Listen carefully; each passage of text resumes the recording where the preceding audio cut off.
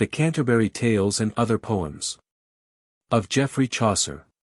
The Canterbury Tales. The Prologue.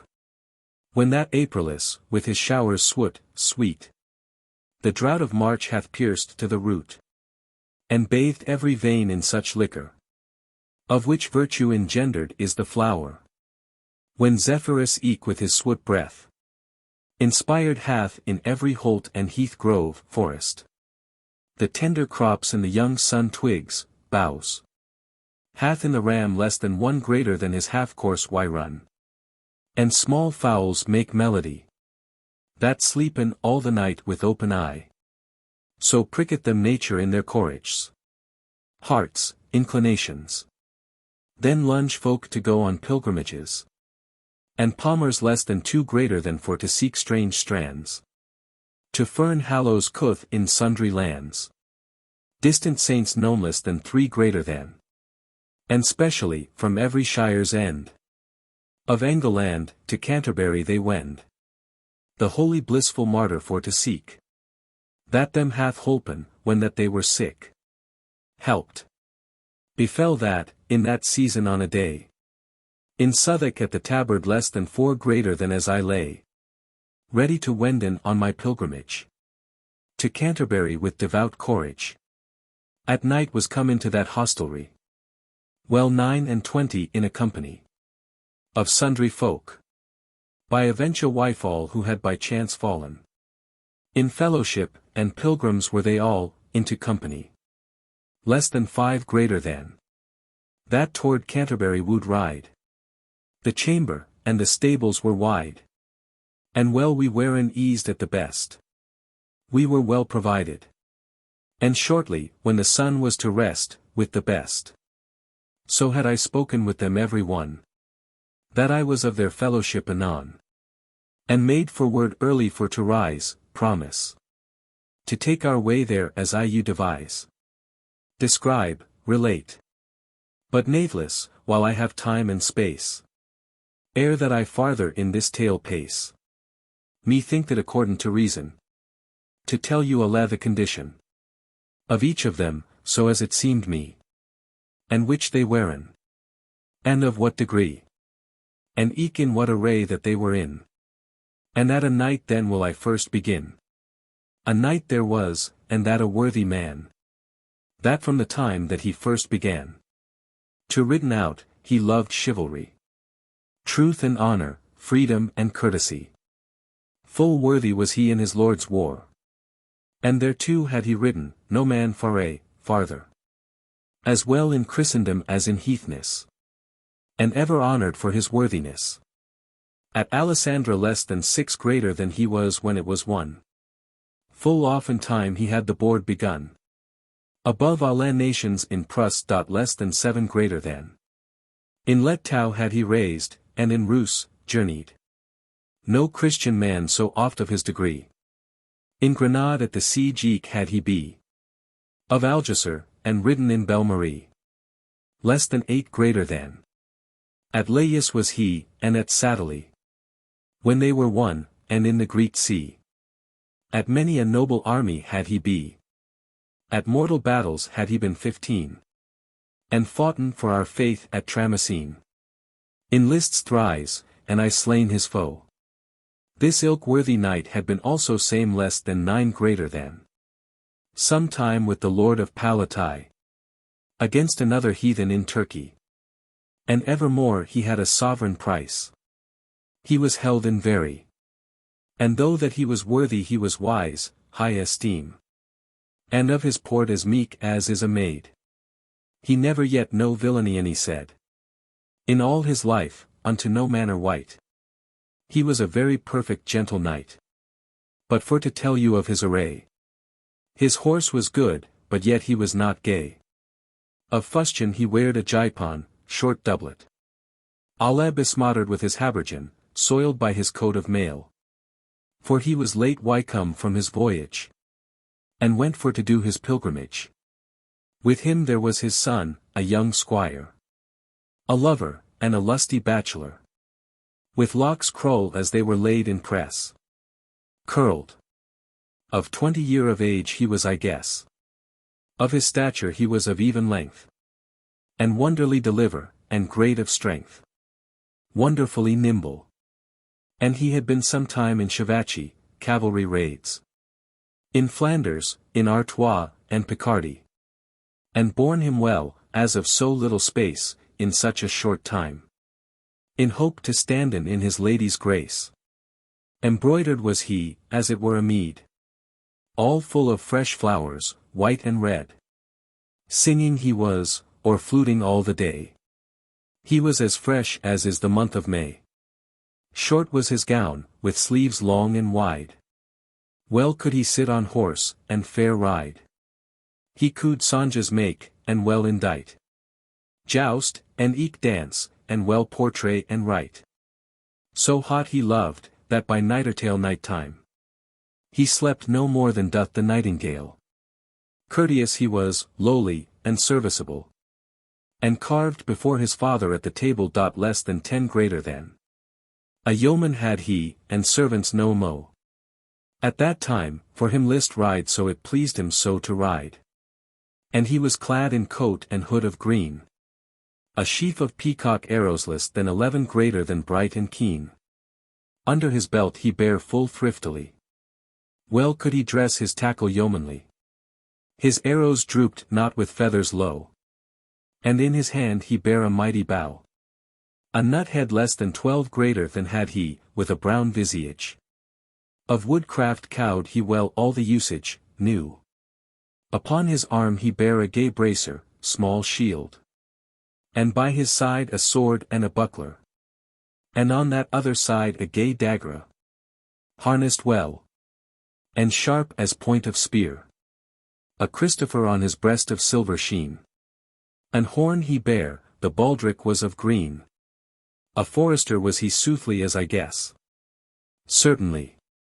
There was also a nun, a prioress. That of her smiling was full simple and coy. Her greatest oath was but by Saint Loy. And she was cleaped Madame Eglantine. Called. Full well she sang the service divine. Intuned in her nose full seemly. And French she spake full fair and fetusly properly. After the school of Stratford at Bow. For French of Paris was to her unknown. At meat was she well wytaught withal. She let no morsel from her lips fall. Nor wet her fingers in her sauce deep. Well could she carry a morsel, and well keep. That no drop any fell upon her breast. In courtesy was set full much her lest. Pleasure. Her overlip wiped she so clean. That in her cup there was no farthing seen speck. Of grease, when she drunken had her draught. Full seemly after her meat she reached out her hand. And sickerly she was of great disport, surely she was of a lively. And full pleasant, and amiable of port. Disposition. And pained her to counterfeit cheer took pains to assume. Of court, and be a stately of manner, a courtly disposition. And to be holden digny of reverence. Worthy. But for to speaken of her conscience. She was so charitable and so piteous, full of pity. She would weep if that she saw a mouse. Caught in a trap, if it were dead or bled. Of small hounds had she, that she fed. With roasted flesh, and milk, and was tell bread. Finest white bread. But sore she wept if one of them were dead. Or if men smote it with a yard smart, staff. And all was conscience and tender heart. Full seemly her wimple white-pinched was. Her nose straight is, her eyen grey as glass, less than 13 greater than well-formed. Her mouth full small, and thereto soft and red. But sickerly she had a fair forehead. It was almost a span broad I trow. For heartily she was not undergrow. Certainly she was not small. Full fetis was her cloak, as I was ware. Neat. Of small coral about her arm she bare. A pair of beads, gaud all with green. And thereon hung a brooch of gold full sheen. On which was first written a crowned A. And after, Amor vincit omnia. Love conquers all. Another nun also with her had she. That was her chapelline, and priests 3. A monk there was, a fair for the mastery, above all others less than 14 greater than. An outrider, that loved venery, hunting. A manly man, to be an abbot able. Full many a dainty horse had he in stable. And when he rode, men might his bridle hear. Jingling less than 15 greater than in a whistling wind as clear. And eke as loud, as doth the chapel bell. There as this lord was keeper of the cell. The rule of Saint Maur and of Saint Benet, less than 16 greater than. Because that it was old and some deal straight. This ilk monk let old things pace, same. And held after the new world the trace. He gave not of the text a pulled hen, he cared nothing. That saith, that hunters be not holy men, for the text. Now that a monk, when he is cloisterless, is like to a fish that is waterless. This is to say, a monk out of his cloister. This ilk text held he not worth an oyster. And I say his opinion was good. Why should he study, and make himself wood mad less than 17 greater than? Upon a book in cloister always pore. Or swinken with his hands, and labor, toil. As Austin bid? How shall the world be served? Let Austin have his swink to him reserved. Therefore he was a prickosor aright, hard rider. Greyhounds he had as swift as fowl of flight. Of pricking and of hunting for the hare riding. Was all his lust, for no cost would he spare. Pleasure. I saw his sleeves purfled at the hand worked at the end with gree, and at the finest of the land. Fur called, gree. And for to fasten his hood under his chin. He had of gold wrought a curious pin. A love knot in the greater end there was. His head was bald, and shone as any glass. And eke his face, as it had been anoint. He was a lord full fat and in good point. His eye in steep, and rolling in his head, deep set. That steamed as a furnace of a lead. His boades supple, his horse in great estate. Now certainly he was a fair prelate. He was not pale as a fourpent ghost, wasted. A fat swan loved he best of any roast. His palfrey was as brown as is a berry. A friar there was, a wanton and a merry. A limit are less than 18 greater than, a full solema man. In all the orders 4 is none that can knows. So much of dalliance and fair language. He had made full many a marriage. Of young women, at his own cost.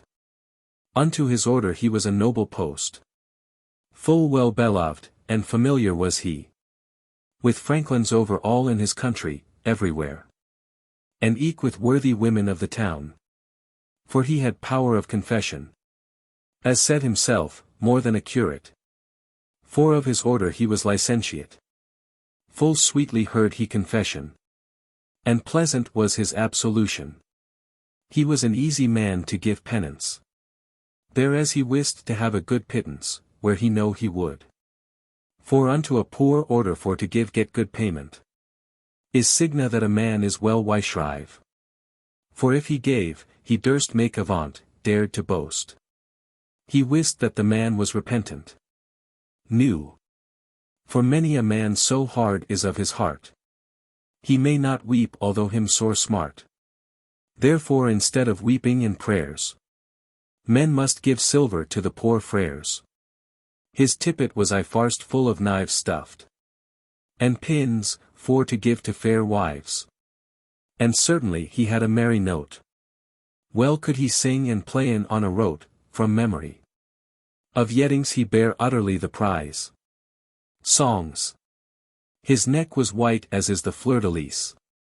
Thereto he strong was as a champion. And knew well the taverns in every town. And every hosteler and gay tapster. Better than a lazar or a beg-gear, leper. For unto such a worthy man as he accordeth not, as by his faculty, to have with such lazars acquaintance. It is not honest, it may not advance. As for to deal with no such pariah, awful, refuse. But all with rich, and sellers of vitale, victuals, and over all there as profit should arise, in every place wherein courteous he was, and lowly of service. Therein as no man nowhere so virtuous. He was the best beggar in all his house.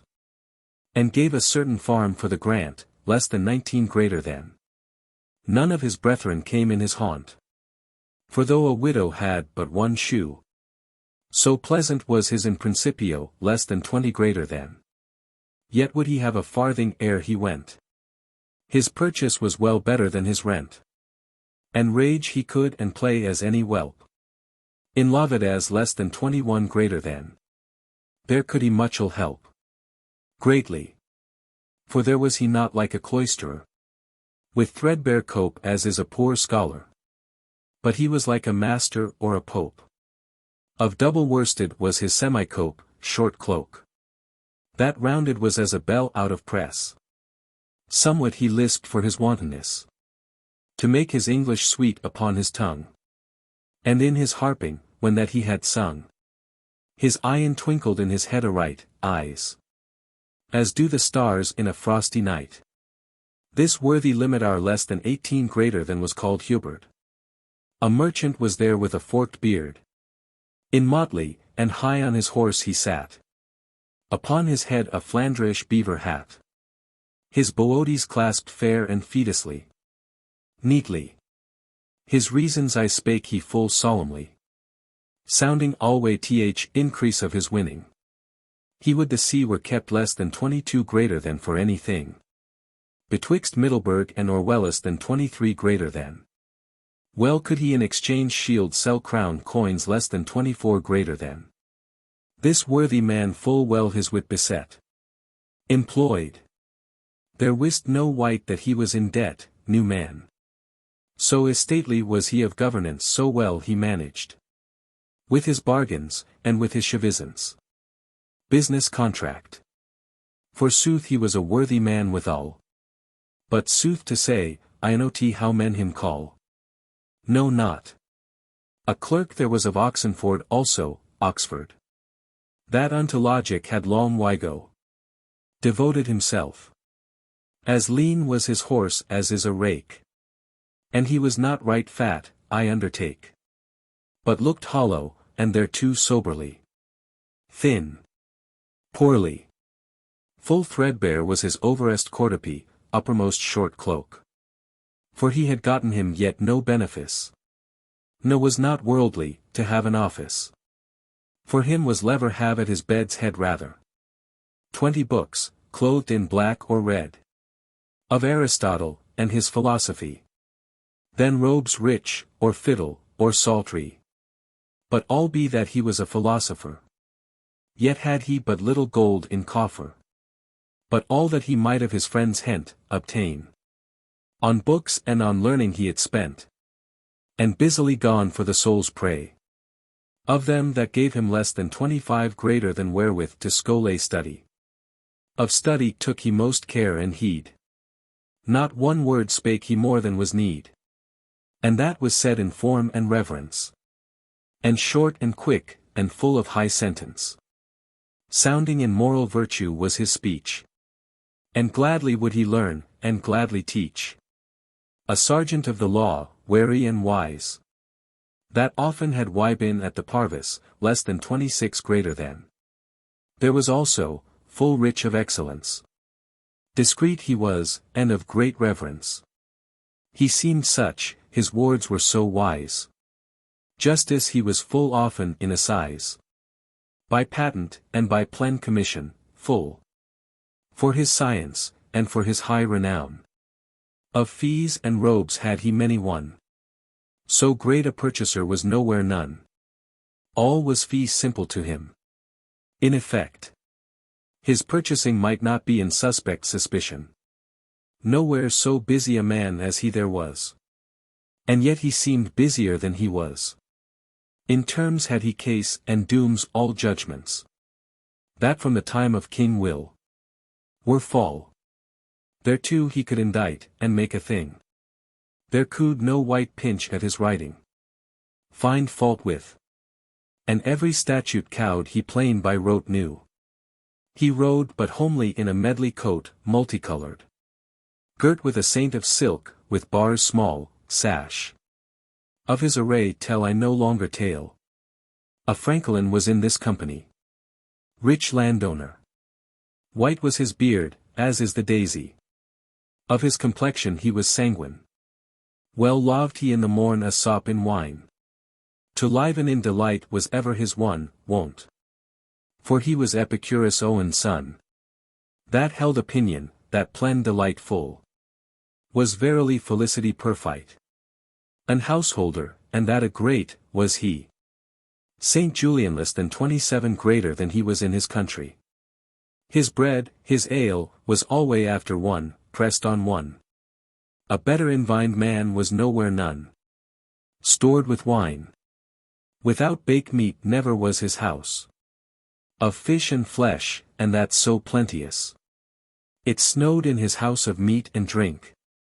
Of all dainties that men could think. After the sundry seasons of the year. So changed he his meat and his soper. Full many a fat partridge had he in mew, cage less than 28 greater than. And many a bream, and many a loose in stew less than 29 greater than pike fish pond. Woe was his cook, but if his sauce were unless poignant and sharp, and ready all his gear. His table dormant in his hall alway fixed. Stood ready covered all the lunch day. At sessions there was he lord and sire. Full often time he was knight of the shire member of parliament. An anlace, and a gipsiere all of silk, dagger purse. Hung at his girdle, white as morning milk. A sheriff had he been, and a counterless than 30 greater than. Was nowhere such a worthy vavasor less than 31 greater than. An haberdasher, and a carpenter.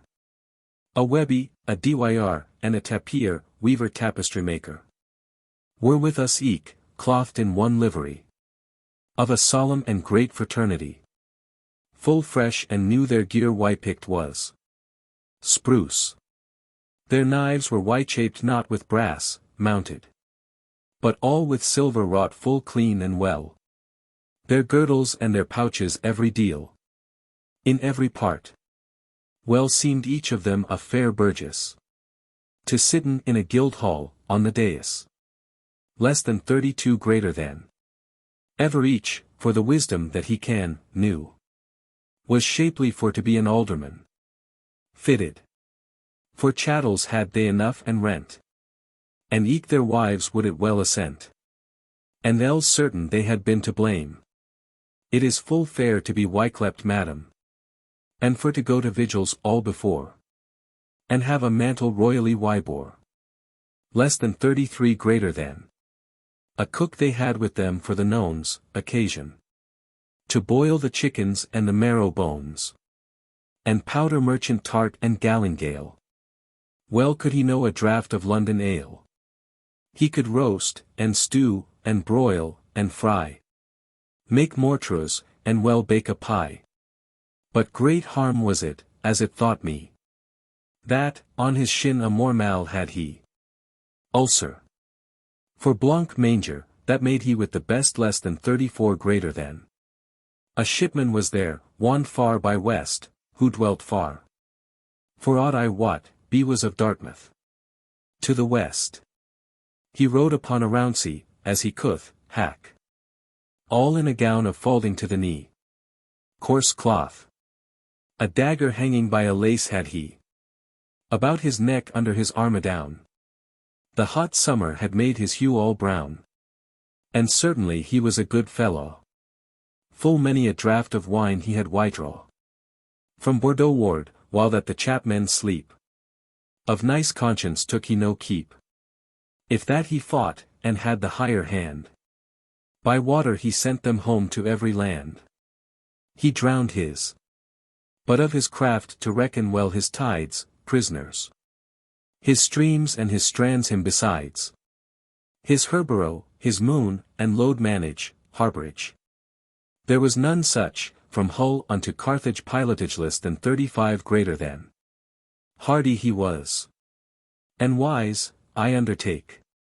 With many a tempest had his beard been shake. He knew well all the havens, as they were. From Scotland to the Cape of Finisterre. And every creek in Bretagne and in Spain. His barge Wycleaped was the Magdalene. With us there was a doctor of physic. In all this world was there none him like. To speak of physic, and of surgery. For he was grounded in astronomy. He kept his patient a full great deal. In hours by his magic natural. Well could he fortune the ascendant make fortunate. Of his images for his patient. He knew the cause of every malady. Were it of cold, or hot, or moist, or dry. And where engendered, and of what humour. He was a very perfect practicer. The cause why know, and of his harm the root, known.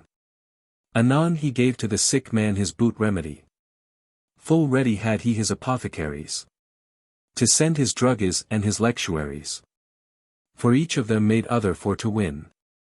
Their friendship was not new to begin. Well knew he the old Aesculapius. And Dioscorides, and eke Rufus.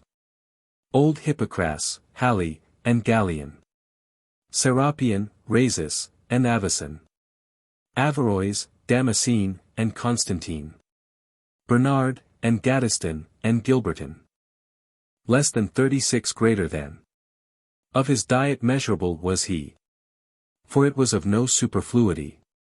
But of great nourishing, and digestible. His study was but little on the Bible. In sanguine and in purse he clad was all red blue. Lined with taffeta, and with sendal. Fine silk. And yet he was but easy of dispense, he spent very little. He kept that he won in the pestilence. The money he made. For gold in physic is a cordial, during the plague. Therefore he loved gold in special. A good wife was there of beside Bath. But she was some deal deaf, and that was scath. Damage, pity. Of cloth making she had such an haunt, skill. She passed them of Ypres, and of Gaunt. Less than 37 greater than. In all the parish wife was there none. That to the offering before her should gone, the offering at mass. And if there did, certain so wroth was she. That she was out of all charity. Her coverchiefs were full fine of ground headdresses. I durst swear, they weighed 10 pound less than 38 greater than. That on the Sunday were upon her head. Her hosen wearin of fine scarlet red. Full straight white-eyed, and shoes full moist and new fresh less than 39 greater than. Bold was her face, and fair and red of hue. She was a worthy woman all her live. Husbands at the church door had she had 5. Withouten other company in youth. But thereof needeth not to speak as nowth. Now. And thrice had she been at Jerusalem. She had passed many a strange stream. At Rome she had been, and at Bologna. In Gallus at St. James, less than 40 greater than, and at Cologne. She coudé much of Wandar by the way. New. Gat-toothed was she, soothly for to say. Buck-toothed less than 41 greater than. Upon an ambler easily she sat. Why wimpled well, and on her head and hat. As broad as is a buckler or a targe. A foot mantle about her hips large. And on her feet a pair of spurs sharp. In fellowship well could she laugh and carp jest, talk. Of remedies of love she knew perchance. For of that art she cowed the old dance. Knew. A good man there was of religion. That was a poor parson of a town. But rich he was of holy thought and work. Work. He was also a learned man, a clerk. That Christ's gospel truly would preach. His Paris hens devoutly would he teach. Parishioners. Benign he was, and wonder diligent. And in adversity full patient. And such he was why-proved often siths. Oftentimes. Full loath were him to curse for his tithes. But rather would he given out of doubt. Unto his poor Paris hens about. Of his offering, and eke of his substance. He could in little thing have sufficance. He was satisfied with. Wide was his parish, and houses far asunder, very little. But he any left not, for no rain nor thunder. In sickness and in mischief to visit. The farthest in his parish, much and lit, great and small. Upon his feet. And in his hand a staff. This noble ensample to his sheep he gave. That first he wrought, and afterward he taught. Out of the gospel he the words caught. And this figure he added yet thereto. That if gold rust, what should iron do? For if a priest be foul, on whom we trust. No wonder is a lewd man to rust, unlearned. And shame it is, if that a priest take keep. To see a shitten shepherd and clean sheep. Well ought a priest ensample for to give. By his own cleanness. How his sheep should live. He set not his benefice to hire. And left his sheep encumbered in the mire. And ran unto London, unto St. Paul's. To seek him a chantry less than 42 greater than for souls. Or with a brotherhood to be withhold, detained. But dwelt at home. And kept well his fold. So that the wolf any made it not miscarry. He was a shepherd, and no mercenary. And though he holy were, and virtuous. He was to sinful men not disputous severe. Nor of his speech dangerous nor dine disdainful. But in his teaching discreet and benign. To draw in folk to heaven, with fairness. By good ensample, was his business. But it were any person obstinate, but if it were. Whatso he were of high or low estate. Him would he snib sharply for the nonce. Reprove nonce occasion. A better priest I trow that nowhere none is. He waited after no pomp nor reverence. Nor maked him a spiced conscience, artificial conscience. But Christ's lore, and his apostles 12. He taught, and first he followed it himself. With him there was a ploughman, was his brother. That had waylaid of dung full many a father. Ton. A true swinker and a good was he, hard worker. Living in peace and perfect charity. God loved he best with all his heart. At all times, were it gain or smart, pain, loss. And then his neighbor right as himself. He wooed fresh, and thereto dike, and delve, dig ditches. For Christ's sake, for every poor wight. Withouten hire, if it lay in his might. His tithes paid he full fair and well. Both of his proper swink, and his chattel his own labor goods. In a tabard he rode upon a mare. Sleeveless jerkin. There was also a reeve, and a millera. A sompner, and a pardoner also. A manciple, and myself, there were no mo. The miller was a stout carle for the nonce. Full big he was of brawn, and eke of bones. That proved well, for over all where he came, wheresoever. At wrestling he would bear away the ram. Less than 43 greater than. He was short-shouldered, broad, a thick gnar, stump of wood.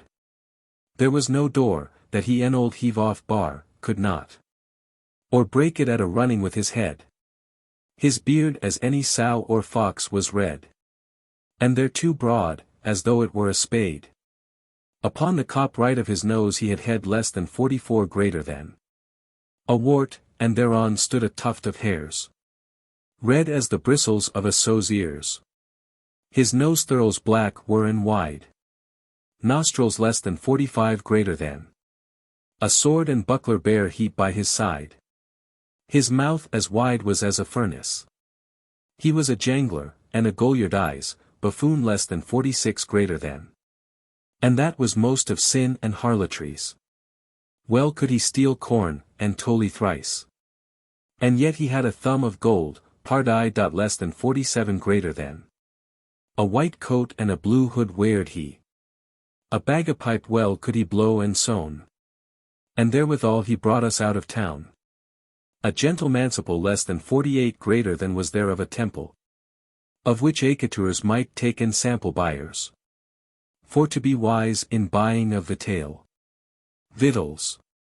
For whether that he paid, or took by tale, on credit. Algate he waited so in his accate, always purchase. That he was I before in good estate. Now is not that of God a full fair grace. That such a lewd man's wit shall pace unlearned surpass. The wisdom of an heap of learned men. Of masters had he more than thrice 10. That were of law expert and curious. Of which there was a dozen in that house. Worthy to be stewards of rent and land. Of any lord that is in Engleland. To make him live by his proper good. In honour debtless, but if he were would, unless he were mad. Or live as scarcely as him list desire. And able for to help pen all a shire. In any case that might fall or hap. And yet this manciple set their aller cap outwitted them all. The reeve less than 49 greater than was a slender choleric man. His beard was shaved as nigh as ever he can. His hair was by his ears round wyshorn. His top was docked like a priest beforn. Full lunge were his legs, and full lean. Why like a staff? There was no calf why seen. Well could he keep a garner and a bin storeplaces for grain. There was no auditor could on him win. Well wist he by the drought, and by the rain. The yielding of his seed and of his grain. His lord's sheep, his neat. And his dairy cattle. His swine, his horse, his store, and his poultry. Were wholly in this reeve's governing. And by his seovenant gave he reckoning. Since that his lord was 20 year of age. There could no man bring him in arrearage. There was no bailiff, herd, nor other hind servant. That he any knew his sleight and his covine tricks and cheating. They were adrad of him. As of the death in dread. His warning was full fair upon an heath abode. With green trees why shadowed was his place. He could better than his lord purchase. Full rich he was why stored privily. His lord well could he please subtly. To give and lend him of his own good. And have a thank, and yet a coat and hood. Also. In youth he learned had a good mystere trade. He was a well good right, a carpentier. This reeve sate upon a right good steed. That was all pomely grey, and hight Scott. Dappled called. A long surcoat of purse upon he had, sky blue. And by his side he bare a rusty blade. Of Norfolk was this reeve, of which I tell. Beside a town men clepen Baldwell, call. Tucked he was, as is a friar, about. And ever rode the hindrest of the rout. Hindmost of the group. A Sompner was there with us in that place, summoner less than 50 greater than. That had a fire-red cherubin's face. For saw's flame he was, with eye in narrow. Red or pimply. As hot he was and lecherous as a sparrow. With scald brows black, and pilled beard, scanty. Of his visage children were sore afeard. Therein as quicksilver, litharge, nor brimstone. Boras, ceruse, nor oil of tartar none. Nor ointment that would cleanse or bite. That him might help pen of his whelk's white, pustules. Nor of the knobs sitting on his cheeks. Buttons. Well loved he garlic, onions, and leeks. And for to drink strong wine as red as blood. Then would he speak, and cry as he were wood. And when that he well drunken had the wine. Then would he speak no word but Latin. A few terms knew he, 2 or 3. That he had learned out of some decree. No wonder is, he heard it all the day. And eke he knowen well, how that a jay can clepen, what, as well as can the Pope call. But whoso would in other thing him grope, search. Then had he spent all his philosophy. Questio quid juris, less than 51 greater than would he cry. He was a gentle harlot and a kind, a low fellow less than 52 greater than. A better fellow should a man not find. He would suffer, for a quart of wine. A good fellow to have his concubine. A 12-month, and excuse him at the full. Full privily a finch eke could he pull. Fleece a man. And if he found where a good fellow, anywhere, he would teach him to have none awe. In such a case of the archdeacon's curse. But if a man's soul were in his purse, unless, for in his purse he should why punished be. Purse is the archdeacon's hell, said he. But well I wot, he lied right indeed. Of cursing ought each guilty man to dread. For curse will slay right as a soiling Sabbath, absolving. And also wear him of a significavit less than 53 greater than. In danger had he at his own guise.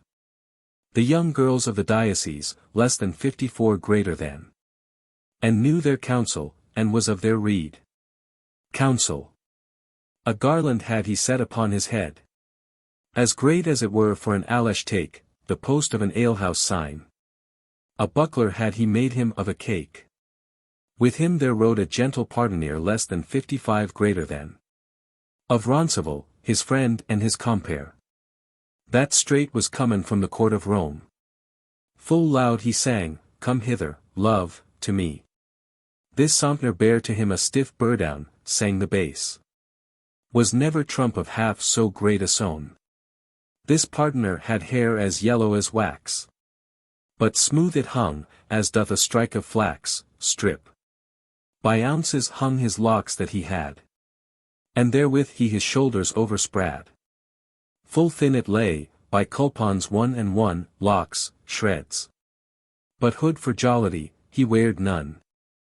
For it was trussed up in his wallet. Him thought he rode all of the new get, latest fashion less than 56 greater than. Dishevel, save his cap, he rode all bare. Such glaring iron had he, as in hair. A vernicle had he sewed upon his cap. Image of Christ less than 57 greater than. His wallet lay before him in his lap. Breadful of pardon come from Rome all hot. Brimful. A voice he had as small as hath a goat. No beard had he, nor ever one should have. As smooth it was as it were new why shave. I trow he were a gelding or a mare. But of his craft, from barrack unto where. No was there such another pardoner. For in his mail he had a pillowbear, bag less than 58 greater than pillowcase. Which, as he said, was Our Lady's veil. He said, he had a gobbet of the sail piece. That Saint Peter had, when that he went upon the sea, till Jesus Christ him hent. Took hold of. He had a cross of latoun full of stones, copper. And in a glass he had pig's bones.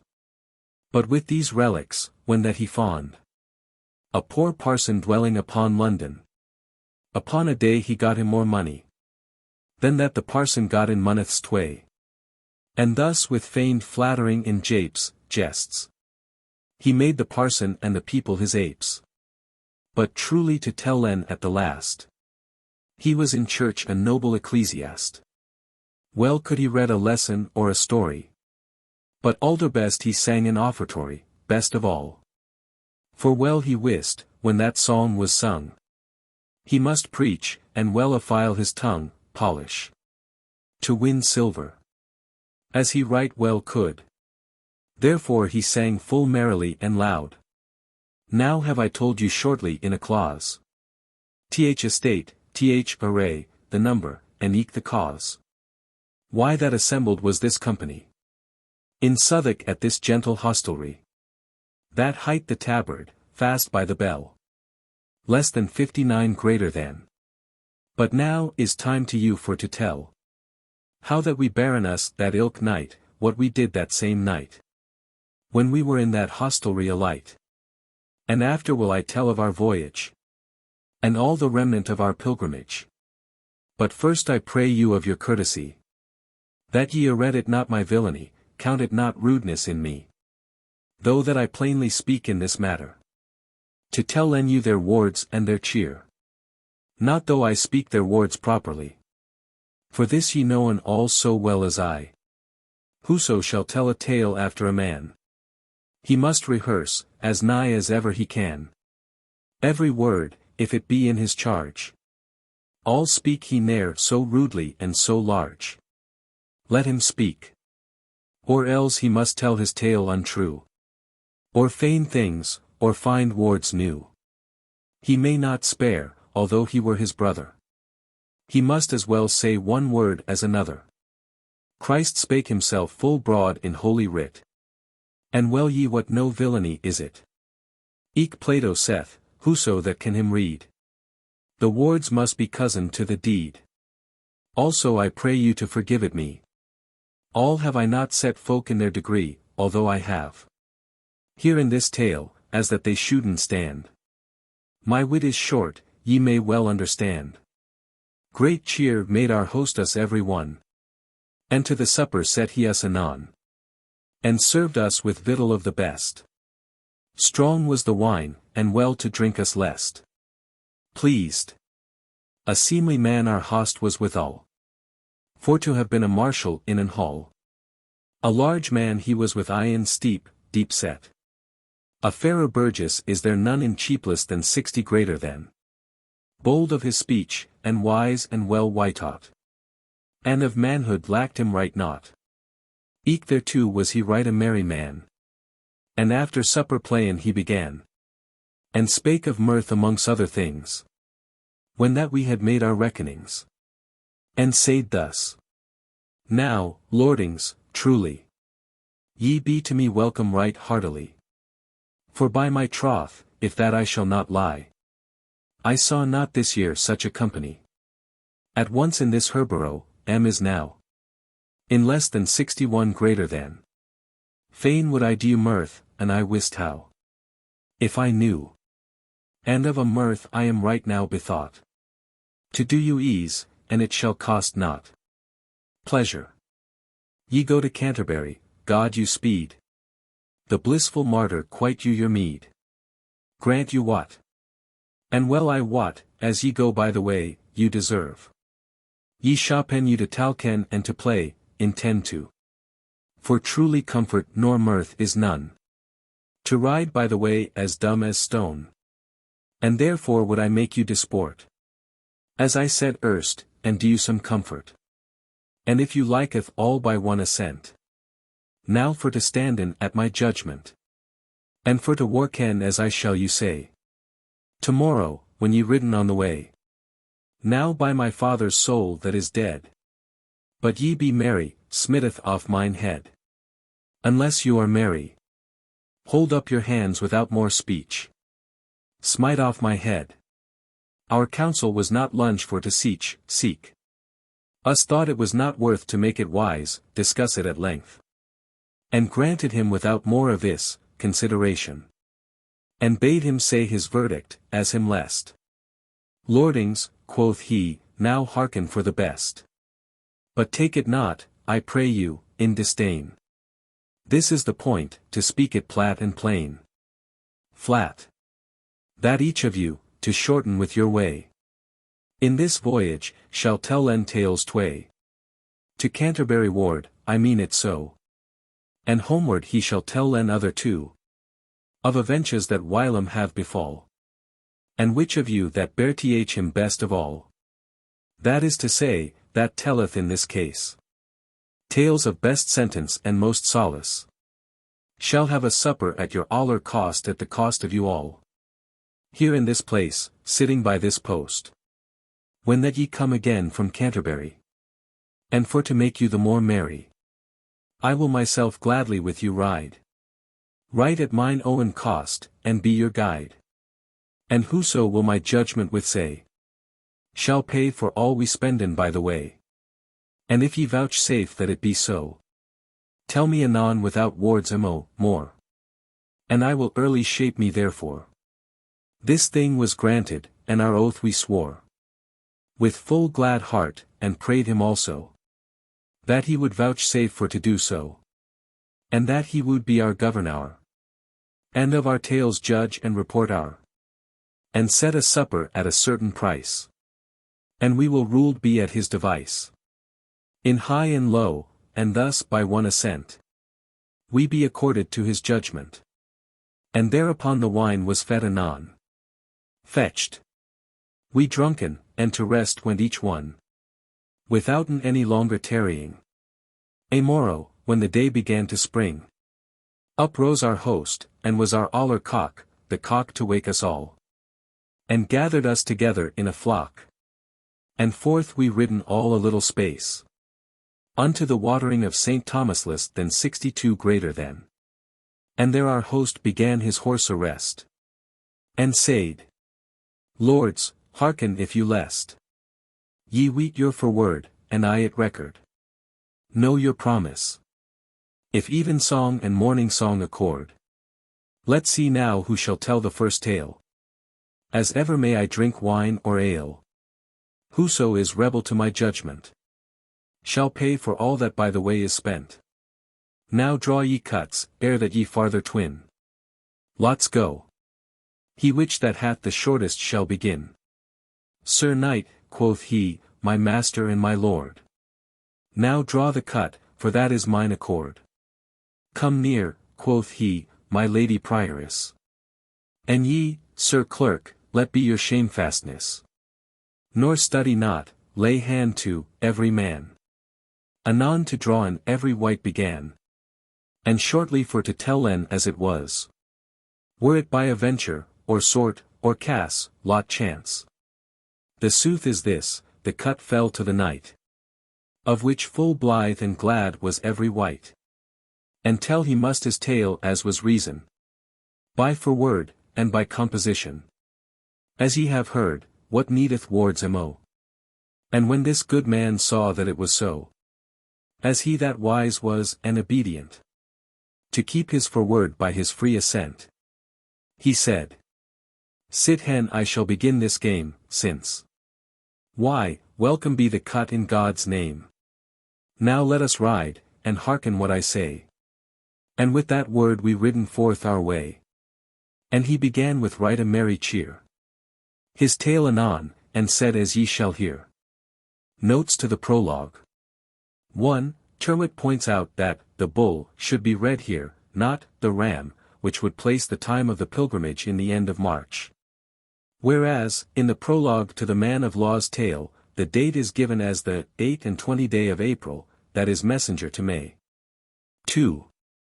Dante, in the Vita Nuova, distinguishes three classes of pilgrims, palmieri, palmers who go beyond sea to the east, and often bring back staves of palm wood, peregrini, who go the shrine of Saint Iago in Galicia, Romii, who go to Rome.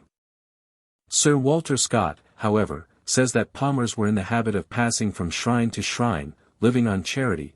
Pilgrims on the other hand, made the journey to any shrine only once, immediately returning to their ordinary avocations. Chaucer uses palmer of all pilgrims.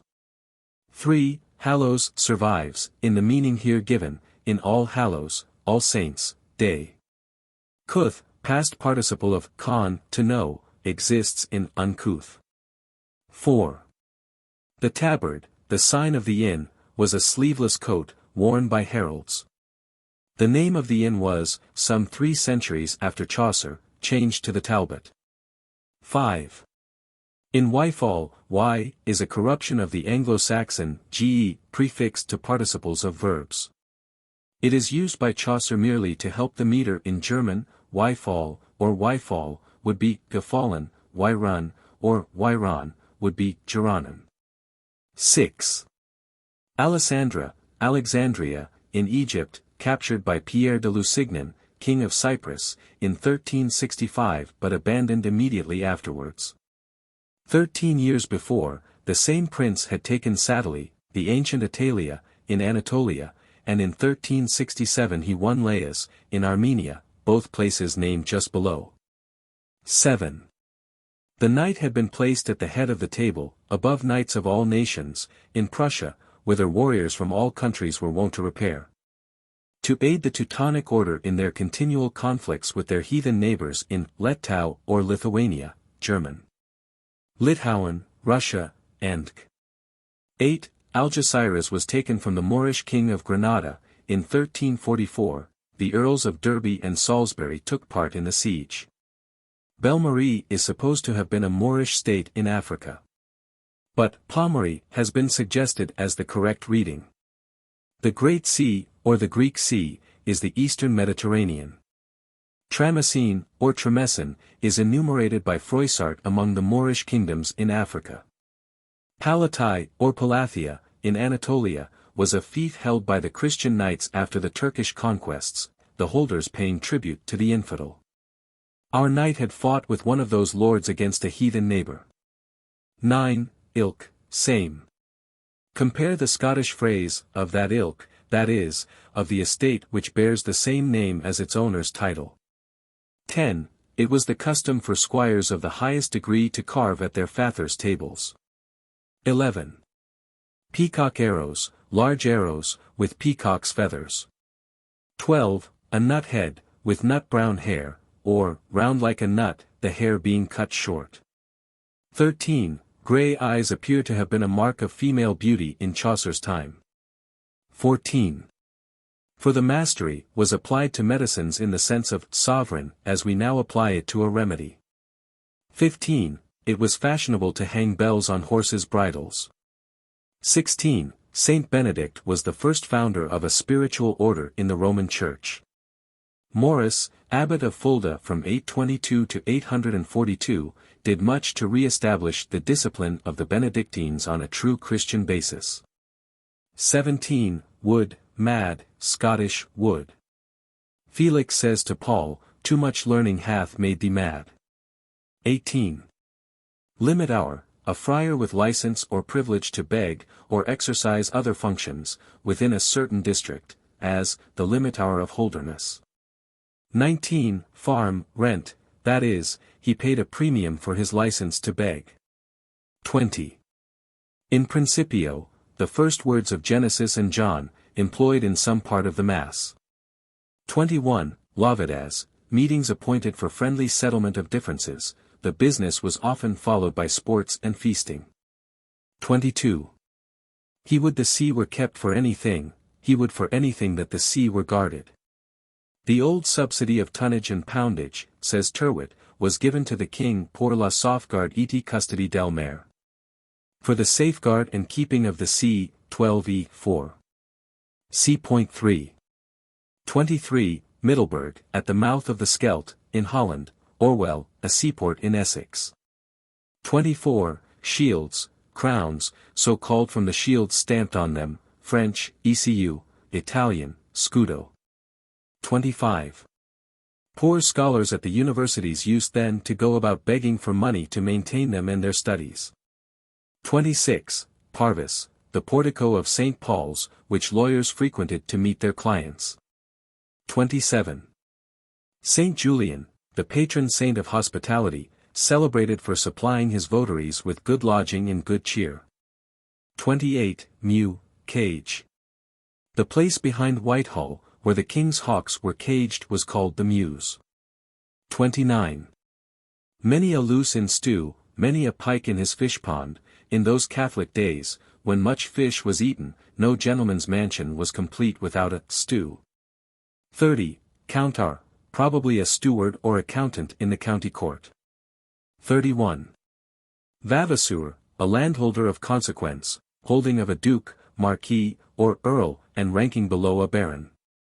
32. On the dais, on the raised platform at the end of the hall, where sat at meat or in judgment those high in authority, rank or honor. In our days the worthy craftsmen might have been described as good platform men. 33. To take precedence over all in going to the evening service of the church, or to festival meetings, to which it was the fashion to carry rich cloaks or mantles against the home coming. 34. The things the cook could make, marchand tart, some now unknown ingredient used in cookery, galingale, sweet or long-rooted cypress, mortrose, a rich soup made by stamping flesh in a mortar, blanc manger, not what is now called blancmange. One part of it was the brawn of a capon. 35. Load manage, pilotage, from Anglo-Saxon, ladman, a leader, guide, or pilot, hence, lodestar, lodestone. 36. The authors mentioned here were the chief medical text, books of the Middle Ages. The names of Galen and Hippocrates were then usually spelt Gallian and Hippocras, or Hippocras. 37. the west of England, especially around Bath, was the seat of the cloth manufacture, as were Ypres and Ghent, Gaunt, in Flanders. 38. Chaucer here satirises the fashion of the time, which piled bulky and heavy waddings on ladies' heads. 39. Moist, here used in the sense of new, as in Latin, mustum, signifies new wine. And elsewhere Chaucer speaks of moisty ale, as opposed to old. 40. In Gallus at St. James, at the shrine of St. Iago of Compostela in Spain. 41. Gat-toothed, buck-toothed, goat-toothed, to signify her wantonness. Or gap-toothed, with gaps between her teeth. 42. An endowment to sing masses for the soul of the donor. 43. A ram was the usual prize at wrestling matches. 44. Kop, head, German, Kopf. 45. Nostrils, nostrils. From the Anglo-Saxon, thurlian, to pierce, hence the word drill, to bore. 46. Goliardize, a babbler and a buffoon. Golius was the founder of a jovial sect called by his name. 47. The proverb says that every honest miller has a thumb of gold. Probably Chaucer means that this one was as honest as his brethren. 48. A manciple, Latin, manceps, a purchaser or contractor, was an officer charged with the purchase of victuals for inns of court or colleges. 49. Reeve, a land steward. Still called grieve, Anglo-Saxon, Jarifa, in some parts of Scotland. 50. Sompner, summoner, an apparitor, who cited delinquents to appear in ecclesiastical courts. 51. Quaestio quid juris, I ask which law, applies, a cant law, Latin phrase. 52. Harlot, a low, ribald fellow, the word was used of both sexes, it comes from the Anglo-Saxon verb to hire. 53. Significavit, an ecclesiastical writ. 54. Within his jurisdiction he had at his own pleasure the young people, of both sexes, in the diocese. 55. Pardoner, a seller of pardons or indulgences. 56. New gate, or fashion. Gate is still used in this sense in some parts of the country. 57. Vernicle, an image of Christ. So called from Street Veronica, who gave the Saviour a napkin to wipe the sweat from his face as he bore the cross, and received it back with an impression of his countenance upon it. 58. Mail, packet, baggage, French, mal, a trunk. 59. The Bell, apparently another Southwark tavern, Stowe mentions a bull as being near the tabard. 60. Cheap, Cheapside, then inhabited by the richest and most prosperous citizens of London. 61. Herborough, lodging, inn, French, herberge. 62. The watering of Saint Thomas, at the second milestone on the old Canterbury road. The Knight's Tale less than one greater than. Whilom, as old stories tell us, formerly. There was a duke that hight Theseus. Was called less than two greater than. Of Athens he was lord and governor. And in his time such a conqueror. That greater was there none under the sun. Full many a riche country had he won. What with his wisdom and his chivalry. He conquered all the regni of Femini less than three greater than. That whilom was Wycliffe Scythia. And wed Dido the queen Hippolyta. And brought her home with him to his country. With muchel glory in great solemnity, great. And eke her young sister Emily. And thus with victory and with melody. Let I this worthy duke to Athens ride. And all his host, in arms him beside. And certes, if it e'er too long to hear, were not. I would have told you fully the manera. How wonnen was the regni of Femini, less than four greater than one. By Theseus, and by his chivalry. And of the great battle for the nonce. Betwixt Athenes and the Amazons. And how besieged was Hippolyta. The fair hardy queen of Scythia. And of the feast that was at her wedding. And of the tempest at her homecoming. But all these things I must as now forbear.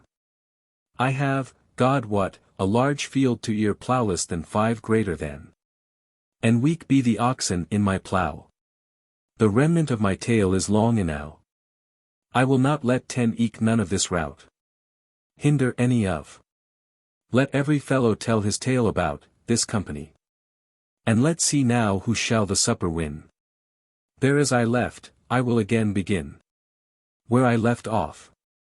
This Duke, of whom I make mention, when he was come almost unto the town, in all his weal, and in his most pride, he was where, as he cast his eye aside, where that there kneeled in the highway a company of ladies, tway and tway, each after other, clad in clothes black.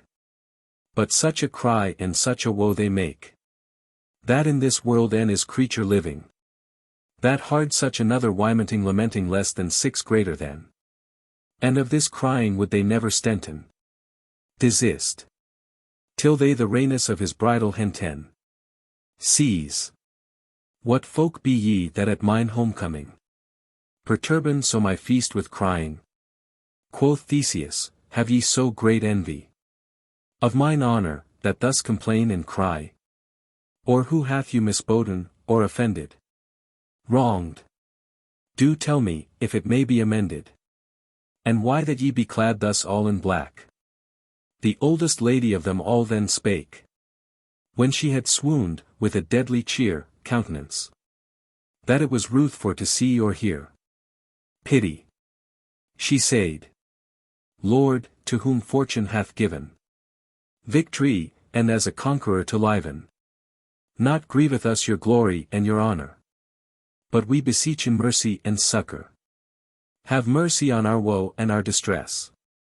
Some drop of pity, through thy gentleness, upon us wretched women let now fall. For certes, Lord, there is none of us all that hath not been a duchess or a queen. Now be we caitives, as it is well seen, captives. Thanked be fortune, and her false wheel, that none estate insureth to be weal, assures no continuance of. And certes, Lord, t'abot in your presence prosperous estate. Here in this temple of the goddess Clemence, we have been waiting all this fortnight.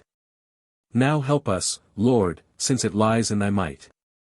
I, wretched wight, that weep and wail thus, was whilom wife to King Capaneus.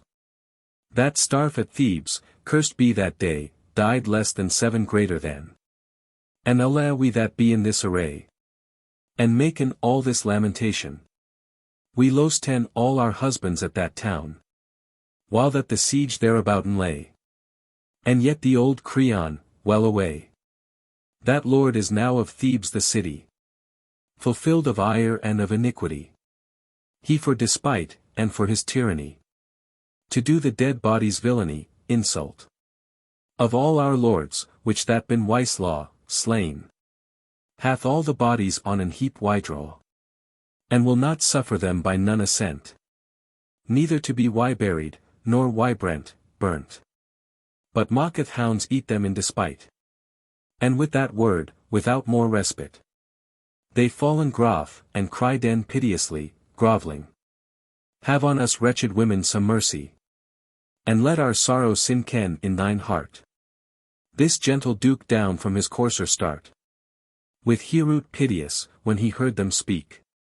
Him thought that his heart would all to break, when he saw them so piteous and so made abased, that whilom wherein of so great estate. And in his arms he them all uphent, raised, took, and them comforted in full good intent, and swore his oath, as he was true knight, he would do so far forthly his might as far as his power went, upon the tyrant Creon them to wreak avenge, that all the people of Greece should speak, how Creon was of Theseus why served, as he that had his death full well deserved, and right anon without more abode delay, his banner he displayed, and forth he rode to Thebes ward, and all his host beside. No Athenes would he go nor ride nearer, nor take his ease fully half a day, but onward on his way that night he lay, And sent anon Hippolyta the queen. And Emily her young sister sheen bright, lovely. Unto the town of Athens for to dwell. And forth he writ. There is no more to tell. Rode the red statue of Mars with spear and targe shield. So shineth in his white banner large, that all the fields glitter up and down. And by his banner borne is his pennon, of gold full rich, in which there was Y beat stamped. The Minotaur less than 8 greater than which that he slew in Crete. Thus writ this duke, thus writ this conqueror. And in his host of chivalry the flower. Till that he came to Thebes, and alight. Fair in a field. There as he thought to fight. But shortly for to speaken of this thing. With Creon, which that was of Thebes king. He fought, and slew him manly as a knight. In plain battle, and put his folk to flight. And by assault he won the city after. And rent adown both wall, and spar, and rafter. And to the ladies he restored again the bodies of their husbands that were slain. To do obsequies, as was then the guise. Custom. But it were all too long for to devise describe. The Greek clamour, and the wymenting, lamenting. Which that the ladies made at the brenning burning. Of the bodies. And the great honour. That Theseus the noble conqueror. Did to the ladies, when they from him went. But shortly for to tell is mine intent. When that this worthy duke, this Theseus, had Creon slain, and won in Thebes thus. Still in the field he took all night his rest. And did with all the country as him lest. Pleased to ransack in the tas of bodies dead, heap. Them for to strip of harness and of weed, armor clothes. The pillars did their business and cure, pillagers less than 9 greater than. After the battle and discomfiture. And so befell, that in the tas they found. Through girt with many a grievous bloody wound. 2 young knights ligging by and by lying side by side. Both in one arms, wrought full richly, the same armor. Of which 2 are Sita hight that one. And he that other hight Palamon. Not fully quick, nor fully dead they were, alive. But by their coat armor, and by their gear. The heralds knew them well in special. As those that wearen of the blood royal. Of Thebes, and of Sistren 2 born. Born of 2 sisters. Out of the tas the pillars have them torn. And have them carried soft unto the tent. Of Theseus, and he full soon them sent. To Athens, for to dwellen in prison. Perpetually, he ennolled no ransom. Would take no ransom. And when this worthy duke had thus done. He took his host, and home he rid anon. With laurel crowned as a conqueror. And there he lived in joy and in honor. Term of his life, what needeth wards mo? And in a tower, in anguish and in woe. Dwell in this Palamon, and eke our sight. For evermore, there may no gold them quite set free. Thus passed year by year, and day by day. Till it fell ones in a morn of May. That Emily, that fairer was to seen. Then is the lily upon his stalk green. And fresher than the May with flowers new. For with the rose colour strove her hue. I not which was the finer of them 2, know not. Ere it was day, as she was wont to do. She was arisen, and already dight, dressed. For May will have no sluggardy a night. The season pricketh every gentle heart. And mocketh him out of his sleep to start. And saith, arise, and do thine observance. This mocketh Emily have remembrance. To do honour to May, and for to rise. White clothed was she fresh for to devise. Her yellow hair was braided in a tress. Behind her back, a yard long I guess. And in the garden at the sun uprist sunrise. She walketh up and down whereas her list. She gathereth flowers, party white and red, mingled. To make a sotel garland for her head, subtle, well arranged. And as an angel heavenly she sung. The Greek tower, that was so thick and strong. Which of the castle was the chief dungeonless than 10 greater than? Whereas these knights wherein in prison. Of which I told you, and tell shall. Was even joinant to the garden wall. Adjoining. There as this Emily had her playing. Bright was the sun, and clear that morning. And Palamon, this woeful prisoner, as was his wont, by leave of his jailer, was risen, and roamed in a chamber on high, in which he all the noble city saw, and eke the garden, full of branches green. There as this fresh Amelia the sheen, was in her walk, and roamed up and down.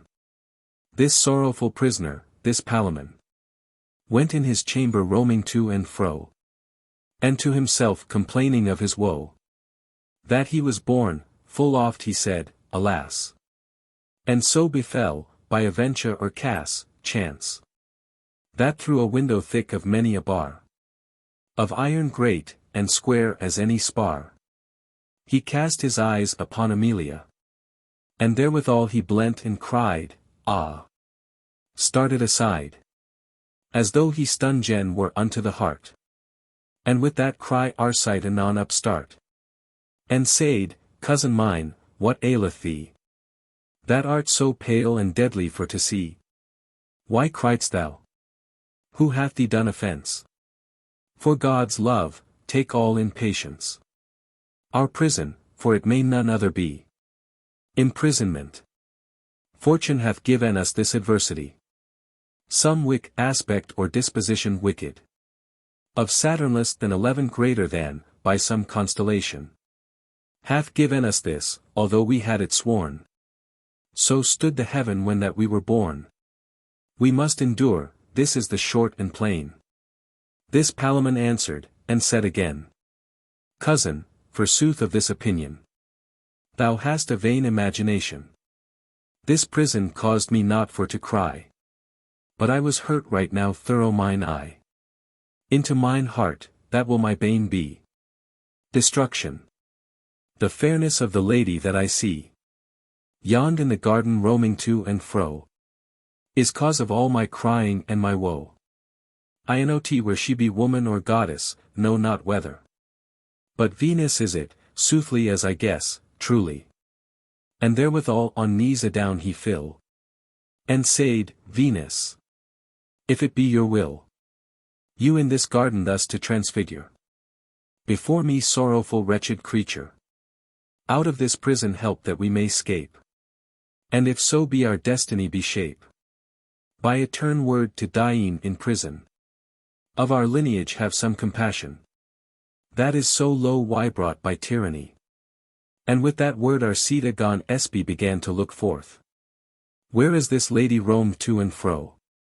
And with that sight her beauty hurt him so, that if that Palamon was wounded sore, our sight is hurt as much as he, or more. And with a sigh he said piteously, the fresh beauty slayeth me suddenly, of her that roameth yonder in the place. And but I have her mercy in her grace, unless that I may see her at the least way. I am but dead, there is no more to say. This Palamon, when he these words heard, dispiteously he looked, and answered, angrily. Whether say'st thou this in earnest or in play? Nay, quoth Arcite, in earnest, by my faith. God help me so, me lust full ill to play. I am in no humor. This Palamon gone knit his brows tway. For jesting. It were, quoth he, to thee no great honor. For to be false, nor for to betray our. To me, that am thy cousin and thy brother. Why sworn full deep, and each of us to other. That never for to dying in the pain less than 12 greater than. Till that the death departen shall us twain. Neither of us in love to hinder other. Nor in none other case, my lieve brother. Dear. But that thou shouldest truly farther me. In every case, as I should farther thee. This was thine oath, and mine also certain. I wot it well, thou darest it not with sign, deny. Thus art thou of my counsel out of doubt. And now thou wouldest falsely be about to love my lady, whom I love and serve. And ever shall, until mine hereoot sterve die. Now certes, false Arcite, thou shalt not so. I loved her first, and told thee my woe. As to my counsel, and my brother sworn to farther me, as I have told beforn. For which thou art why bounden as a knight to help me, if it lie in thy might. Or else art thou false, I dare well sayn. This Arcita full proudly spake again. Thou shalt, quoth he, be rather false than I, sooner. And thou art false, I tell thee utterly. For par amour I loved her first ere thou. What wilt thou say? Thou wist it not right now, even now thou. Whether she be a woman or goddess, knowest not. Thine is affection of holiness, and mine is love, as to a creature.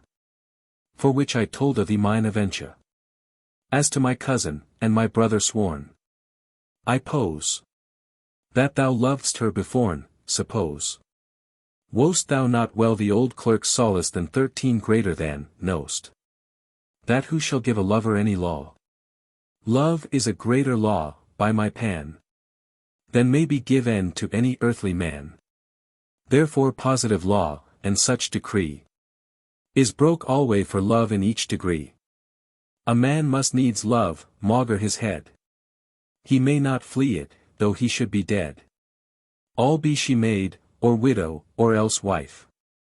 Whether she be, and eke it is not likely all thy life to stand in her grace, no more than I. For well thou wost thyself verily, that thou and I be damned to prison perpetual, us gaineth no ransom. We strive, as did the hounds for the bone. They fought all day, and yet their part was none. There came a kite, while that they were so wroth, and bare away the bone betwixt them both. And therefore at the king's court, my brother, each man for himself, there is no other. Love if thee list, for I love and I shall. And soothly, leave brother, this is all. Here in this prison musten we endure, and each of us take his aventure. Great was the strife and long between these tway, if that I had leisure for to say. But to the effect, it happened on a day, to tell it you as shortly as I may. A worthy duke that hight Perithous less than 14 greater than. That fellow was to the Duke Theseus. Since thilk day that they were children light that little was come to Athens, his fellow to visite, and for to play, as he was wont to do. For in this world he loved no man so, and he loved him as tenderly again. So well they loved, as old books sayn, that when that one was dead, soothly to sayn, his fellow went and sought him down in hell. But of that story list me not to write. Duke Perithous loved well Arcite, and had him known at Thebes year by year, and finally at request and prayer of Perithous, without ransom, Duke Theseus him let out of prison, freely to go, where him list over all, in such a guise as I you tell and shall. This was the foreword, plainly to indite, promise betwixt Theseus and him Arcite, that if so were, that Arcite were why found ever in his life, by day or night, one stound momentless than 15 greater than in any country of this Theseus.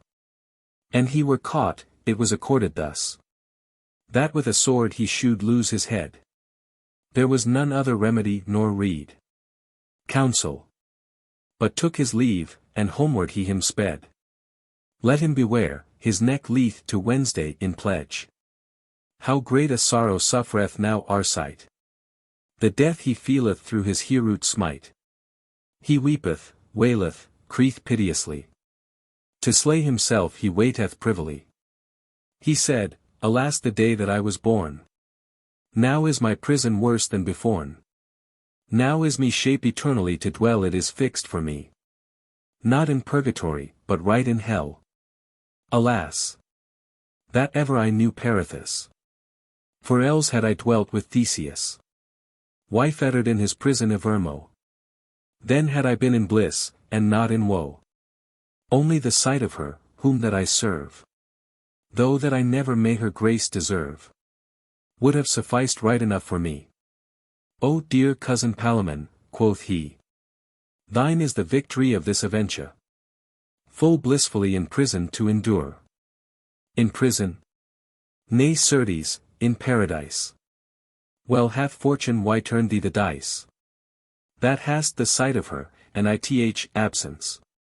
For possible is, since thou hast her presence, and art a knight, a worthy and an able, that by some case, since fortune is changeable, chance, thou mayst to thy desire sometime attain.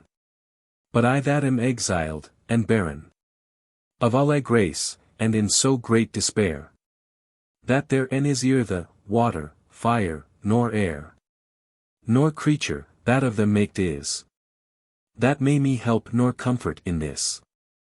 Well ought I sterve in want hope and distress, die in despair. Farewell my life, my lust, and my gladness. Pleasure. Alas, why plainen men so in commune? Why do men so often complain of purveyance of God, or of fortune, of God's providence, that giveth them full oft in many a guise, well better than they can themselves devise? Some man desireth for to have riches, that cause is of his murder or great sickness. And some man would out of his prison fain, that in his house is of his many slain. Servants less than 16 greater than. Infinite harms be in this matter. We wot never what thing we pray for here. We fare as he that drunk is as a mouse. A drunken man what well he hath in house, but he wot not which is the right way thither. And to a drunken man the way is slippery. And certes in this world so fair we seek fast after felicity, but we go wrong full often truly. Thus we may say in all, and namely I, especially, that weened, and had a great opinion, thought, that if I might escape from prison, then had I been in joy and perfect heal, where now I am exiled from my weal. Since that I may not see you, Emily, I am but dead, there is no remedy. Upon that other side, Palamon, when that he wist our Sita was agone, much sorrow mocketh, that the Greek tower resounded of his yelling and clamor. The pure fetters on his shins great very less than 17 greater than, were of his bitter salt tears wet. Alas! Quoth he, Arcita, cousin mine, of all our strife, God wot, the fruit is thine. Thou walkest now in Thebes at thy large, and of my woe thou givest little charge, takest little heed. Thou mayst, since thou hast wisdom and manhood, courage, assemble all the folk of our kindred, and make a war so sharp on this country, that by some aventure, or some treaty, thou mayst have her to lady and to wife, for whom that I must needs lose my life. For as by way of possibility, since thou art at thy large, of prison free, and art a lord, great is thine advantage, more than is mine, that sterve here in a cage. For I must weep and wail, while that I live, with all the woe that prison may me give, and eke with pain that love me gives also, that doubles all my torment and my woe. Therewith the fire of jealousy upstart within his breast, and hent him by the heart seized, so woodly, that he like was to behold madly the box tree, or the ashes dead and cold. Then said, O cruel goddess, that govern this world with binding of your word eternal, and writen in the table of adamant, your parliament and your eternal grant. Consultation. What is mankind more unto you? Why hold by you esteemed? Then is the sheep, that rooketh in the fold, lie huddled together. For slain is man, right as another beast. And dwelleth eke in prison and arrest. And hath sickness, and great adversity. And oftentimes guiltless, pardie by God. What governance is in your prescience? That guiltless tormenteth innocence. And yet increaseth this all my penance. That man is bounden to his observance. For God's sake to let 10 of his will, restrain his desire. Whereas a beast may all his lust fulfill. And when a beast is dead, he hath no pain. But man after his death must weep and plain. Though in this world he have care and woe. Without doubt it may stand and so. The answer of this leave I to divines. But well I wot, that in this world great pine is, pain, trouble. Alas! I see a serpent or a thief. That many a true man hath done mischief. Go at his large, and where him list may turn. But I must be in prison through Saturn. And eke through Juno, jealous and eke wood, mad. That hath well nigh destroyed all the blood. Of Thebes, with his waste walls wide. And Venus slayeth me on that other side. For jealousy, and fear of him, our sight. Now will I stent of Palamon alight, pause little. And let him in his prison still dwell. And of Arcita forth I will you tell. The summer passeth, and the nights long. Increase doublewise the pain strong. Both of the lover and the prisoner. Ianot which hath the wofuller mystere. No not condition. For, shortly for to say, this Palamon perpetually is damned to prison. In chains and in fetters to be dead. And Arcite is exiled on his head on peril of his head. For evermore as out of that country. Nor nevermore he shall his lady see. You lovers ask I now this question, less than 18 greater than. Who lieth the worse, Arcite or Palamon? The one may see his lady day by day. But in prison he dwell must alway. The other where him list may ride or go. But see his lady shall he never mo. Now deem all as you least, ye that can. For I will tell you forth as I began. When that Arcite to Thebes comen was. Full oft a day he swelt, and said, alas, fainted. For see this lady he shall never mo. And shortly to concluden all his woe. So much sorrow had never creature. That is or shall be while the world may dure. His sleep, his meat, his drink is him by raft, taken away from him. That lean he wecks, and dry as any shaft. Became. His eyen hollow, grisly to behold. His hue sallow, and pale as ashes cold. And solitary he was, ever alone. And wailing all the night, making his moan. And if he hard song or instrument. Then would he weepen, he might not be stent. Stopped. So feeble were his spirits, and so low. And changed so, that no man could know. His speech, neither his voice, though men it heard. And in his gear for all the world he fared behavior less than 19 greater than. Not only like the lover's malady. Of Eros, but rather why like Monnier madness. Engendered of humours melancholic. Before his head in his cell fantastic. Less than 20 greater than. And shortly turned was all upside down. Both habit and eke disposition. Of him, this woeful lover Dan Arcite. Lord less than 21 greater than. Why should I all day of his woe indite? When he endured had a year or two. This cruel torment, and this pain and woe. At Thebes, in his country, as I said. Upon a night in sleep as he him laid. Him thought how that the winged god Mercury before him stood, and bade him to be merry. His sleepy yard in hand he bare upright, rod less than 22 greater than. A hat he wore upon his hairs bright. Arrayed was this god, as he took keep notice. As he was when that Argus less than 23 greater than took his sleep. And said him thus, to Athens shalt thou wend. Go. There is the Chopin of thy woe an end, fixed, prepared. And with that word Arcite woke and start. Now truly how sore that ere me smart. Quoth he, to Athens right now will I fare. Nor for no dread of death shall I not spare. To see my lady that I love and serve. In her presence I reck not to stirve. Do not care if I die. And with that word he caught a great mirror. And saw that changed was all his colour. And saw his visage all in other kind. And right anon it ran him ill his mind. That since his face was so disfigured. Of malady the which he had endured. He might well, if that he bare him low, lived in lowly fashion. Live in Athenes evermore unknown. And see his lady well nigh day by day. And right anon he changed his array. And clad him as a poor labourer. And all alone, save only a squire. That knew his privity in all his cas, secrets fortune. Which was disguised poorly as he was.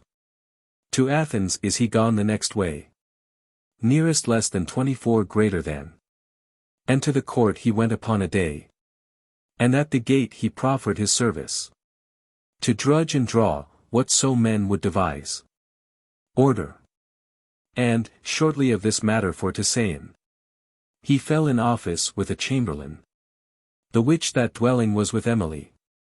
For he was wise, and could soon espy. Of every servant which that served her. Well could he hew wood, and water bear. For he was young and mighty for the nones, occasion. And thereto he was strong and big of bones. To do that any wight can him devise. A year or two he was in this service. Page of the chamber of Emily the bright. And philostrate he said that he hight. But half so well beloved a man as he. No was there never in court of his degree. He was so gentle of condition. That throughout all the court was his renown. They said that it were a charity. That Theseus would enhance his degree, elevate him in rank. And put him in some worshipful service.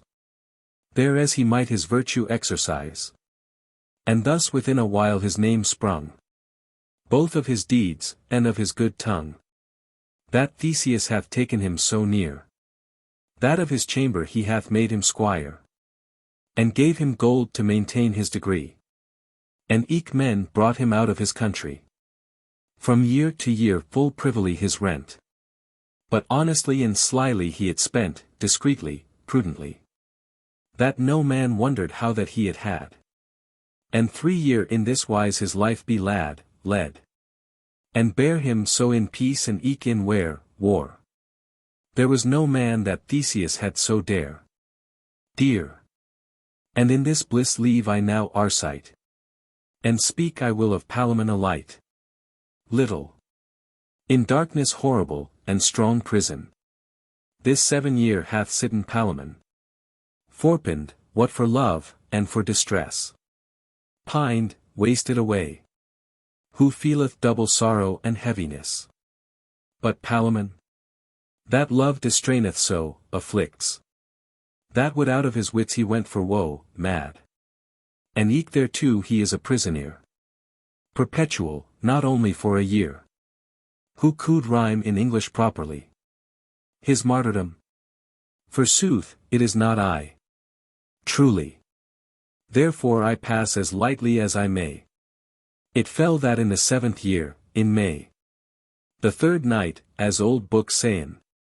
That all this story tell and more plain. Were it by a venture or destiny. As when a thing is shapen it shall be, settled, decreed. That soon after the midnight. Palamon. By helping of a friend brake his prison. And fled the city fast as he might go. For he had given drink his jailer so. Of a clary less than 25 greater than, made of a certain wine. With narcotize and opium of Thebes fine.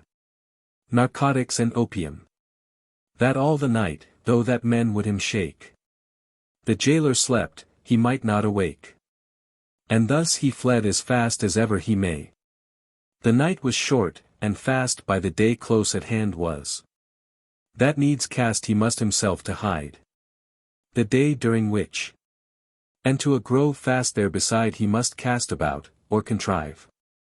With dreadful foot then stalked Palamon, to conceal himself. For shortly this was his opinion, that in the grove he would him hide all day. And in the night then would he take his way to Thebes' ward, his friends for to pray on Theseus to help him to warray. Make war less than 26 greater than. And shortly either he would lose his life, or win an Emily unto his wife. This is th effect, and his intention plain. Now will I turn to Arcita again. That little wist how nigh was his care, till that fortune had brought him in the snare. The busy lark, the messenger of day, saluteth in her song the morning grey. And fiery Phoebus riseth up so bright, that all the Orient laugheth at the sight. And with his streams drieth in the Greaves' raised groves the silver drops, hanging on the leaves. And Arcite, that is in the court royal, with Theseus, his squire principal, is risen, and looketh on the merry day. And for to do his observance to May, remembering the point of his desire, object. He on his courser, starting as the fire, is ridden to the fields him to play. Out of the court, were it a mile or tway. And to the grove, of which I have you told, by a venture his way began to hold, to make him a garland of the Greaves' groves, were it of woodbine, or of hawthorn leaves. And loud he sang against the sun so shining bright. O May, with all thy flowers and thy green, right welcome be thou, fair fresh May. I hope that I some green here get 10 May. And from his courser, with a lusty heart, horse, into the grove full hastily he start. And in a path he roamed up and down. There as by a venture this Palamon was in a bush, that no man might him see. For sore afeard of his death was he. Nothing any knew he that it was Arcite. God what he would have trowed it full light.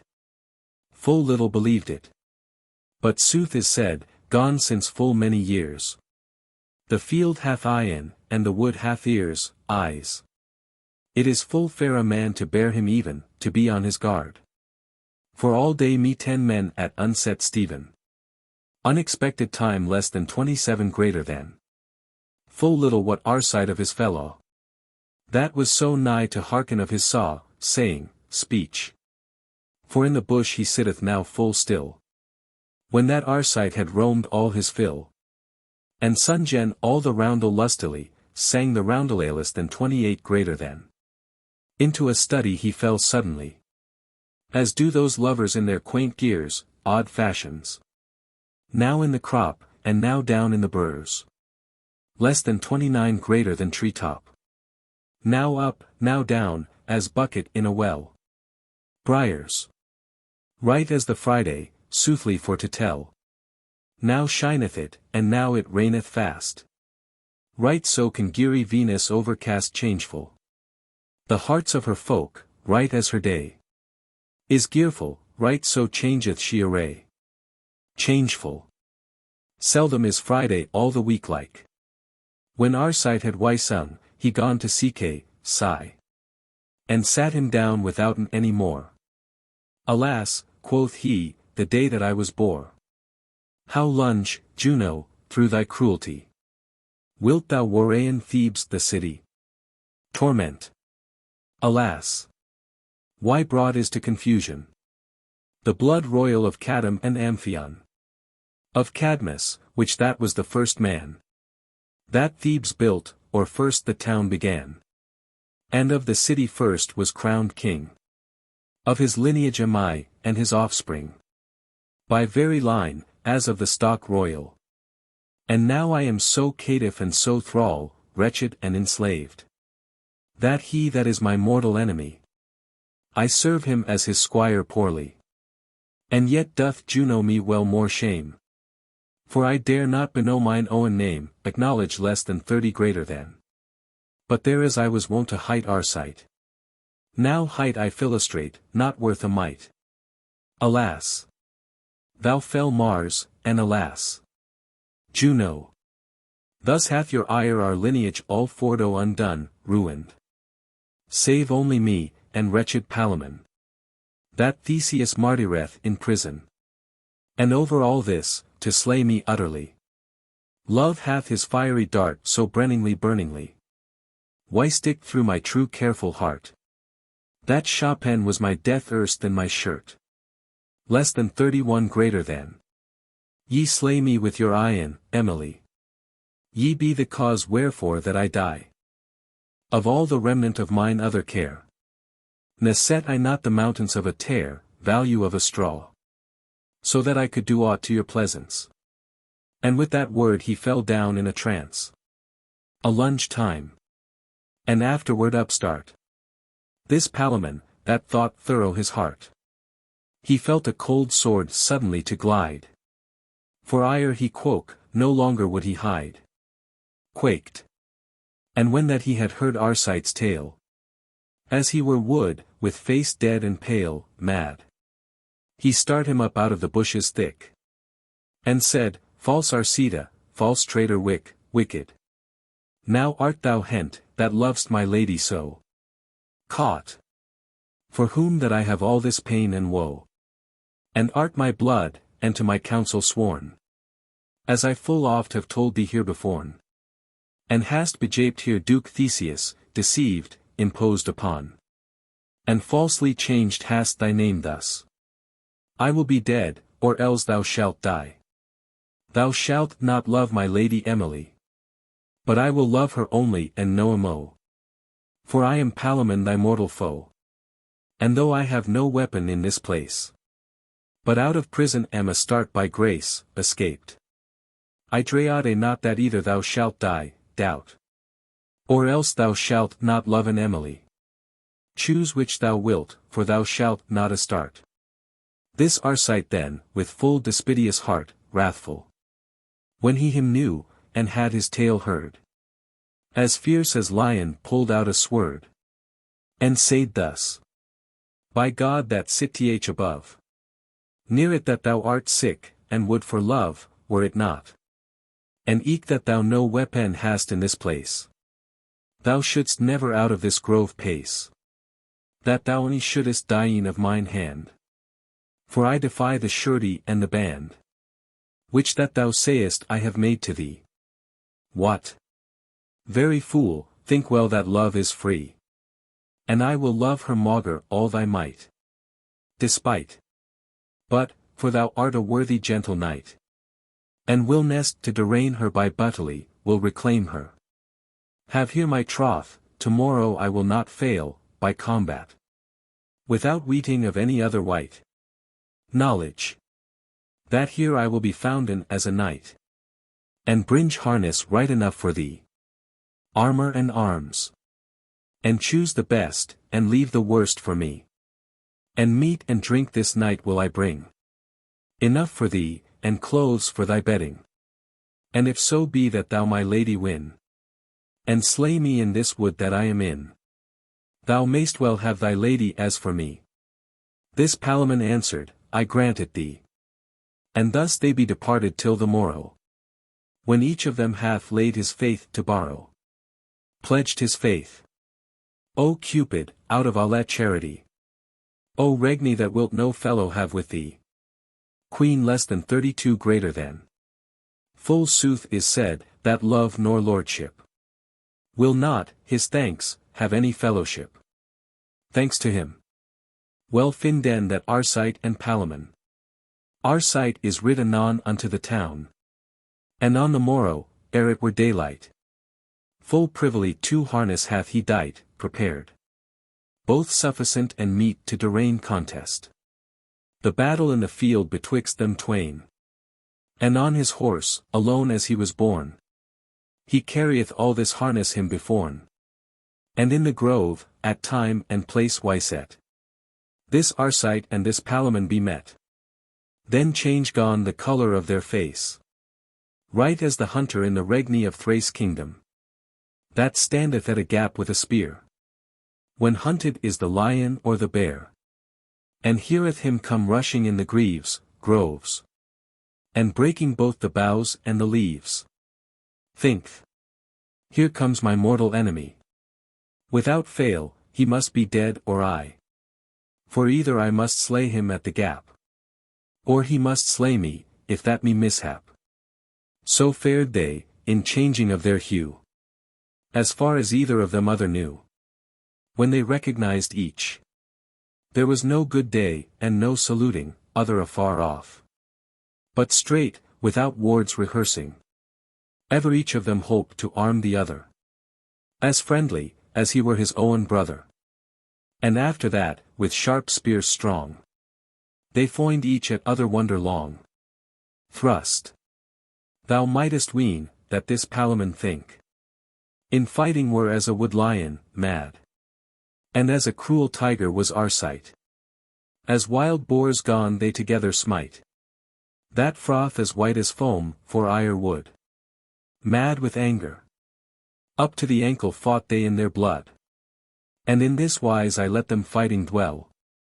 And forth I will of Theseus you tell, the destiny, minister general, that executeth in the world o'er all, the purveyance, that God hath seen beforn. Foreordination. So strong it is, that though the world had sworn the contrary of a thing by yea or nay, yet sometime it shall fallen on a day that falleth not eft in 1,000 year. Again. For certainly our appetites here, be it of war, or peace, or hate, or love, all is this ruled by the sight above. Intelligence, power. This mean I now by mighty Theseus, that for to huntin is so desirous. And namely the great heart in May, especially, that in his bed there dawneth him no day, that he en is clad, and ready for to ride, with hunt and horn, and hounds him beside. For in his hunting hath he such delight, that it is all his joy and appetite, to be himself the great heart's bane destruction. For after Mars he serveth now Dian. Clear was the day, as I have told ere this. And Theseus, with alle joy and bliss, with his Hippolyta, the fair queen, and Emily, white clothed all in green, on hunting be they ridden royally. And to the grove, that stood there fast by, in which there was an hart, as men him told, Duke Theseus the straight way doth hold. And to the lawn he rideth him full right, plain less than 33 greater than. There was the hart wont to have his flight, and over a brook, and so forth on his way. This Duke will have a course at him or tway, with hounds, such as him lust to command. Pleased. And when this Duke was come to the lawn, under the sun he looked, and anon he was ware of Arcite and Palamon, that fought Bream, as it were Buells too. Fiercely.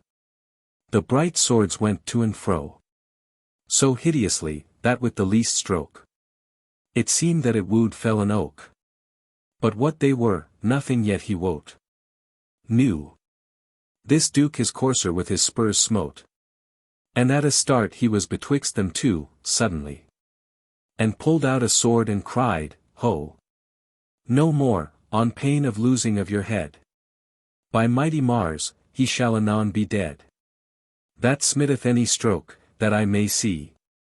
But tell to me what Mr. Men ye be, manner, kind less than 34 greater than, that be so hardy for to fight here, without judge or other officer, as though it were in lists royally. Less than 35 greater than. This Palamon answered hastily, and said, Sir, what needeth wards mo? We have the death deserved Boda too. Two woeful wretches be we, and caitives, that be encumbered of our own lives, burdened. And as thou art a rightful lord and judge, so give us neither mercy nor refuge. And slay me first, for Saint Charity. But slay my fellow eke as well as me. Or slay him first. For, though thou know it light, little, this is thy mortal foe, this is Arcite, that from thy land is banished on his head, for which he hath deserved to be dead. For this is he that came unto thy gate, and said, that he hight Philostrate, Thus hath he japed thee full many year, deceived. And thou hast made of him thy chief esquire. And this is he, that loveth Emily. For since the day is come that I shall die, I make plainly my confession, fully, unreservedly, that I am thilke waffle Palaman, that same less than 36 greater than, that hath thy prison broken wickedly. I am thy mortal foe, and it am I, that so hot loveth Emily the bright, that I would die here present in her sight. Therefore I ask death and my Jewess judgment, but slay my fellow eke in the same wise. For both we have deserved to be slain. This worthy Duke answered anon again, and said, This is a short conclusion. Your own mouth, by your own confession, hath damned you, and I will it record. It needeth not to pain you with the cord. Ye shall be dead, by mighty Mars the Red. Less than 37 greater than.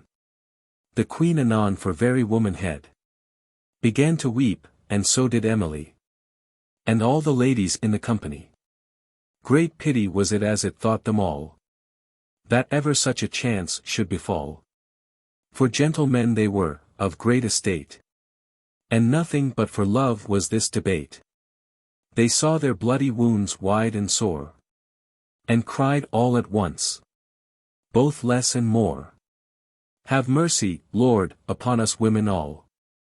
And on their bare knees adown they fall, and would have kissed his feet there as he stood, till at the last aslaked was his mood his anger was.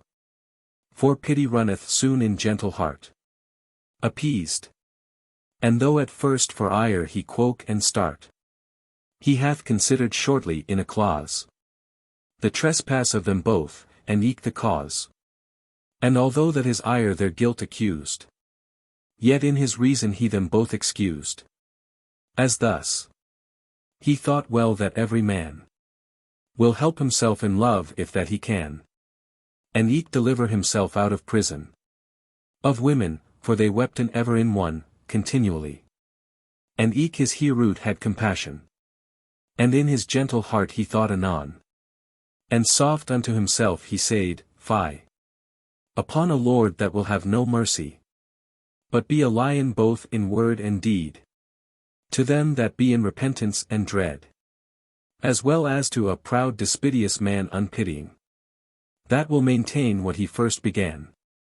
That lord hath little of discretion, that in such case can no division, can make no distinction, but weigheth pride and humblesse after one alike.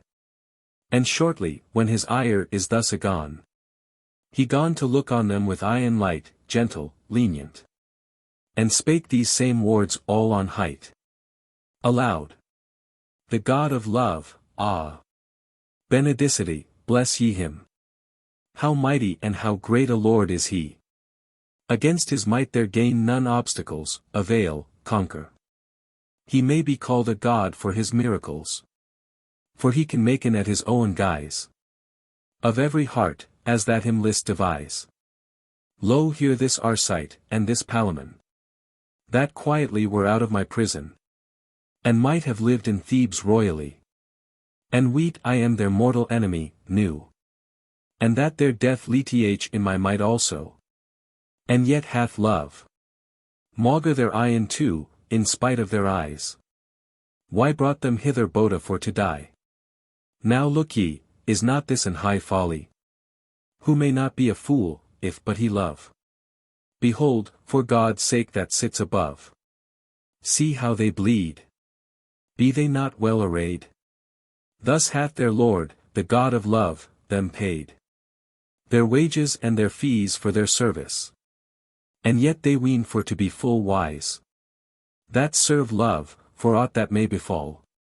But this is yet the best game of all, joke, that she, for whom they have this jealousy, can them therefore as much'll thank as me.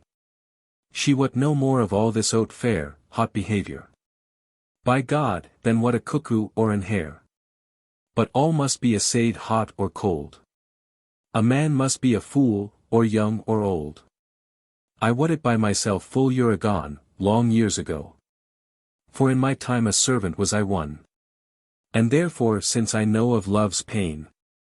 And what how sore it can a man distress. As he that oft hath been caught in his last, snare less than 38 greater than. I you forgive wholly this trespass. At request of the Queen that kneeleth here. And eke of Emily, my sister dear. And ye shall both anon unto me swear. That never more ye shall my country dear injure. Nor make war upon me night nor day. But be my friends in Allah that ye may. I you forgive this trespass every deal. Completely. And they him swear his asking fair and well, what he asked. And him of lordship and of mercy prayed. And he them granted grace, and thus he said. To speak of royal lineage and richesse.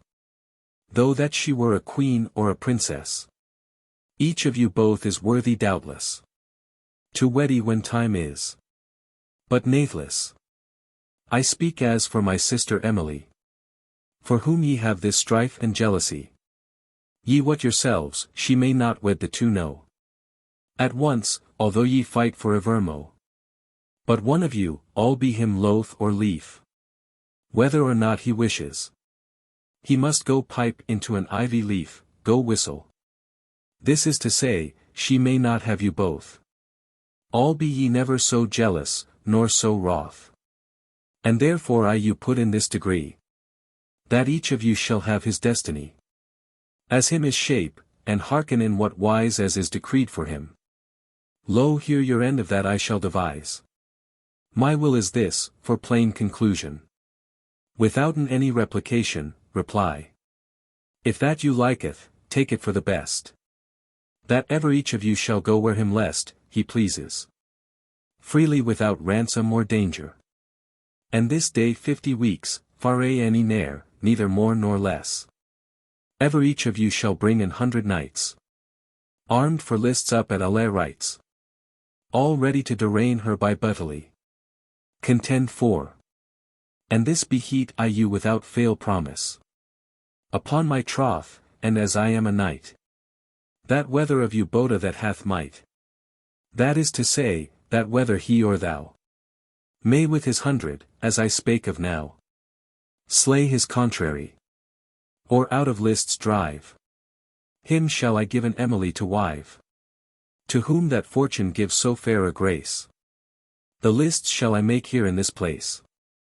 And God so wisely on my soul rue, may God as surely have. As I shall even judge be and true. Mercy on my soul. Ye shall none other endy with me maken. Then one of you shall be dead or taken. And if you think this is well why said. Say your advice, and hold yourselves apaid. Opinion satisfied. This is your end, and your conclusion. Who looketh lightly now but Palamon? Who springeth up for joy but Arcite? Who could it tell, or who could it indite? The joy that is maked in the place.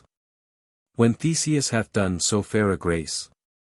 But down on knees went every manner white, kind of person. And thanked him with all their heart's might. And namely these Thebans oft sith. Especially oftentimes. And thus with good hope and with heroot blithe. They take their leave, and homeward gone they ride. To Thebes' ward, with his old walls wide. I trow men would deem it negligence. If I forgot to tell the dispense expenditure. Of Theseus, that went so busily. To maken up the lists royally. That such a noble theatre as it was. I dare well say, in all this world therein as. Was not. The circuit a mile was about. Walled of stone, and ditched all without. Round was the shape, in manner of compass. Full of degrees, the height of 60 pas see note less than 39 greater than. That when a man was set on 1 degree. He let not his fellow for to see. Hindered. Eastward there stood a gate of marble white. Westward right such another opposite. And, shortly to conclude, such a place. Was never on earth made in so little space. For in the land there was no craftsman. That geometry or arithmetic can, arithmetic knew. Nor portrayer, nor carver of images. Portrait painter. That Theseus any gave him meat and wages. The theatre to make and to devise. And for to do his right and sacrifice. He eastward hath upon the gate above. In worship of Venus, goddess of love. Done make an altar and an oratory. Cause to be made. And westward, in the mind and in memory. Of Mars, he maked hath right such another. That cost largely of gold a father. A great amount. And northward, in a turret on the wall. Of alabaster white and red coral. An oratory riche for to see. In worship of Dian of chastity. Hath Theseus done work in noble wise. But yet had I forgotten to devise describe. The noble carving, and the portraitures. The shape, the countenance of the figures. That wherein in their oratories three. First in the temple of Venus mayst thou see. Wrought on the wall, full piteous to behold. The broken sleeps, and the Psyche's cold sighs. The sacred tears, and the Wymontings, lamentings. The fiery strokes of the desirings. That love's servants in this life endure. The oaths, that their covenants assure. Pleasance and hope, desire, foolhardiness. Beauty and youth, and bawdry and richesse. Charms and sorcery, leasings and flattery, falsehoods. Dispense, business, and jealousy. That war of yellow golds a garland. Sunflowers less than 40 greater than. And had a cuckoo sitting on her hand. Feasts, instruments, and carols and dances. Lust and array, and all the circumstances. Of love, which I reckoned and reckoned shall. In order, were painted on the wall. And more than I can make of mention. For soothly all the mount of Cithaeron less than 41 greater than. Where Venus hath her principal dwelling. Was showed on the wall in portraying. With all the garden, and the lustiness. Pleasantness. Nor was forgot the porter idleness. Nor Narcissus the fair of Eurygon, olden times. Nor yet the folly of King Solomon. Nor yet the great strength of Hercules. Enchantments of Medea and Circes. Nor of Turnus the hardy fierce courage. The rich Croesus caitiff in servage. Less than 42 greater than abased into slavery. Thus may ye see, that wisdom nor richesse. Beauty, nor sleight, nor strength, nor hardiness. Ne may with Venus hold champarty, divided possession less than 43 greater than. For as her least the world may she guide. Lo, all these folk so caught were in her lost snare. Till they for woe full often said, alas. Suffice these ensamples one or two. Although I could reckon 1,000 mo. The statue of Venus, glorious to see. Was naked floating in the large sea. And from the navel down all covered was. With waves green, and bright as any glass. A citadel less than 44 greater than in her right hand had she. And on her head, full seemly for to see. A rose garland fresh, and well smelling. Above her head her doves flickering. Before her stood her sown Cupido. Upon his shoulders winges had he too. And blind he was, as it is often seen. A bow he bare, and arrows bright and keen. Why should I not as well eke tell you all? The portraiture, that was upon the wall. Within the temple of mighty Mars the red. All painted was the wall in length and breadth. Like to the estrez of the grisly place interior chambers. That height the great temple of Mars in Thrace. In thilke cold and frosty region, that. There as Mars hath his sovereign mansion. In which there dwelled neither man nor beast. With knotty nary barren trees old gnarled. Of stubs sharp and hideous to behold. In which there ran a rumble and a sough, groaning noise. As though a storm should burst in every bough. And downward from an hill under a bent slope. There stood the temple of Mars omnipotent. wrought all of burnished steel, of which th entry was long and straight, and ghastly for to see. And thereout came a rage and such a vice, such a furious voice, that it made all the gates for to rise. The northern light in at the door shone, for window on the wall was there none, through which men mighten any light discern. The doors were all of adamant to turn, white-clenched over thwart and endilong crossways and lengthways, with iron tough, and, for to make it strong, every pillar the temple to sustain, was ton great, of iron bright and sheen, thick as a ton, beryl. There saw I first the dark imagining of felony, and all the compassing. The cruel ire, as red as any gleed, live coal. The pick purseless than 45 greater than, and eke the pale dread. The smiler with the knife under the cloak. The she-pen burning with the black smoke stable less than 46 greater than. The treason of the murdering in the bed. The open war, with wounds all be bled. Contique with bloody knife, and sharp menace. Contention, discord. All full of chirking was that sorry place. Creaking, jarring noise. The slayer of himself eke saw I there. His heart blood had bathed all his hair. The nail wide driven in the showed at night, hair of the head less than 47 greater than. The cold death, with mouth gaping upright. Amidda of the temple sat mischance, with discomfort and sorry countenance. Eke saw I woodness laughing in his rage, madness. Armed complaint, out-heeze, and fierce outrage. Outcry. The car rein in the bush, with throat wycorve, corpse slashed. 1,000 slain, and not of qualm wystorve, dead of sickness. The tyrant, with the prey by force reft. The town destroyed, that there was nothing left.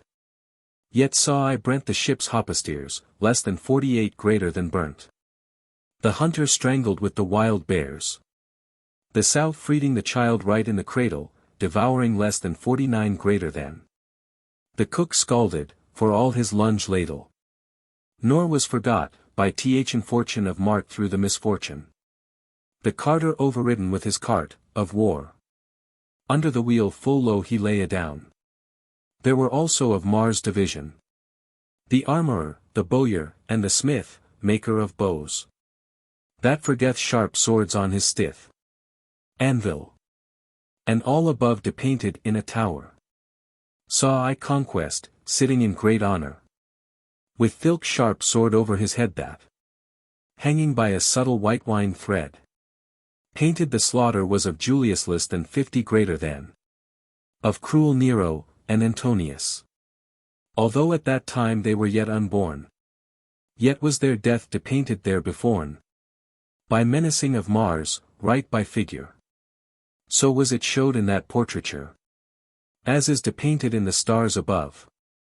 Who shall be slain, or else dead for love? Sufficeth one ensample in stories old. I may not reckon them all, though I well de. The statue of Mars upon a cart stood chariot. Armed, and looked grim as he were wood, mad. And over his head there shone two figures. Of stars, that be cleaped in scriptures. That one Puella, that other Rubius. Less than 51 greater than. This god of arms was arrayed thus. A wolf there stood before him at his feet. With eye in red, and of a man he eat. With subtle pencil painted was this story.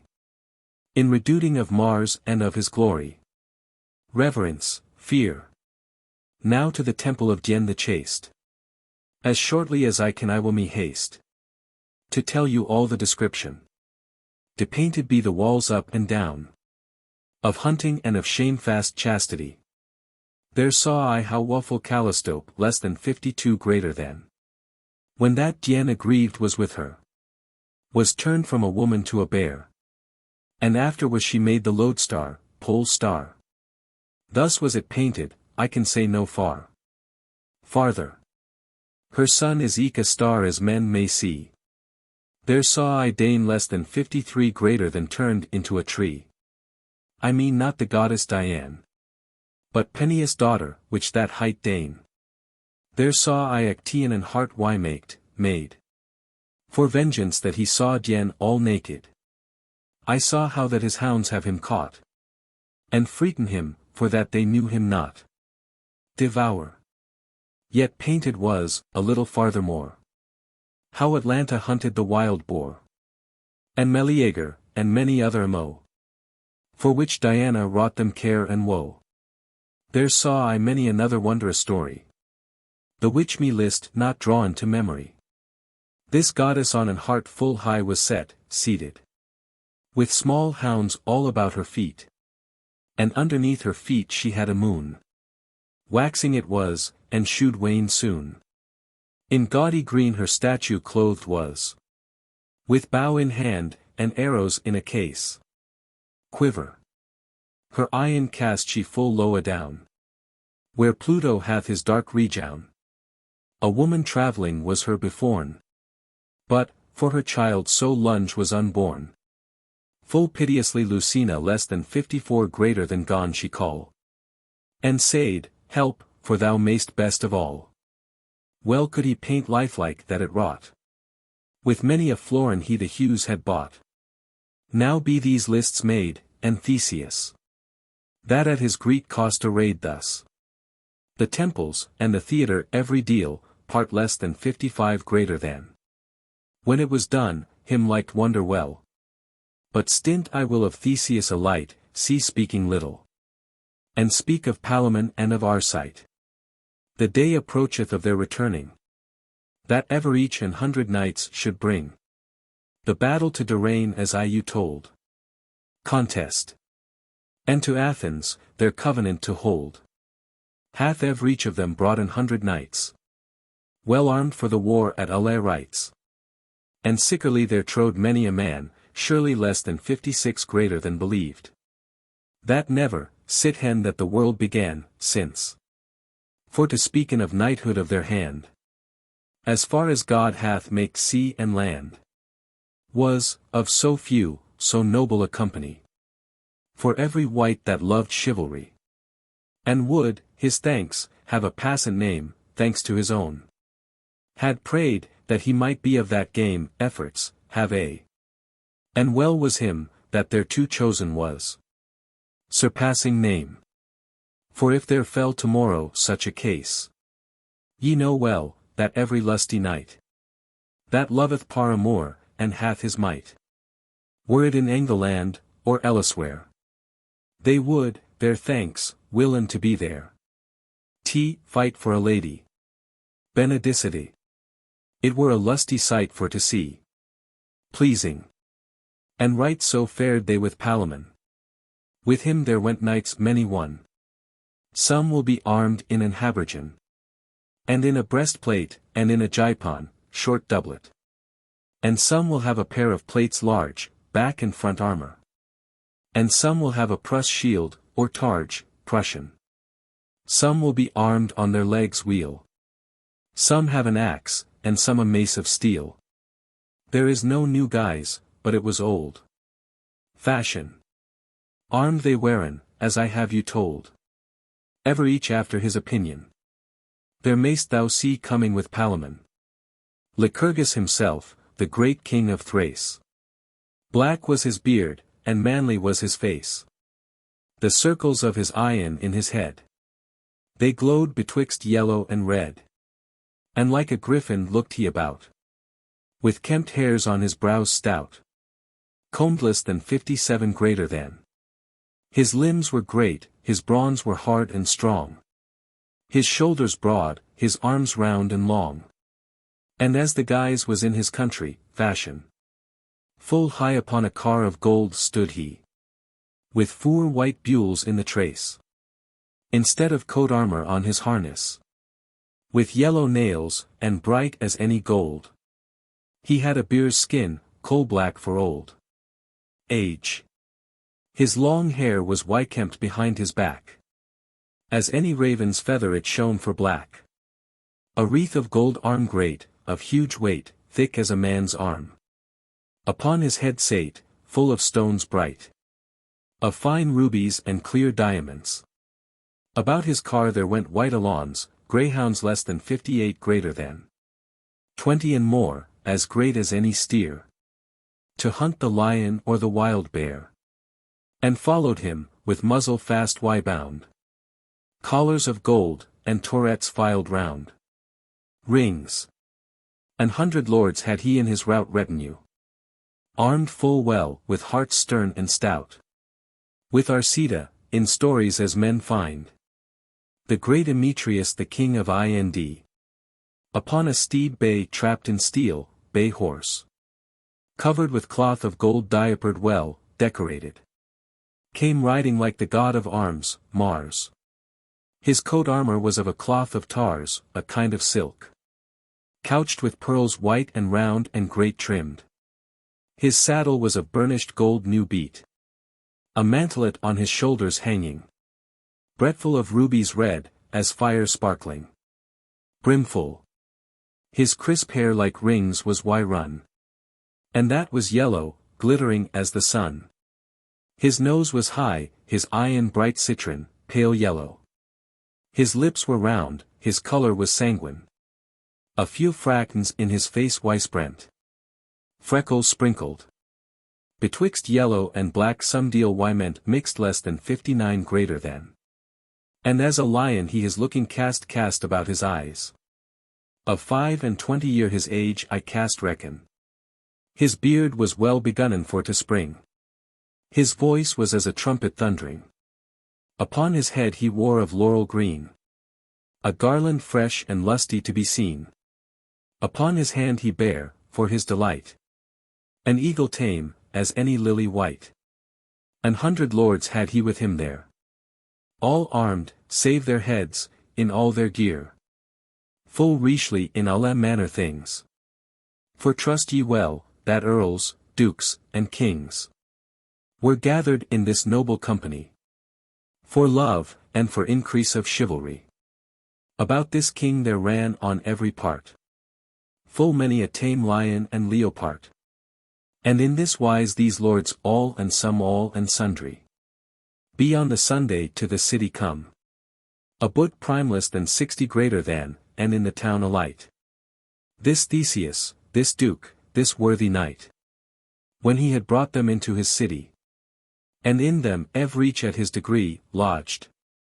He feasteth them, and doth so great labor. To easen them, and do them all honor. Make them comfortable. That yet men ween that no man's would think. Of none estate could a menden it. Improve. The minstrelsy, the service at the feast. The Greek gifts to the most and least. The rich array of Theseus' palace. Nor who sate first or last upon the dais. Less than 61 greater than. What ladies fairest be, or best dancing. Or which of them can carol best or sing. Or who most feelingly speaketh of love. What hawk sitten on the perch above. What hounds liggen on the floor adown, lie. Of all this now make I no mention. But of th effect, that think me the best. Now comes the point, and hearken if you lest. Please. The Sunday night, ere day began to spring. When Palamon the lark hard sing. Although it were not day by hours too. Yet sang the lark, and Palamon right though then. With holy heart, and with an high courage. Arose. To wenden on his pilgrimage go. Unto the blissful Cythera benign. I mean Venus, honorable and digny. Worthy. And in her hour less than 62 greater than he walketh forth apace. Unto the lists, where her temple was. And down he kneeleth, and with humble cheer demeanor. And hearut sore, he said as ye shall hear. Fairest of fair, O Lady mine Venus. Daughter to Jove, and spouse of Vulcanus. Thou gladder of the mount of Cytheron, less than 41 greater than. For thilk love thou hadst to adorn less than 63 greater than. Have pity on my bitter tears smart. And take mine humble prayer to thine heart. Alas! I have no language to tell. Th effect, nor the torment of mine hell. Mine heroot may mine harms not betray. I am so confused, that I cannot say. But mercy, lady bright, that knowest well my thought, and sayest what harm that I feel. Consider all this, and rue upon my sore, take pity on.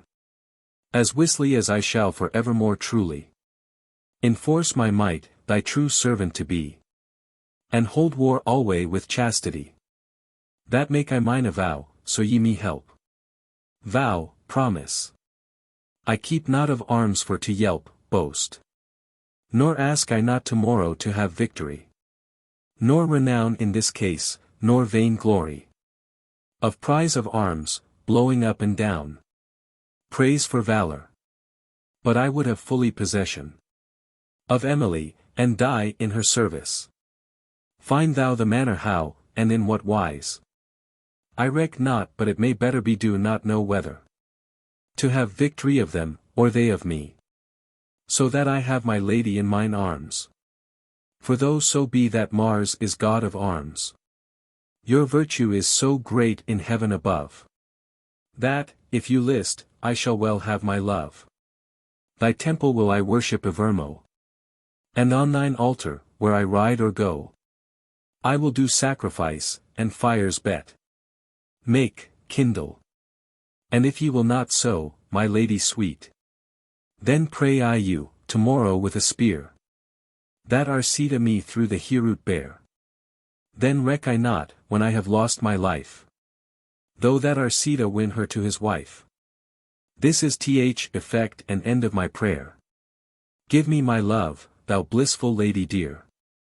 When Orizon was done of Palamon, his sacrifice he did, and that anon.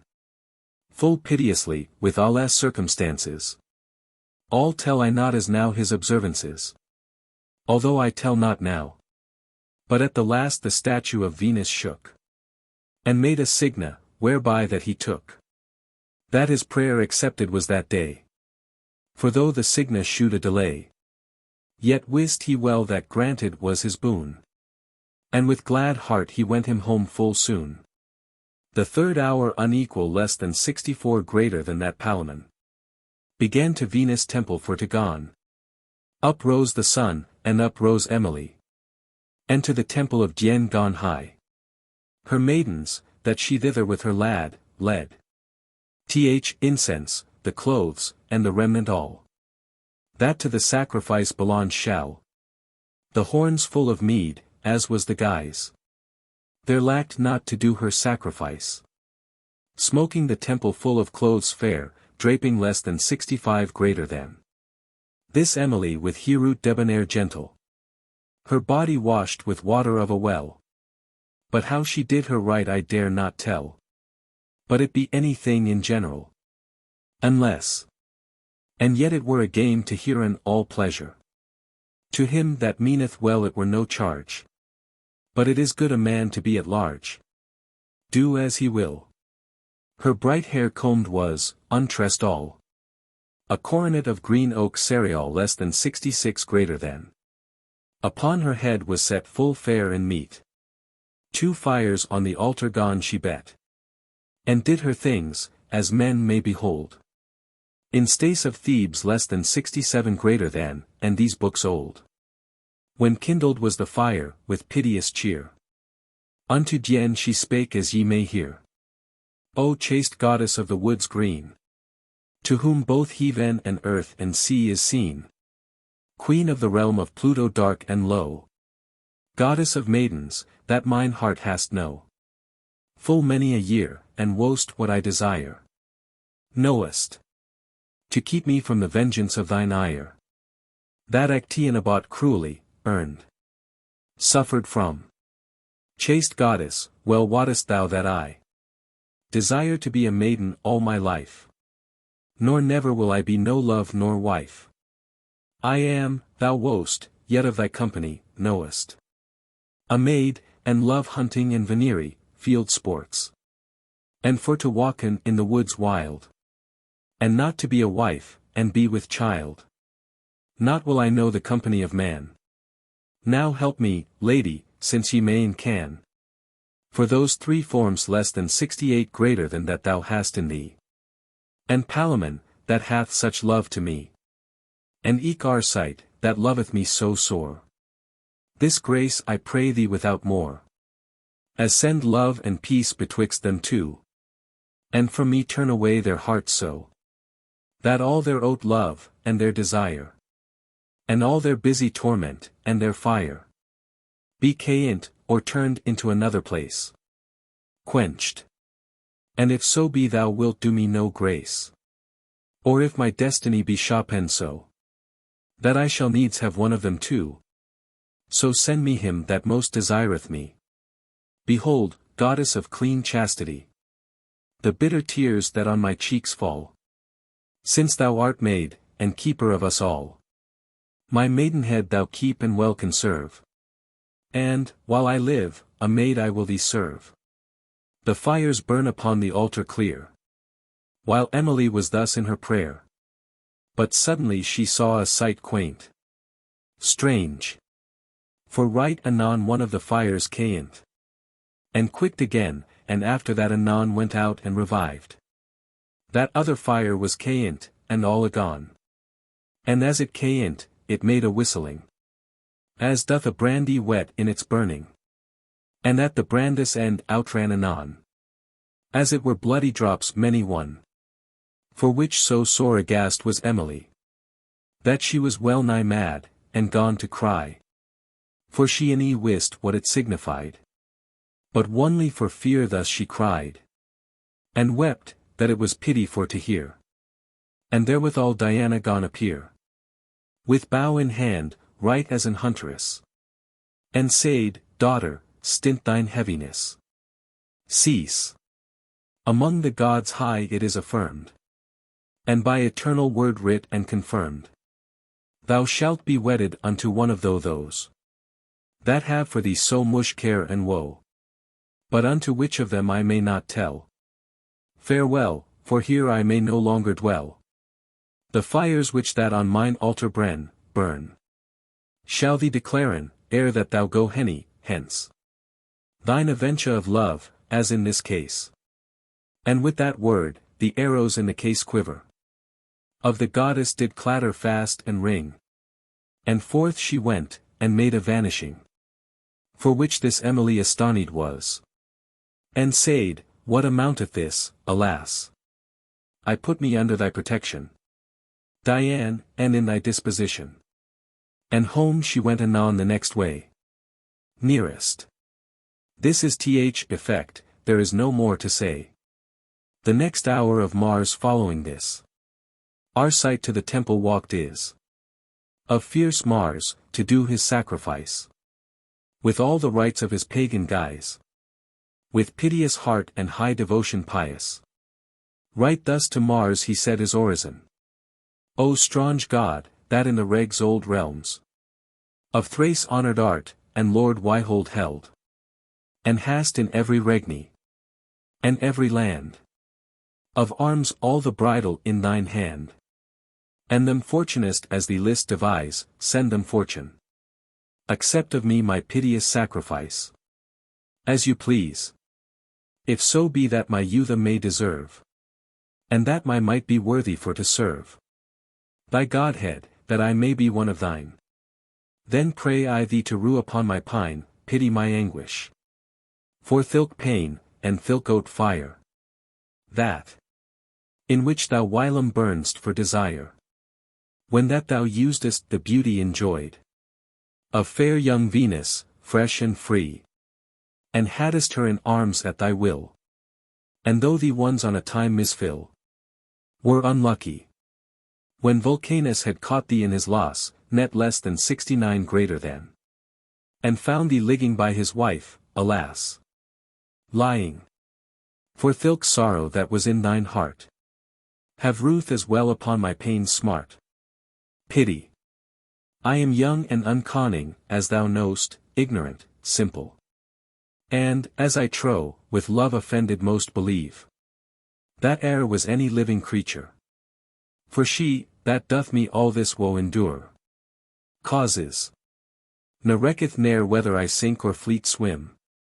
And well I wot, ere she me mercy heat, promise, vouchsafe, I must with strength win her in the place. And well I wot, without help or grace of thee, any may my strength not avail. Then help me, Lord, to more W in my buttery. For thilke fire that whilom burned thee, as well as this fire that now burneth me.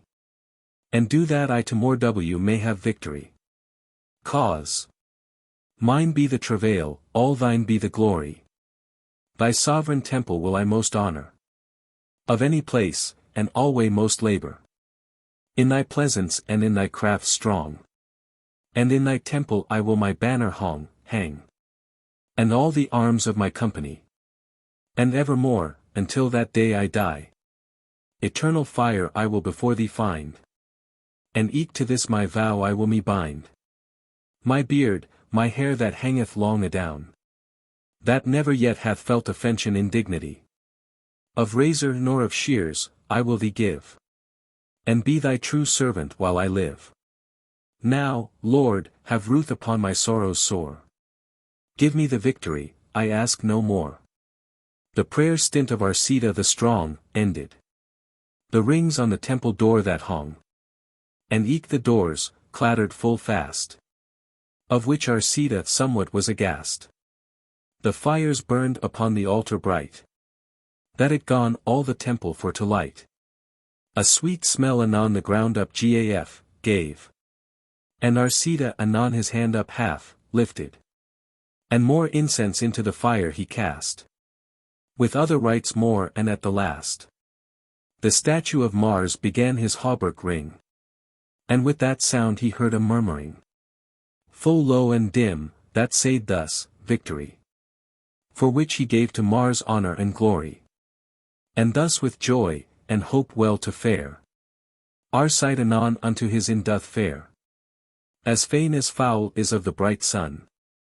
Glad. And right anon such strife there is begun.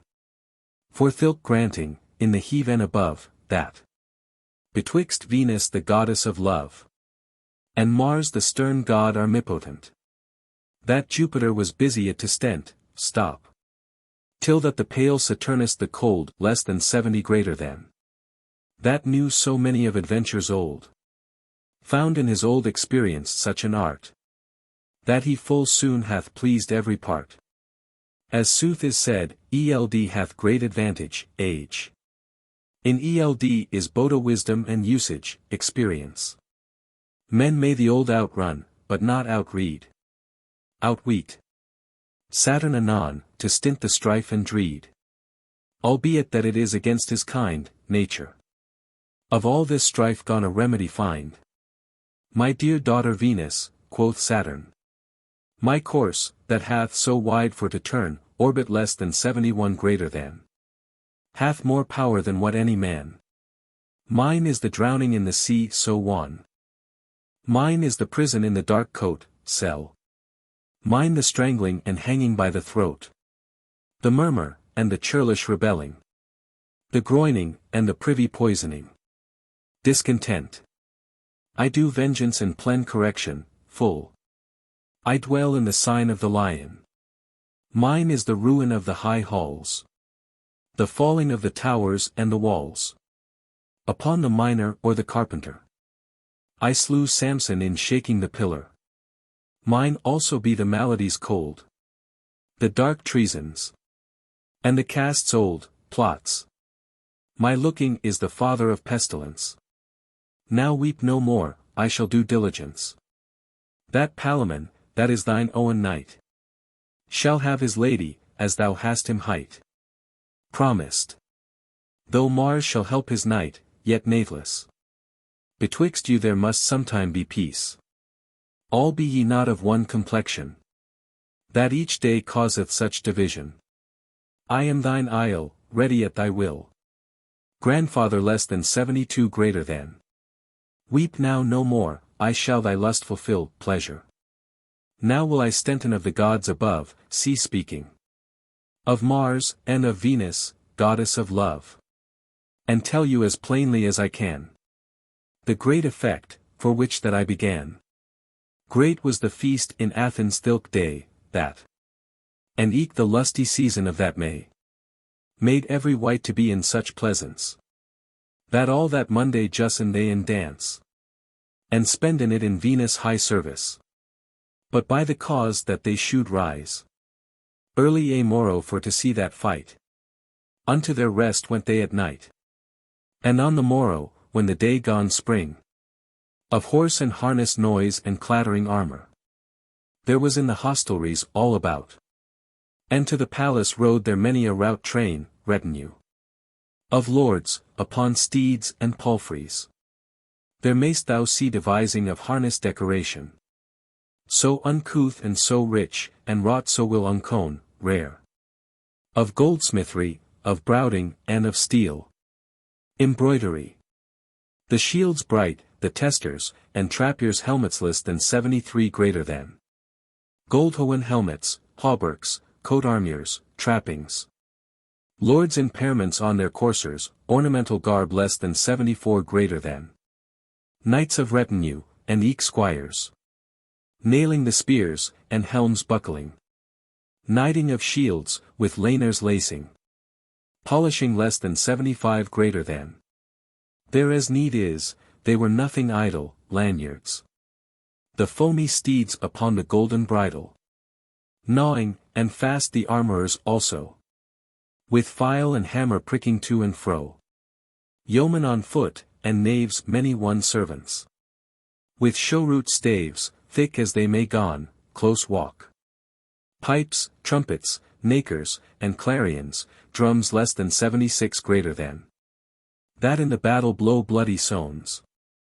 The palace full of people up and down. There 3, there 10, holding their question, conversation. Divining of these Theban knights too. Conjecturing. Some siden thus, some said it shall he so. Some helden with him with the black beard. Some with the bald, some with the thick-haired. Some said he looked grim, and would fight. He had a sparth of 20 pound of weight. Double-headed axe. Thus was the halley full of divining conjecturing. Long after that the sun gone up spring. The great Theseus that of his sleep is waked. With minstrelsy, and noise that was maked. Held yet the chamber of his palace rich. Till that the Theban knights both whilich alike. Honored were, and to the palace fetched. Duke Theseus is at a window set. Arrayed right as he were a god enthroned. The people presseth thitherward full soon. Him for to see, and do him reverence. And eke to hearken his hest and his sentence. Command speech. An herald on a scaffold made an O, less than 77 greater than. Till the noise of the people was done. And when he saw the people of noise all still. Thus shewed he the mighty duke's will. The Lord hath of his high discretion considered that it were destruction. To gentle blood, to fighten in the guise of mortal battle now in this emprise. Wherefore to shape that they shall not die, arrange. Contrive. He will his first purpose modify. No man therefore, on pain of loss of life. No manner shot, nor poleaxe, nor short knife kind of. Into the lists shall send, or thither bring. Nor short sword for to stick with point biting. No man shall draw, nor bear it by his side. And no man shall unto his fellow ride. But one course, with a sharp wyground and spear. Foin if him list on foot, himself to wear. He who wishes can. And he that is at mischief shall be take, fence on foot to defend. And not slain, but be brought unto the stake, himself, and he that shall be ordained on either side. Is in peril shall be taken. Thither he shall by force, and there abide. And if so fall the chieftain betake should happen. On either side, or else slay his make, equal, match. No longer than the tourneying shall last. God speed you. Go forth and lay on fast.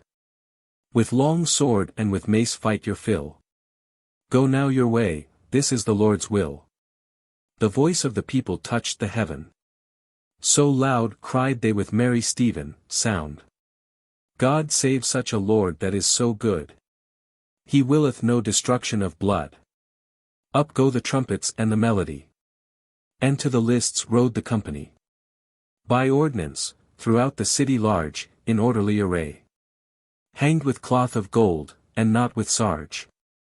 Serge less than 78 greater than. Full like a lord this noble duke gone ride. And these two Thebans upon either side. And after rode the queen and Emily. And after them another company. Of one and other, after their degree. And thus they passed thorough that city. And to the lists came they by time. It was not of the day yet fully prime. Between 6 and 9 a.m. When set was Theseus full rich and high. Hippolyta the queen and Emily. And other ladies in their degrees about. Unto the seats presseth all the rout. And westward, through the gates under mart. Arcite, and eke the 100 of his part. With banner red, is entered right anon. And in the selve moment Palamon self same. Is, under Venus, eastward in the place. With banner white, and hearty cheer and face expression. In all the world. To see can up and down. So even without variation equal. There were such companies never tway. For there was none so wise that could say. That any had of other advantage. Of worthiness, nor of estate, nor age. So even were they chosen for to guess. And in two ranges fair they them dress. They arranged themselves. When that their names read were every one, in 2 rows. That in their number guile were there none, fraud. Then were the gates shut, and cried was loud. Do now your devoir, young knights proud. The heralds left their pricking up and down spurring their horses. Now ring the trumpet loud and clarion. There is no more to say, but east and west. In go the spears sadly in the rest. Steadily. In go the sharp spurs into the side. There see me who can joust, and who can ride.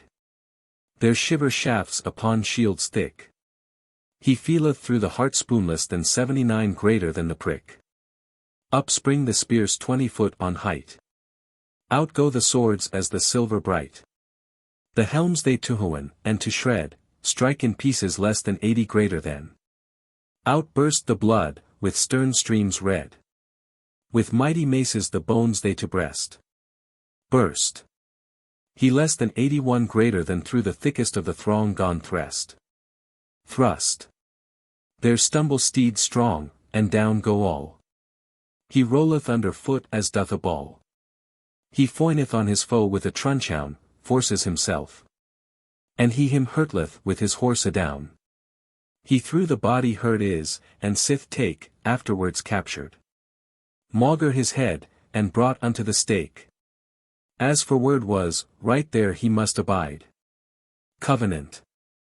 Another lead is on that other side. And sometime doth them Theseus to rest, caused. Them to refresh, and drinken if them lest. Pleased. Full oft a day have filk Thebans to these. Together met and wrought each other woe. Unhorsed hath each other of them twice. There is no tiger in the vale of Gallifrey, less than 82 greater than. When that her whelp is stole. When it is light little. So cruel on the hunter, as our sight. For jealous heart upon this Palamon. Nor in Belmarie less than 83 greater than there is no fell lion. That hunted is, or for his hunger would mad. Or for his prey desireth so the blood. As Palamon to slay his foe Arcite. The jealous strokes upon their helmets bite. Outrunneth blood on both their sides red. Sometime an end there is of every deed. For ere the sun unto the rest went.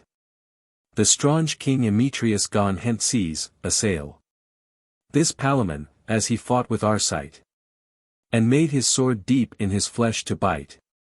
And by the force of 20 is he take. Unyielding, and is drawn unto the stake. And in the rescue of this Palamon. The straunge king Lycurgus is borne down. And King Emetrius, for all his strength, is borne out of his saddle a sword's length. So hit him Palamon ere he were take. But all for naught. He was brought to the stake. His hardy Herute might him help not. He must abide when that he was caught. By force, and eke by composition. The bargain. Who sorroweth now but woeful Palamon? That must no more go again to fight. And when that Theseus had seen that sight, unto the folk that fought thus each one, he cried, Ho! No more, for it is done. I will be true judge, and not party. Arcite of Thebes shall have Emily, that by his fortune hath her fairly won. Anon there is a noise of people gone. For joy of this, so loud and high withal, it seemed that the lists should fall. What can now fair Venus do above? What saith she now? What doth this queen of love? But weepeth so, for wanting of her will, till that her tears in the lists fill fall. She said, I am ashamed doubtless. Saturna said, Daughter, hold thy peace. Mars hath his will, his knight hath all his boon. And by mine head thou shalt be eased soon. The trumpeters with the loud minstrelsy, the heralds, that full loud yell and cry, be in their joy for will of Dan Arcite. Lord! But hearken me, and stint noise alight. What a miracle there befell anon. This fierce Arcite hath off his helm why done, and on a courser for to shew his face. He pricketh end along the large place, rides from end to end, looking upward upon this Emily. And she again him cast a friendly eye. For women, as to speaken in commune, generally, they follow all the favour of fortune. And was all his in cheer, as his in heart. Countenance. Out of the ground of fire infernal start. From Pluto sent, at request of Saturn. For which his horse for fear began to turn. And leap aside, and founder as he leap stumble. And ere that Arcite may take any keep care, he pight him on the pummel of his head. Pitched top. That in the place he lay as he were dead. His breast to bursten with his saddle-bow. As black he lay as any coal or crow. So was the blood why run into his face. Anon he was why borne out of the place. With Herute sore, to Theseus' palace. Then was he carven out of his harness. Cut. And in a bed why brought full fair and blithe quickly. For he was yet in Emry and alive. And always crying after Emily. Duke Theseus, with all his company, is come home to Athens his city. With alla bliss and great solemnity. Albeit that this adventure was befallen. He would not discomfort them all discourage. Then said eke, that Arcite should not die. He should be healed of his malady. And of another thing they were as fain glad. That of them alle was there no one slain. All were they sorely hurt, and namely one, although especially, that with a spear was thurled his breastbone. Pierced. To other wounds, and to broken arms. Some hadden salves, and some hadden charms. And pharmacies of herbs, and eke save sage, salvia officinalis. They dranken, for they would their lives have. For which this noble duke, as he well can, comforteth and honoureth every man. And made revel all the lunge night. Unto the strange lords, as was right. Nor there was holden no discomforting. But as at justs or at a tourneying. For soothly there was no discomfiture. For falling is not but an adventure. Chance, accident. Nor to be led by force unto a stake. Unyielding, and with 20 knights why take. One person all alone, without an amo. And harried forth by arms, foot, and toe, dragged, hurried. And eke his steed driven forth with staves. With footmen, boda yeomen and eke knaves, servants. It was arreted him no villainy, counted no disgrace to him. there may no man clepen it cowardy. Call it cowardice. For which anon Duke Theseus let cry, cause to be proclaimed. To Stenton alle rancor and envy, stop. Degree as well on one side as the other, prize. Merit. And either side alike as others brother. And gave them gifts after their degree. And held a feast fully days 3. And conveyed the kings worthily. Out of his town a journey largely days' journey. And home went every man the right way. There was no more but, farewell, have good day. Of this buttily I will no more indite. But speak of Palamon and of Arcite. Swelleth the breast of Arcite and the sore. Increaseth at his heroot more and more. The clotted blood, for any leechcraft surgical skill. Corrupteth and is in his book Wylaft left in his body. That neither vain blood nor venter using, bloodletting or cupping. Nor drink of herbs may be his helping. The virtue expulsive or animal. From thilke virtue called natural. Nor may the venom void, nor expel. The pipes of his lungs began to swell. And every lacert in his breast adown sinew, muscle. Is shent with venom and corruption. Destroyed. Him gaineth neither, for to get his life, availeth. Vomit upward, nor downward laxative.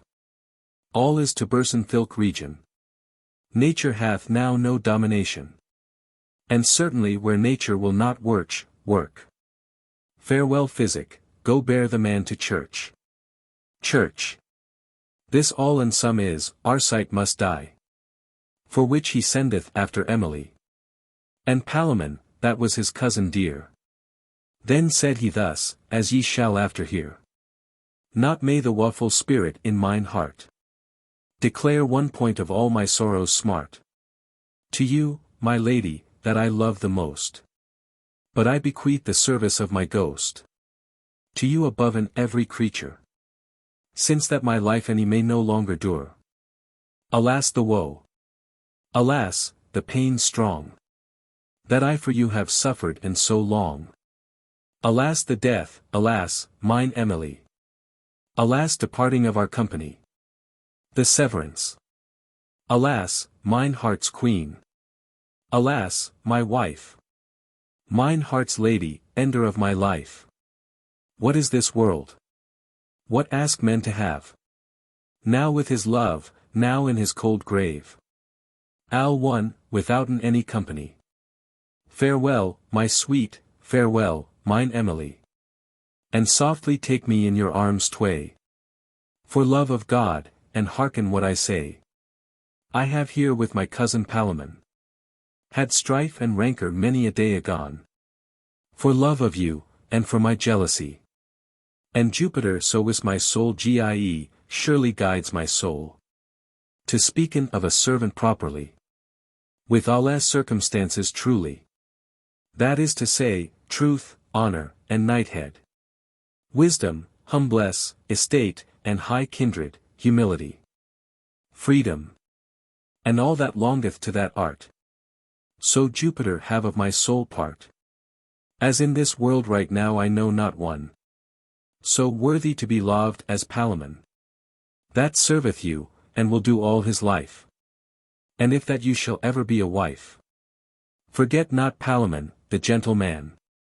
And with that word his speech to fail began. For from his feet up to his breast was come the cold of death, that had him overcome. And yet moreover in his arms too. The vital strength is lost, and all ago. Gone. Only the intellect, without more. That dwelled in his heroot sick and sore. Gone fail, when the heroot felt death. Dusked his eye in two, and failed his breath. Grew dim. But on his lady yet he cast his eye. His last word was, mercy, Emily. His spirit changed house, and went there. As I came never I cannot tell where. Less than 84 greater than. Therefore I stent, I am no divinister, refrain diviner. Of souls find I not in this register. Ne me list not th opinions to tell. Of them, though that they writen where they dwell. Arcite is cold, there mars his soul Gie. Guide. Now will I speak forth of Emily. Shrieked Emily, and howled Palamon. And Theseus his sister took anon. Swooning, and bare her from the corpse away. What helpeth it to tarry forth the day? To tell how she wept both eve and morrow. For in such cases women have such sorrow. When that their husbands be from them gone. That for the more part they sorrow so. Or else fall into such malady. That at the last certainly they die. Infinite be the sorrows and the tears. Of old folk, and folk of tender years. In all the town, for death of this Theban. For him there weepeth both a child and man. So great a weeping was there none certain. When Hector was brought, all fresh slain. To Troy, alas! The pity that was there. Scratching of cheeks, and rending eke of hair. Why wouldest thou be dead? These women cry. And haddest gold enough, and Emily. No manner man might gladden Theseus. Saving his old father Aegis. That knew this world's transmutation. As he had seen it changen up and down. Joy after woe, and woe after gladness. And shewed him example and likeness. Right as there died never man, quoth he. That he any lived in earth in some degree, rank, condition. Right so there lived never man, he said. In all this world, that sometime be not died. This world is but a thoroughfare full of woe. And we be pilgrims, passing to and fro. Death is an end of every worldly sore. And over all this said he yet much more. To this effect, full wisely to exhort the people, that they should them recomfort. Duke Theseus, with all his busy care, casteth about, where that the sepulchre deliberates. Of good Arcite may best Wymaked be. And eke most honourable in his degree. And at the last he took conclusion. That there as first Arcite and Palamon had for love the battle them between. That in that selv grove, sweet and green, self-same. There as he had his amorous desires. His complaint. And for love his oat fires. He would make a fire, in which off his funeral pyre. Of funeral he might all accomplice. And let anon command to hack and hew immediately gave orders. The oaks old, and lay them on a rue in a row. In culpons, well arrayed for to brenn. Logs burn. His officers with swift feet they run. And ride anon at his commandment. And after this, Duke Theseus hath sent. After a bier, and it all overspread. With cloth of gold, the richest that he had. And of the same suit he clad Arcite. Upon his hands were his gloves white. Eke on his head a crown of laurel green. And in his hand a sword full bright and keen. He laid him bare the visage on the bier, with face uncovered. Therewith he wept, that pity was to hear. And, for the people should see him all. When it was day he brought them to the hall. That roareth of the crying and the sown. Then came this woeful Theban, Palamon. With sluttery beard, and ruggy ashy hairs less than 85 greater than. In clothes black, why dropped all with tears. And, passing over weeping Emily. The ruefulest of all the company. And inasmuch as the service should be in order that. The more noble and rich in its degree.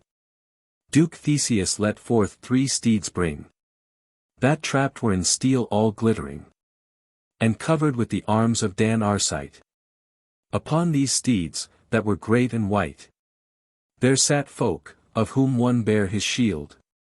Another his spear in his hands held.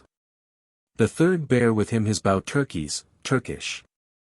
Of brent gold was the case and the harness, burnished quiver.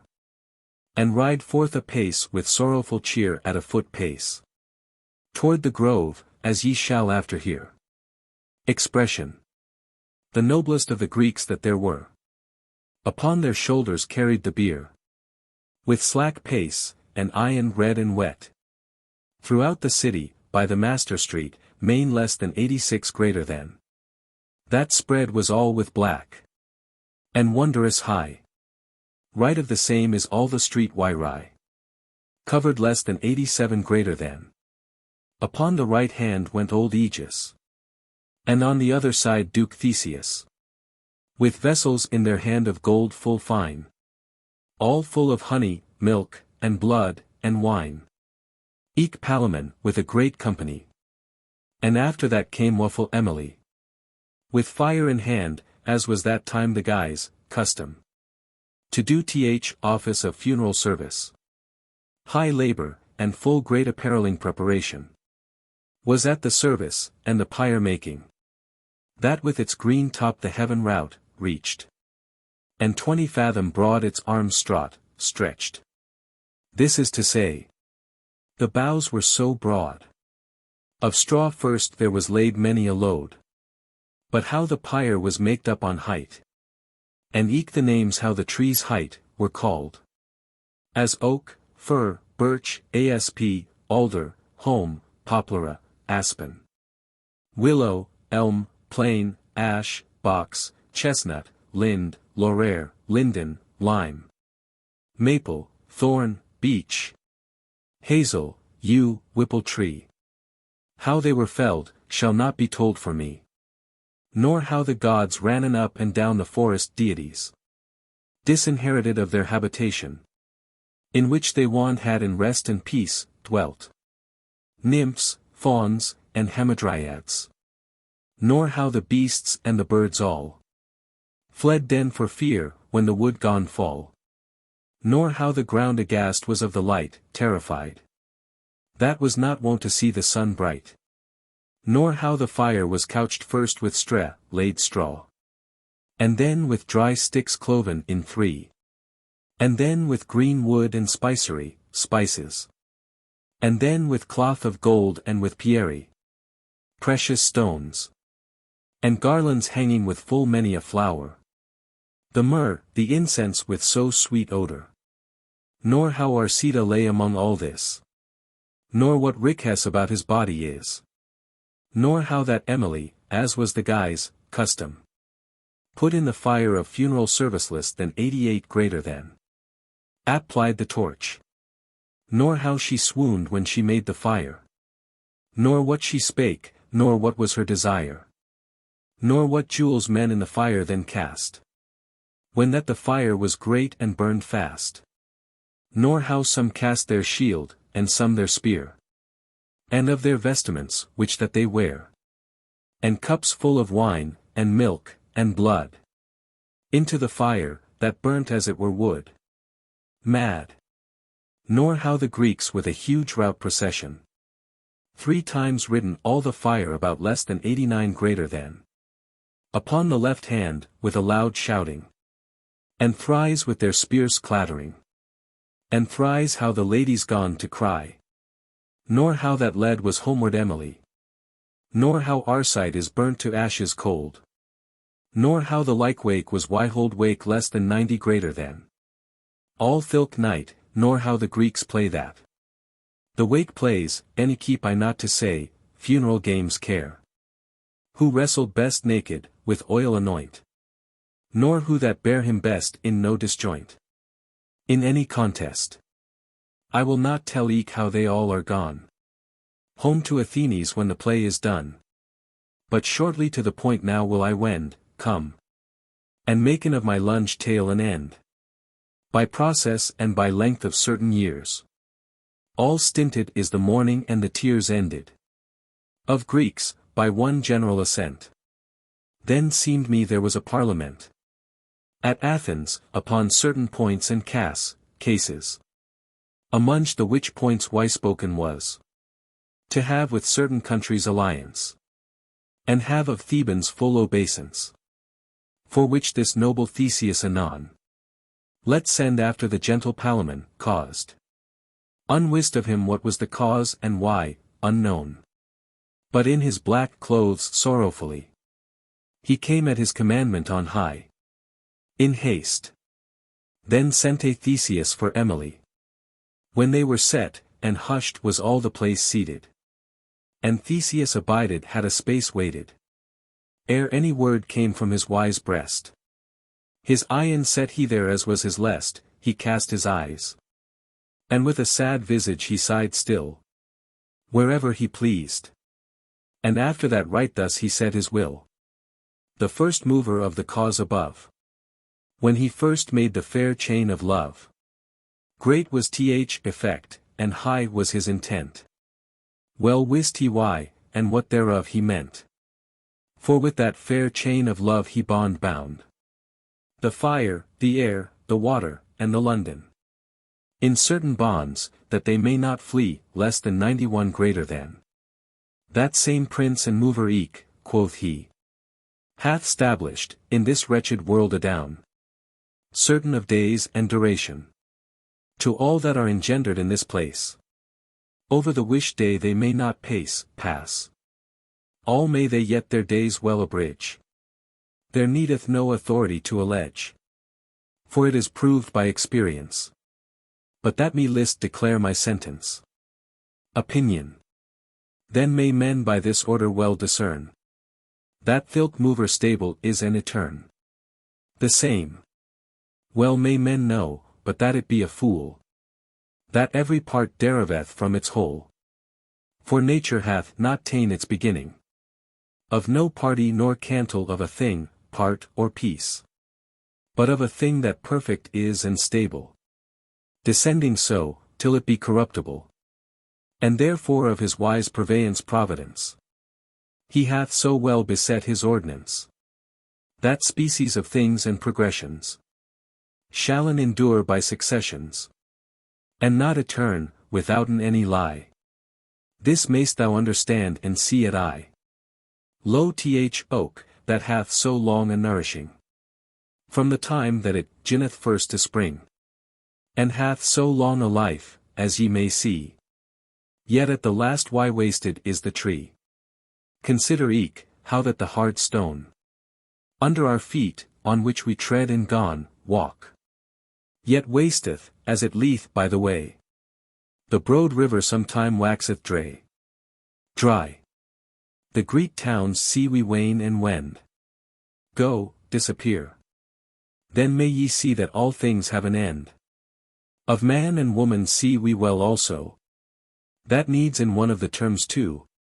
That is to say, in youth or else in age. He must be dead, the king as shall a page. Some in his bed, some in the deep sea. Some in the large field, as ye may see. There helpeth not, all go that ilk way, same. Then may I say that a thing must die. What mocketh this but Jupiter the king?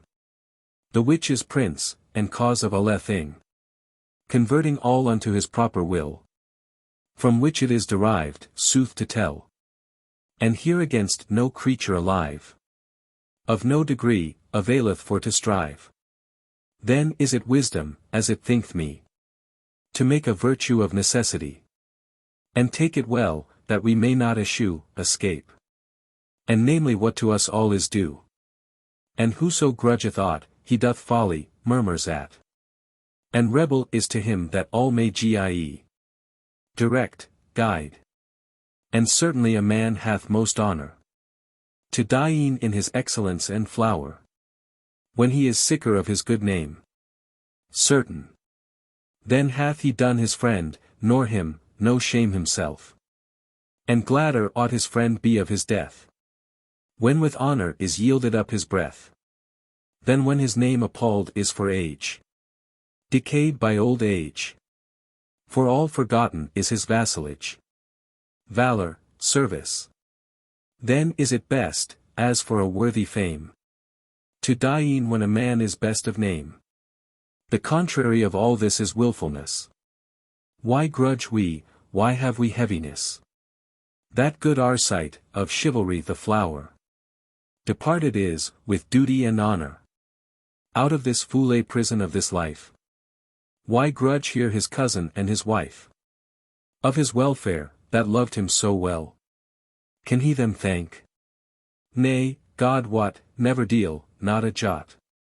That both his soul and eke themselves offend, hurt. And yet they may their lusts not amend. Desires control. What may I conclude of this lunge string of remarks? But after sorrow I read us to be merry, counsel. And thank Jupiter for all his grace. And ere that we depart from this place, I read that we make of sorrows two one perfect joy lasting evermo. And look now where most sorrow is herein. There will I first amenden and begin. Sister, quoth he, this is my full assent. With all advice here of my parliament. That gentle Palamon, your own knight. That serveth you with will, and heart, and might. And ever hath, since first time ye him knew. That ye shall of your grace upon him rue, take pity. And take him for your husband and your lord. Lend me your hand, for this is our accord. Let's see now of your womanly pity. Make display. He is a kinge brother's son, pardie. By God. And though he were a poor bachelier, since he hath served you so many a year, and had for you so great adversity, it must be considered, leaveth me. Believe me. For gentle mercy oweth to Pawson right. Ought to be rightly. Then said he thus to Palamon the knight, directed. I trow there needeth little sermoning, to make you assent to this thing. Come near, and take your lady by the hand. Betwixt them was made anon the band. That hight matrimony or marriage. By all the council of the baronage. And thus with alle bliss and melody, hath Palamon wedded Emily. And God, that all this wide world hath wrought, send him his love, that hath it dearly bought. For now is Palamon in all his weal, living in bliss, in riches, and in health. And Emily him loves so tenderly, and he her serveth all so gently, that never was there ward them between, of jealousy, nor of none other teen. Cause of anger. Thus in death Palamon and Emily. And God save all this fair company. Notes to the Knight's Tale. 1. For the plan and principal incidents of the Knight's Tale, Chaucer was indebted to Boccaccio, who had himself borrowed from some prior poet, chronicler, or romancer. Boccaccio speaks of the story as very ancient. And, though that may not be proof of its antiquity, it certainly shows that he took it from an earlier writer. The tale is more or less a paraphrase of Boccaccio's These Ida. But in some points the copy has a distinct dramatic superiority over the original. The These Ida contained 10,000 lines, Chaucer has condensed it into less than 1/4 of the number. The Knight's Tale is supposed to have been at first composed as a separate work. It is undetermined whether Chaucer took it direct from the Italian of Boccaccio, or from a French translation. 2. Height, was called. From the Anglo-Saxon, hatten, to bid or call, German, heißen, heist. 3. Femini, the Royaume de Femmes, Kingdom of the Amazons. Gower, in the Confessio Amantes, styles Penthesilea the Queen of Femini. 4. Wonnen, one, conquered. German, Gewonnen. 5. Ear, to plough, Latin, arere. I have abundant matter for discourse. The first, and half of the second, of Boccaccio's 12 books are disposed of in the few lines foregoing. 6. Weimenting, bewailing, German, Wehklagen. 7. Starf, died, German, sterben, starb. 8. The Minotaur, the monster, half man and half bull, which yearly devoured a tribute of 14 Athenian youths and maidens, until it was slain by Theseus. 9. Pillars, pillagers, strippers. French, pilleurs. 10. The dungeon was originally the central tower or keep of feudal castles. It was employed to detain prisoners of importance. Hence the modern meaning of the word dungeon. 11. Saturn, in the old astrology, was a most unpropitious star to be born under. 12. To die in the pain was a proverbial expression in the French, used as an alternative to enforce a resolution or a promise. Edward III, according to Froissart, declared that he would either succeed in the war against France or die in the pain, oil mouroit en la peine. It was the fashion in those times to swear oaths of friendship and brotherhood. And hence, though the fashion has long died out, we still speak of sworn friends. 13. The saying of the old scholar Boethius, in his treatise, De Consolation Philosophiae, which Chaucer translated, and from which he has freely borrowed in his poetry. The words are, Cas legem dedimantibus. Major lex amor est sibi. Who can give law to lovers? Love is a law unto himself, and greater. 14. Perithus and Theseus must, for the meter, be pronounced as words of 4 and 3 syllables respectively, the vowels at the end not being diphthongated, but enunciated separately, as if the words were printed pierithous, the seus. The same rule applies in such words as creature and conscience, which are trisyllables. 15. Stound, moment, short space of time, from Anglo-Saxon, stunned, akin to which is German, stunned, an hour. 16. Maeni, servants, or menials, and dwelling together in a house, from an Anglo-Saxon word meaning a crowd. Compare German, Menge, multitude. 17. The pure fetters, the very fetters. The Greeks used katharos, the Romans purus, in the same sense. 18. In the medieval courts of love, to which allusion is probably made 40 lines before, in the word parliament, or parliament, questions like that here proposed were seriously discussed. 19. Gear, behavior, fashion, dress. But, by another reading, the word is gyre, and means fit, trance, from the Latin, giro, I turn round. 20. Before his head in his cell fantastic, in front of his head in his cell of fantasy. The division of the brain into cells, according to the different sensitive faculties, says Mr. Wright, is very ancient, and is found depicted in medieval manuscripts. In a manuscript in the Harleian Library, it is stated, certum est in pora cerebri esse phantasiam, in medio rationem discretionis, in pupi memoriam, it is certain that in the front of the brain is imagination, in the middle reason. In the back memory, a classification not materially differing from that of modern phrenologists. 21. Dan, Lord, Latin, Dominus, Spanish, Don. 22. The caduceus. 23. Argus was employed by Juno to watch Io with his 100 eyes, but he was sent to sleep by the flute of Mercury, who then cut off his head. 24. Next, nearest, German, nächst. 25. Clary, Hippocras, wine made with spices. 26. Warre, make war, French, guerroyer, to molest, hence, perhaps, to worry. 27. All day meet 10 men at unset Stephen, every day men meet at unexpected time. To set a Stephen, is to fix a time, make an appointment. 28. Roundelay, song coming round again to the words with which it opened. 29. Now in the crop and now down in the burrs, now in the tree top, now down in the briars. Crop and root, top and bottom, is used to express the perfection or totality of anything. 30. Beneau, avow, acknowledge, German, bekennen. 31. Chopin was my death erst than my shirt, my death was decreed before my shirt was shaped, that is, before any clothes were made for me, before my birth. 32. Regni, queen, French, reign, Venus is meant. The common reading, however, is regni, reign or power. 33. Laund, plain. Compare modern English, lawn, and French, landis, flat, bare marshy tracts in the south of France. 34. Mr., manner, kind, German, muster, sample, model. 35. In the lists, prepared for such single combats between champion and accuser, and 36. Thilk, that, contracted from, the ilk, the same. 37.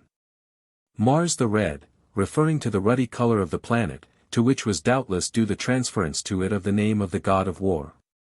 In his Republic, enumerating the 7 planets, Cicero speaks of the propitious and beneficent light of Jupiter, tum, fulgur, rutilis horribilis terris, quem martium dicitis, then the red glow, horrible to the nations. Which you say to be that of Mars. Boccaccio opens the Dies Ida by an invocation to Rubicondo Marte. 38. Last, lace, leash, noose, snare, from Latin, lacius. 39. Round was the shape, in manner of compass, full of degrees, the height of 60 pa, the building was a circle of steps or benches, as in the ancient amphitheatre. Either the building was 60 paces high. Or, more probably, there were 60 of the steps or benches. 40. Yellow golds, the sunflower, turnsole, or girasol, which turns with and seems to watch the sun, as a jealous lover his mistress. 41. Citharon, the Isle of Venus, Cythera, in the Aegean Sea. Now called Serigo, not, as Chaucer's form of the word might imply, Mount Cithaeron, in the southwest of Boeotia, which was appropriated to other deities than Venus, to Jupiter, to Bacchus, and the Muses. 42. It need not be said that Chaucer pays slight heed to chronology in this passage, where the deeds of Turnus, the glory of King Solomon, and the fate of Croesus are made memories of the far past in the time of fabulous Theseus, the Minotaur slayer. 43. Champarty, divided power or possession, an old law term, signifying the maintenance of a person in a law suit on the condition of receiving part of the property in dispute, if recovered. 44. Citole, a kind of dulcimer. 45. The pick purse, the plunderers that followed armies, and gave to war a horror all their own. 46. Shepen, stable, Anglo-Saxon, sipen, the word shepen still survives in provincial parlance. 47. This line, perhaps, refers to the deed of Jael. 48. The ship's hopasteers, the meaning is dubious. We may understand the dancing ships, the ships that hop on the waves. Steers being taken as the feminine adjectival termination, or we may, perhaps, read, with one of the manuscripts, the ships upon the steers, that is, even as they are being steered, or on the open sea, a more picturesque notion. 49. Freeting, devouring, the Germans use fressen to mean eating by animals, essen by men. 50. Julius, i.e. Julius Caesar. 51. Puella and Rubius were 2 figures in geomancy, representing 2 constellations, the one signifying Mars retrograde, the other Mars direct. 52. Callistope, or Callisto, daughter of Lycaon, seduced by Jupiter, turned into a bear by Diana, and placed afterwards, with her son, as the great bear among the stars. 53. Dane, Daphne, daughter of the river god Peneus, in Thessaly. She was beloved by Apollo, but to avoid his pursuit, she was, at her own prayer, changed into a laurel tree. 54.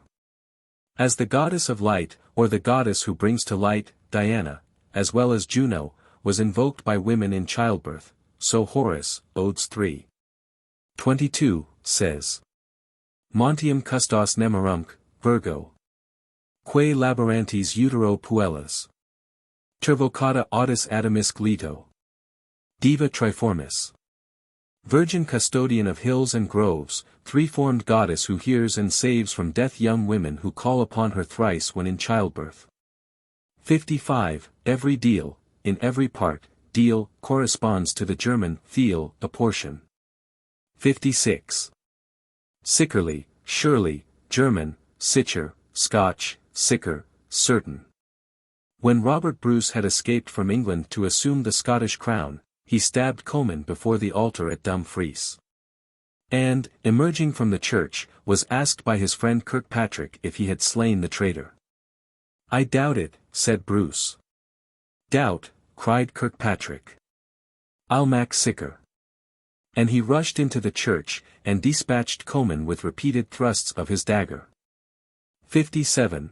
Kempt, combed, the word survives in unkempt.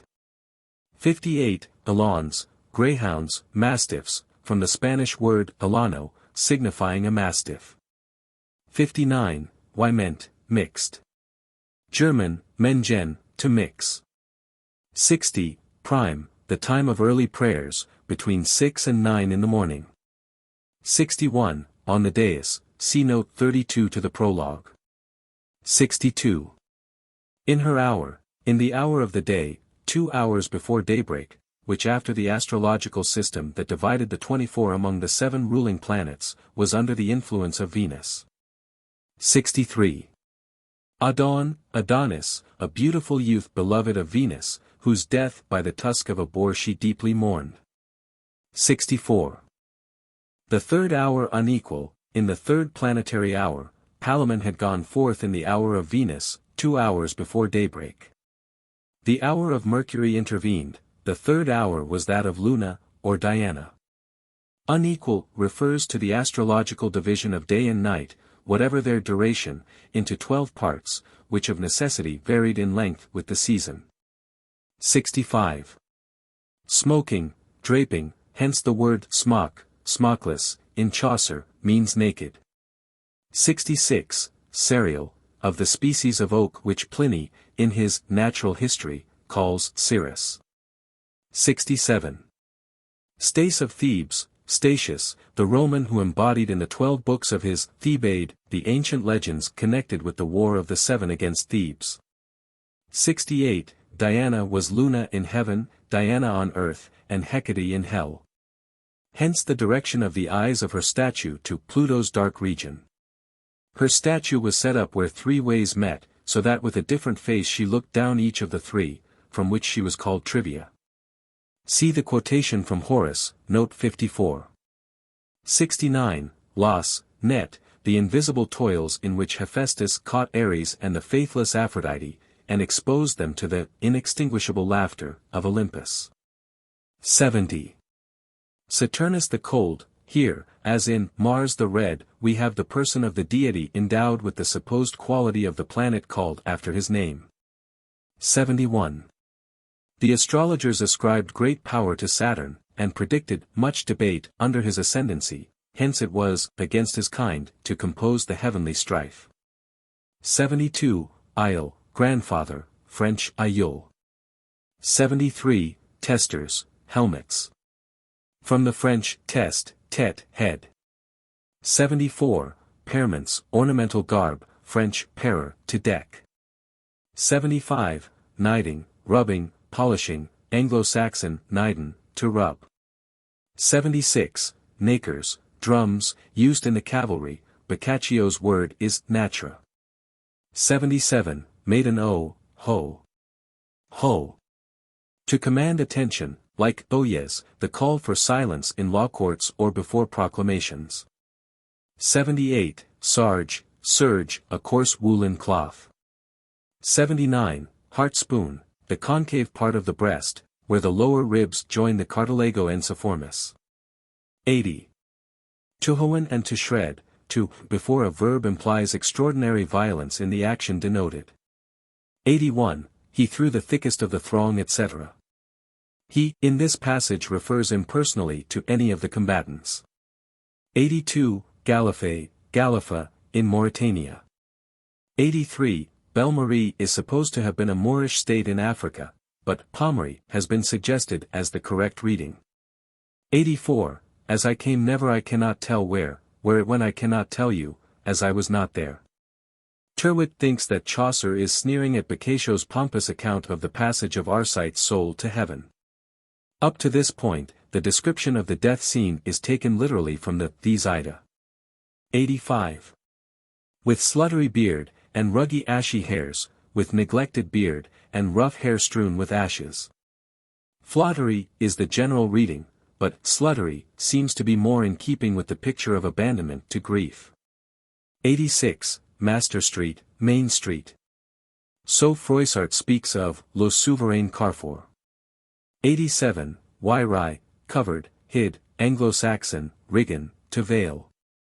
88. Emily applied the funeral torch. The guise was, among the ancients, for the nearest relative of the deceased to do this, with averted face. 89. It was the custom for soldiers to march thrice around the funeral pile of an emperor or general.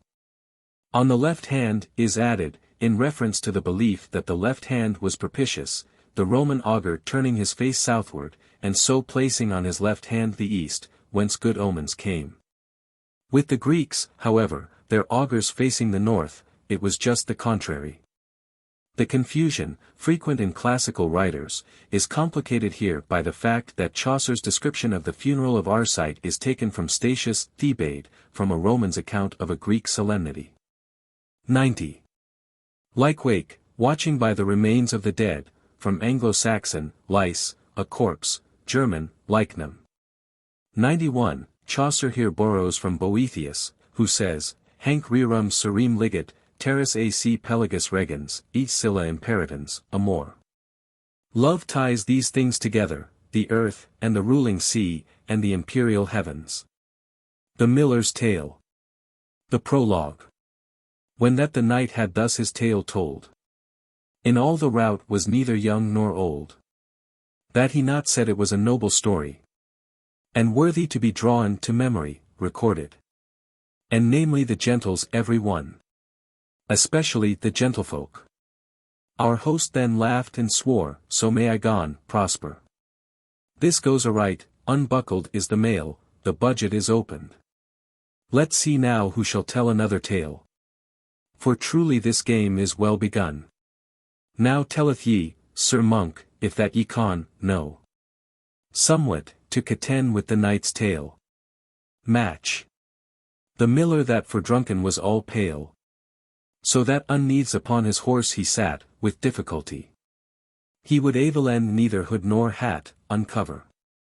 Nor abide no man for his courtesy, give way to. But in Pilate's voiceless than one greater than he gone to cry. And swore by arms, and by blood, and bones. I can a noble tale for the none's occasion. With which I will now quite the knight's tale. Match. Our host saw well how drunk he was of ale. And said, Robin, abide, my lieve brother, dear. Some better man shall tell us first another. Abide, and let us work thriftily. By God's soul, quoth he, that will not I. For I will speak, or else go my way. Our host answered, Tell on a devil way, devil take you. Thou art a fool, thy wit is overcome. Now hearken, quoth the miller, all and some. But first I make a protestation. That I am drunk, I know it by my sown. And therefore if that I misspeak or say. White at the ale of Southwark, I you pray, blame it on less than too greater than. For I will tell a legend and a life. Both of a carpenter and of his wife. How that a clerk hath set the wright's cap. Fooled the carpenter. The reeve answered and said, Stint thy clap, hold your tongue. Let be thy lewd drunken harlotry. It is a sin, and eke a great folly. To appyron any man, or him defame, injure.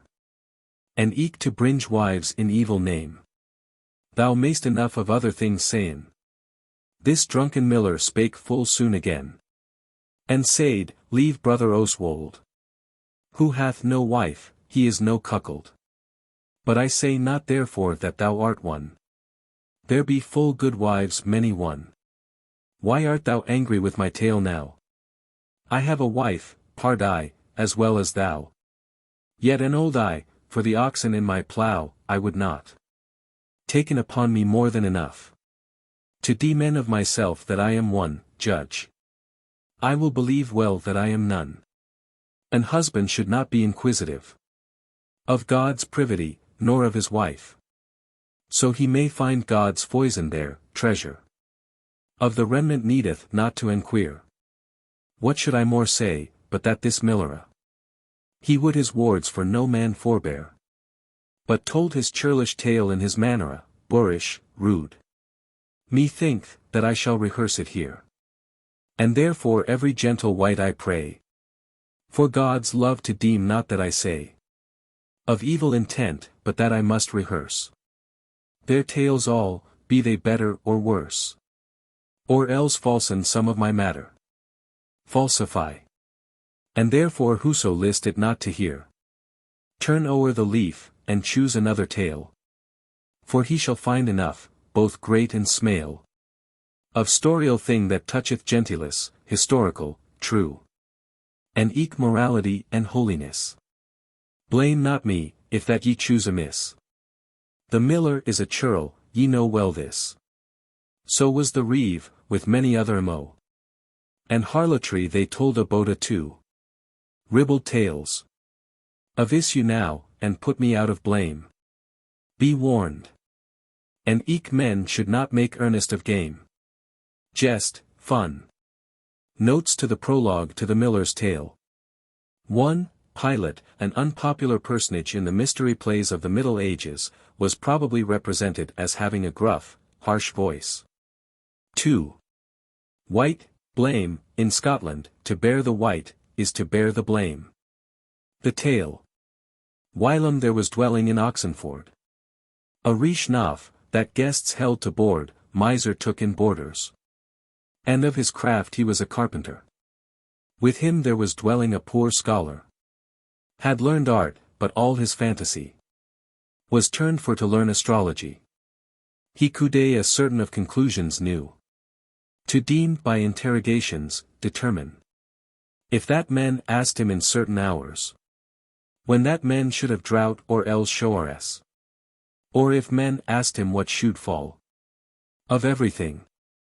I may not reckon all. This clerk was called Hendy Nicholas, gentle, handsome. Of dern love he knew and of solace, secret, earnest. And therewith he was sly and full privy. And like a maiden meek for to see. A chamber had he in that hostelry. Alone, withouten any company. Full fetusly widite with herbs swoot, neatly decorated. And he himself was sweet as is the root sweet of licorice, or any seat-wall. Valerian. His almagest, less than one greater than in books great and small. His astrolabe, less than two greater than belonging to his art. His aughrim stones, less than three greater than laid, fair apart. On shelves couched at his bed's head, laid, set. His press white covered with a falding red, coarse cloth. And all above there lay a gay psaltery, on which he made at night's melody. So sweetly, that all the chamber rang. And Angelus ad Virginum less than four greater than he sang. And after that he sung the king's note. Full often blessed was his merry throat. And thus this sweet clerk his time spent. After his friends finding and his rent. Attending to his friends. And providing for the cost of his lodging. This carpenter had wedded new a wife, which that he loved more than his life. Of 18 year, I guess, she was of age. Jealous he was, and held her nar w in cage. For she was wild and young, and he was old. And deemed himself belike a cuckold. Perhaps. He knew not Cato, less than five greater than for his wit was rude. That bade a man wed his similitude. Men should wedden after their estate. For youth and eld are often at debate. Age. But since that he was fallen in the snare, he must endure, as other folk, his care. Fair was this young wife, and therewithal, as any weasel her body gent and small. Slim, neat. A saint she weared, barred all of silk, girdle. A barncloth eke as white as morning milk apronless than six greater than. Upon her lens, full of many a gore. Loins plate. White was her smock, and broidered all before, robe or gown. And eke behind, on her collar about. Of coal-black silk, within and eke without. The tapes of her white volupere head kerchief less than seven greater than. Were of the same suit of her cholera. Her fillet broad of silk, and set full high. And sickerly she had a liquorous eye. Certainly lascivious. Full small white-pulled were her brows too. And they were bent, and black as any sloe. Arched. She was well more blissful on to see pleasant to look upon. Then is the new Pergenite tree. Young pear tree. And softer than the wool is of a wether. And by her girdle hung a purse of leather, tasselled with silk, and pearled with latoun, set with brass pearls. In all this world to see ken up and down, there is no man so wise, that could then che fancy, think of. So gay a popelot, or such a wench. Puppet less than 8 greater than. Full brighter was the shining of her hue. Then in the tower the noble forged new. A gold coin less than 9 greater than. But of her song, it was as loud and yearn, lively less than 10 greater than. As any swallow chittering on a barn. Thereto she could skip, and make a game also romp. As any kid or calf following his dame. Her mouth was sweet as Becket, less than 11 greater than or as meth mead. Or hoard of apples, laid in hay or heath. Wincing she was as is a jolly colt, skittish. Long as a mast, and upright as a bolt. A brooch she bare upon her low collera. As broad as is the boss of a bucklerer. Her shoon were laced on her legs high. She was a prime roll, a pigasney less than 12 greater than, primrose. For any lord to have ligging in his bed, lying. Or yet for any good yeoman to wed. Now, sir, and eft sir, so befell the case, again. That on a day this hendy Nicholas fell with this young wife to rage and play the rogue. While that her husband was at Osnay, less than 13 greater than. As clerks be full subtle and full quaint. And privily he caught her by the cayent, cunt. And said, why wis, but if I have my will, assuredly. For dern love of thee, leman, I spill. For earnest love of thee. And held her fast by the haunch bones, my mistress, I perish. And said, leman, love me well at once. Or I will die e'en, all so God me save. And she sprang as a colt doth in the traveless than 14 greater than. And with her head she writhed fast away. And said, I will not kiss thee, by my faith. Why let be, quoth she, let be, Nicholas. Or I will cry out harrow and alas. Less than 15 greater than. Do away your hands, for your courtesy. This Nicholas gone mercy for to cry. And spake so fair, and proffered him so fast. That she her love him granted at the last. And swore her oath by Saint Thomas of Kent. That she would be at his commandment. When that she may her leisure well espy. My husband is so full of jealousy. That but ye wait well, and be privy, unless. I wot right well I am but dead, quoth she. Ye must be full dern as in this case. Secret. Nay, thereof care thee not, quoth Nicholas. A clerk had lithely beset his while, ill spent his time. But if he could a carpenter beguile. Unless. And thus they were accorded and wise-worn. To wait a time, as I have said beforn. When Nicholas had done thus every deal, wit. And thwacked her about the lens well, loins. He kissed her sweet, and taketh his psaltery. And playeth fast, and mocketh melody. Then fell it thus, that to the parish church of Christ's own works for to work. This good wife went upon a holy day. Her forehead shone as bright as any day. So was hen, when she left her work. Now was there of that church a parish clerk. The which that was Wycliffe Absalon. Curled was his hair, and as the gold it shone. And strutted as a fauna large and broad, stretched. Full straight and even lay his jolly showed. Head of hair. His road was red, his eyen grey as goose, complexion. With Paul's windows carven on his shoes less than 16 greater than. In hosen red he went full fetusly. Daintily, neatly. White clad he was full small and properly. All in a kirtle of a light waget. Girdle sky blue. Full fair and thick be the point set. And thereupon he had a gay surplice. As white as is the blossom on the rise. Twig less than 17 greater than. A merry child he was, so God me save. Well could he let 10 blood, and clip, and shave. And make a charter of land, and a quittance.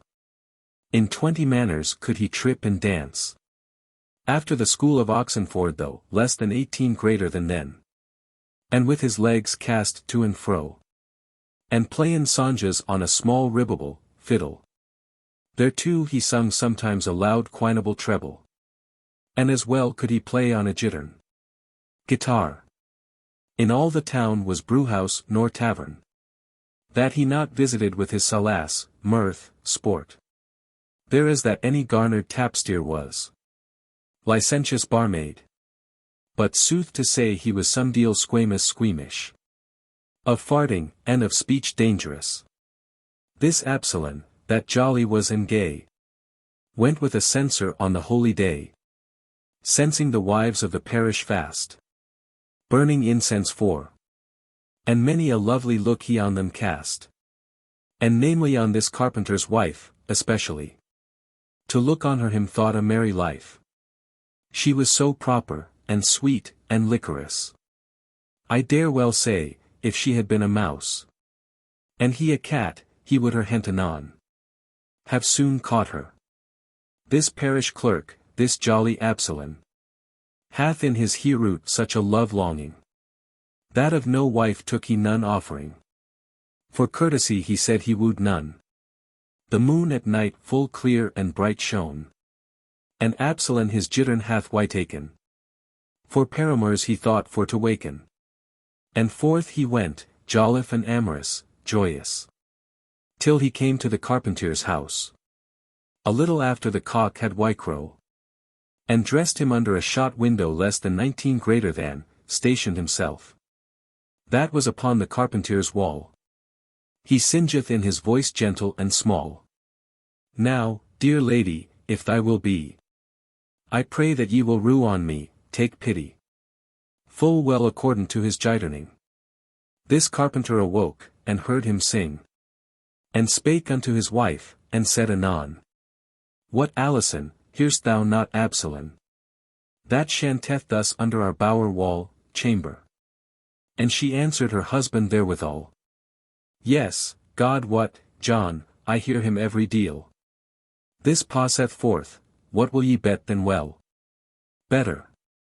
From day to day this jolly Absalon. So with her, that him is woebegone. He waketh all the night, and all the day, to comb his locks broad, and make him gay. He with her by means and by brosage, by presents and by agents. And swore he would be her owen page. He singeth brocking as a nightingale. Quavering. He sent her piment less than 20 greater than, mead, and spiced ale. And wafers piping hot out of the gleed, cakes coals. And, for she was of town, he proffered mead. Less than 21 greater than. For some folk will be wonnen for riches. And some for strokes, and some with gentilesse. Sometimes, to show his lightness and mastery, he playeth Herod less than 22 greater than on a scaffold high. But what availeth him as in this case? So loveth she the hendy Nicholas, that Absalon may blow the buck's horn, go whistle. He had for all his labor but a scorn. And thus she mocketh Absalon her ape. And all his earnest turneth to a jape. Jest. Full sooth is this proverb, it is no lie. Men say right thus alway, the nigh sly mocketh oft time the far leaf to be loath. Less than 23 greater than. For though that Absalon be wood or wroth mad, because that he far was from her sight, this nigh Nicholas stood still in his light. Now bear thee well, thou hendy Nicholas. For Absalon may wail and sing, alas. And so befell, that on a Saturday, this carpenter was gone to Osnay. And hendy Nicholas and Alison accorded were to this conclusion, that Nicholas shall shape him a while devise a stratagem, the silly jealous husband to beguile. And if so were the game went aright, she should sleepen in his arms all night. For this was her desire and his also. And right anon, without wards mo. This Nicholas no longer would he tarry, but doth full soft unto his chamber carry both meat and drink for a day or tway. And to her husband bade her for to say, if that he asked after Nicholas, she should say, she wist not where he was, knew of all the day she saw him not with eye. She trowed he was in some malady, believed, for no cry that her maiden could him call, he would answer, for naught that might befall. Thus passed forth all thilke Saturday, that Nicholas still in his chamber lay, and ate, and slept, and did what him list, till Sunday, that the sun went to rest. When this silly carpenter had great marvail wondered greatly of Nicholas, or what thing might him ail, and said, I am adrad, by Saint Thomas, afraid, in dread.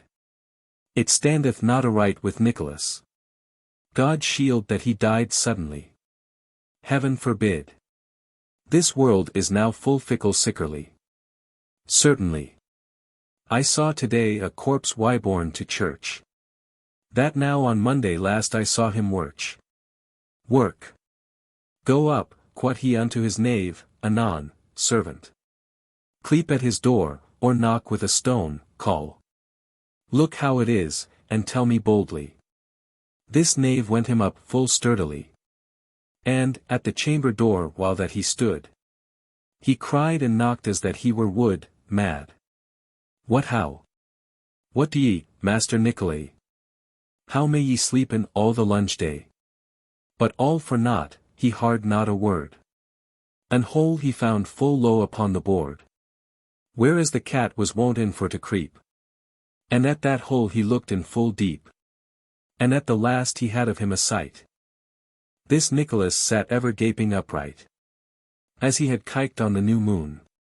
Looked less than 24 greater than. Adown he went, and told his master soon, in what array he saw this ilk man. Same. This carpenter to bliss in him began, bless, cross himself. And said, now help us, Saint Fridswide. Less than 25 greater than. A man what shall him betide? Knows.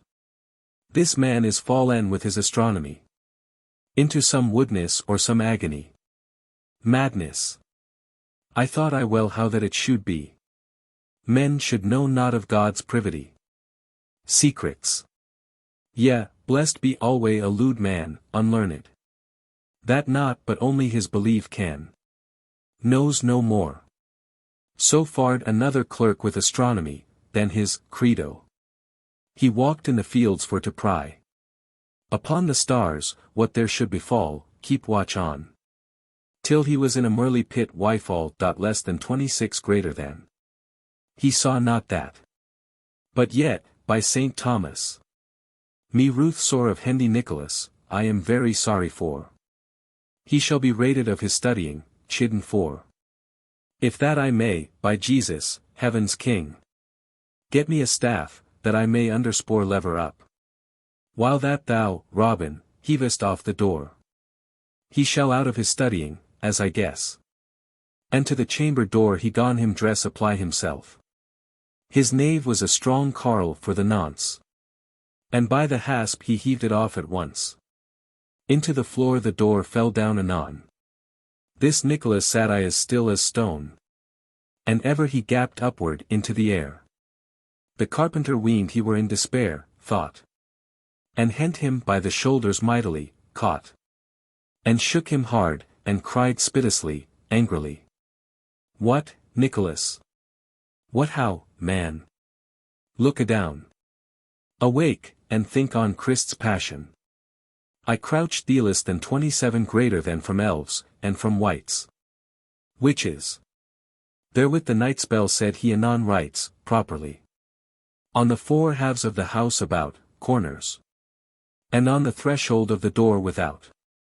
Lord Jesus Christ, and Saint Benedict. Bless this house from every wicked wight. From the nightmare, the white paternoster. Where wantest thou now, Saint Peter's sister? Dwellest. And at the last this Hendy Nicholas gone for to sigh full sore, and said, Alas! Shall all time world be lost eftsoons now, forthwith? This carpenter answered, What sayest thou? What? Think on God, as we do, men that swink. Labor. This Nicholas answered, Fetch me a drink. And after will I speak in privity of certain thing that toucheth thee and me. I will tell it no other man certain. This carpenter went down, and came again, and brought of mighty ale a large quart. And when that each of them had drunk his part, this Nicholas his chamber door fast shut. And down the carpenter by him he set, and said, John, mine host full lief and dear, loved, thou shalt upon thy truth swear me here, that to no wight thou shalt my counsel betray. For it is Christ's counsel that I say. And if thou tell it man, thou art for lore, lost less than 28 greater than. For this vengeance thou shalt have therefore, that if thou me, thou shalt be wood. Betray mad. Nay, Christ forbid it for his holy blood. Quoth then this silly man, I am no blab, talker. Nor, though I say it, am I lief to gab. Fond of speech. Say what thou wilt, I shall it never tell. To child or wife, by him that harried hell. Less than 29 greater than. Now, John, quoth Nicholas, I will not lie. I have found in my astrology, as I have looked in the moon bright, that now on Monday next, at quarter night, shall fall a rain, and that so wild and wood mad, that never half so great was no's flood. This world, he said, in less than half an hour, shall all be drained, so hideous is the shower, drowned. Thus shall mankind drench, and lose their life, drown. This carpenter answered, Alas, my wife! And shall she drench? Alas, mine Alisoun!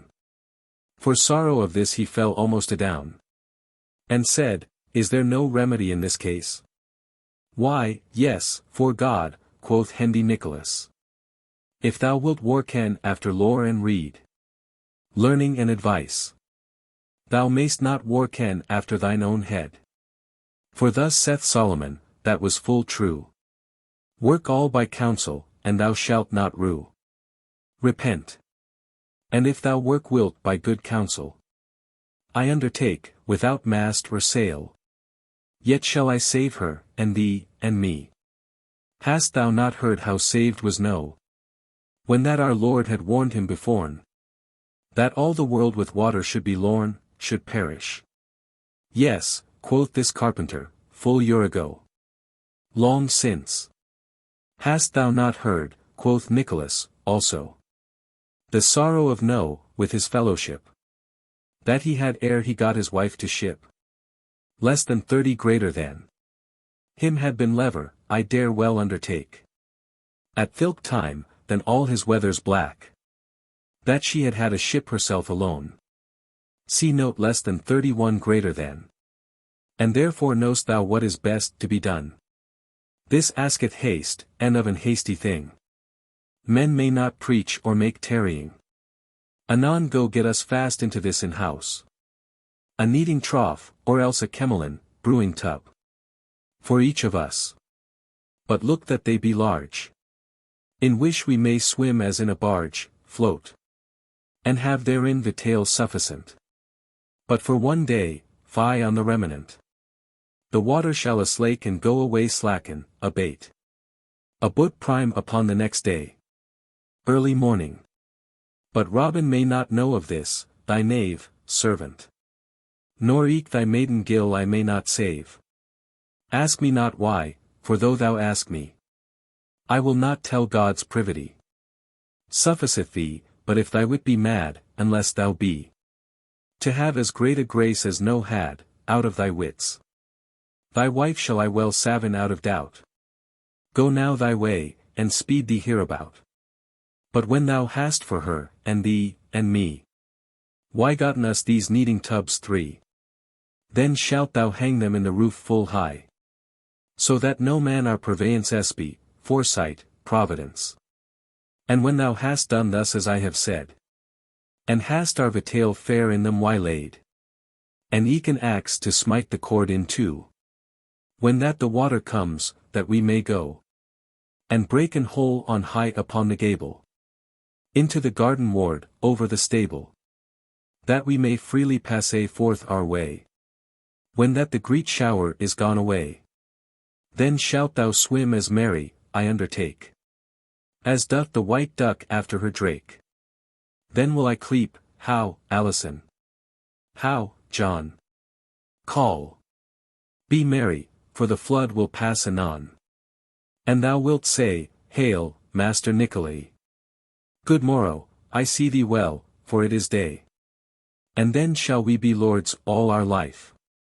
Of all the world, as Noe and his wife. But of one thing I warn thee full right. Be well advised, on that ilk night, same. When we be entered into ship's board, that none of us not speak a single word, nor cleep nor cry, but be in his prayer.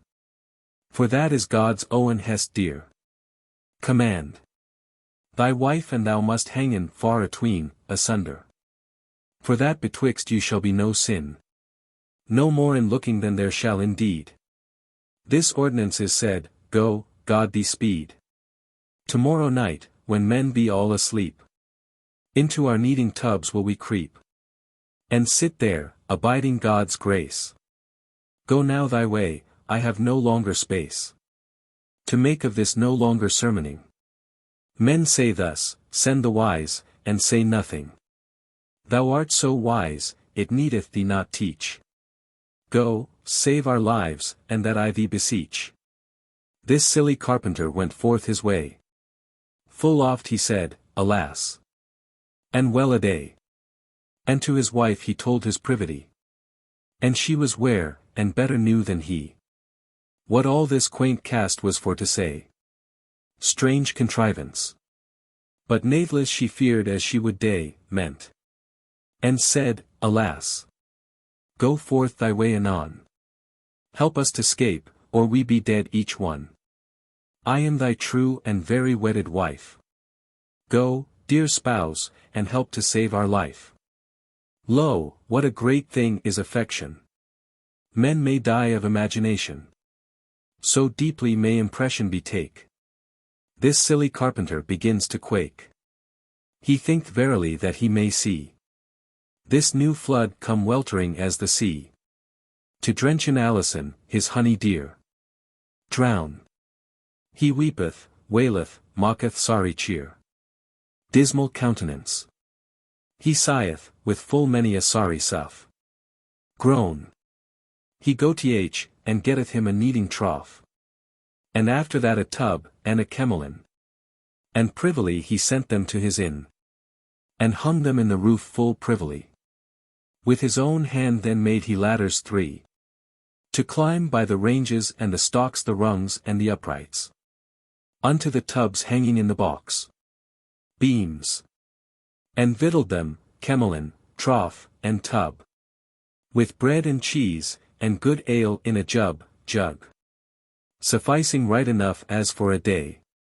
But ere that he had made all this array, he sent his knave, and eke his wench also, servant maid, upon his need to London for to go business. And on the Monday, when it drew to night, he shut his door without candle light, and dressed everything as it should be prepared. And shortly up they climbed all the 3. They sat still well a furlong way, the time it would take.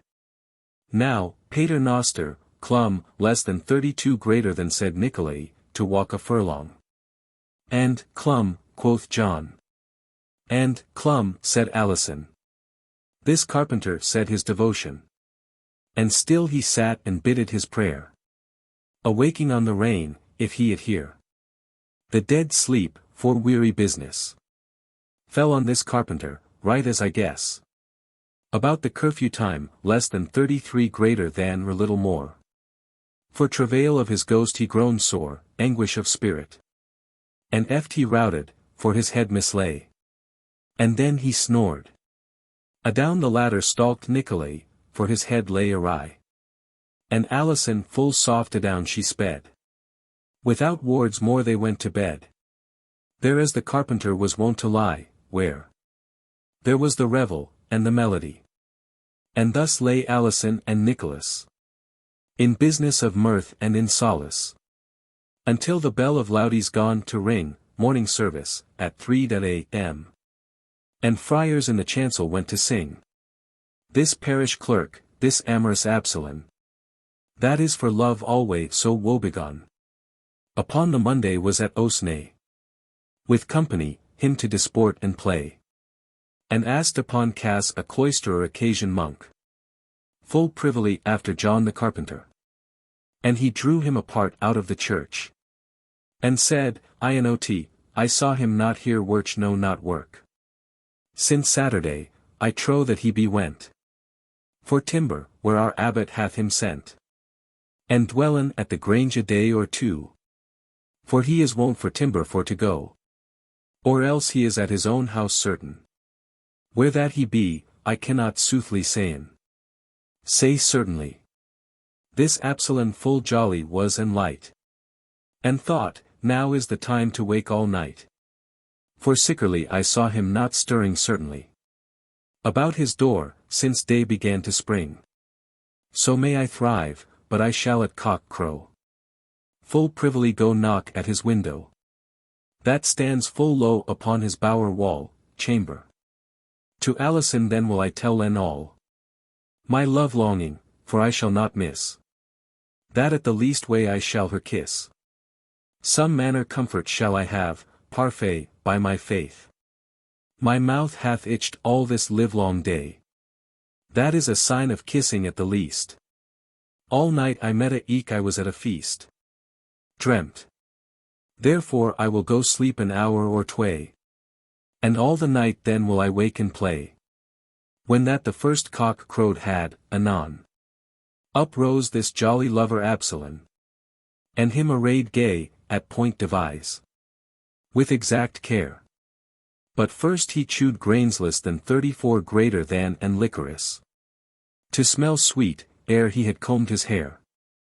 Under his tongue a true love less than 35 greater than he bare. For thereby thought he to be gracious. Then came he to the carpenter's house. And still he stood under the shot window. Unto his breast it rout, it was so low, reached. And soft he coughed with a semisound. Low tone. What do ye, honeycomb, sweet Alisoun?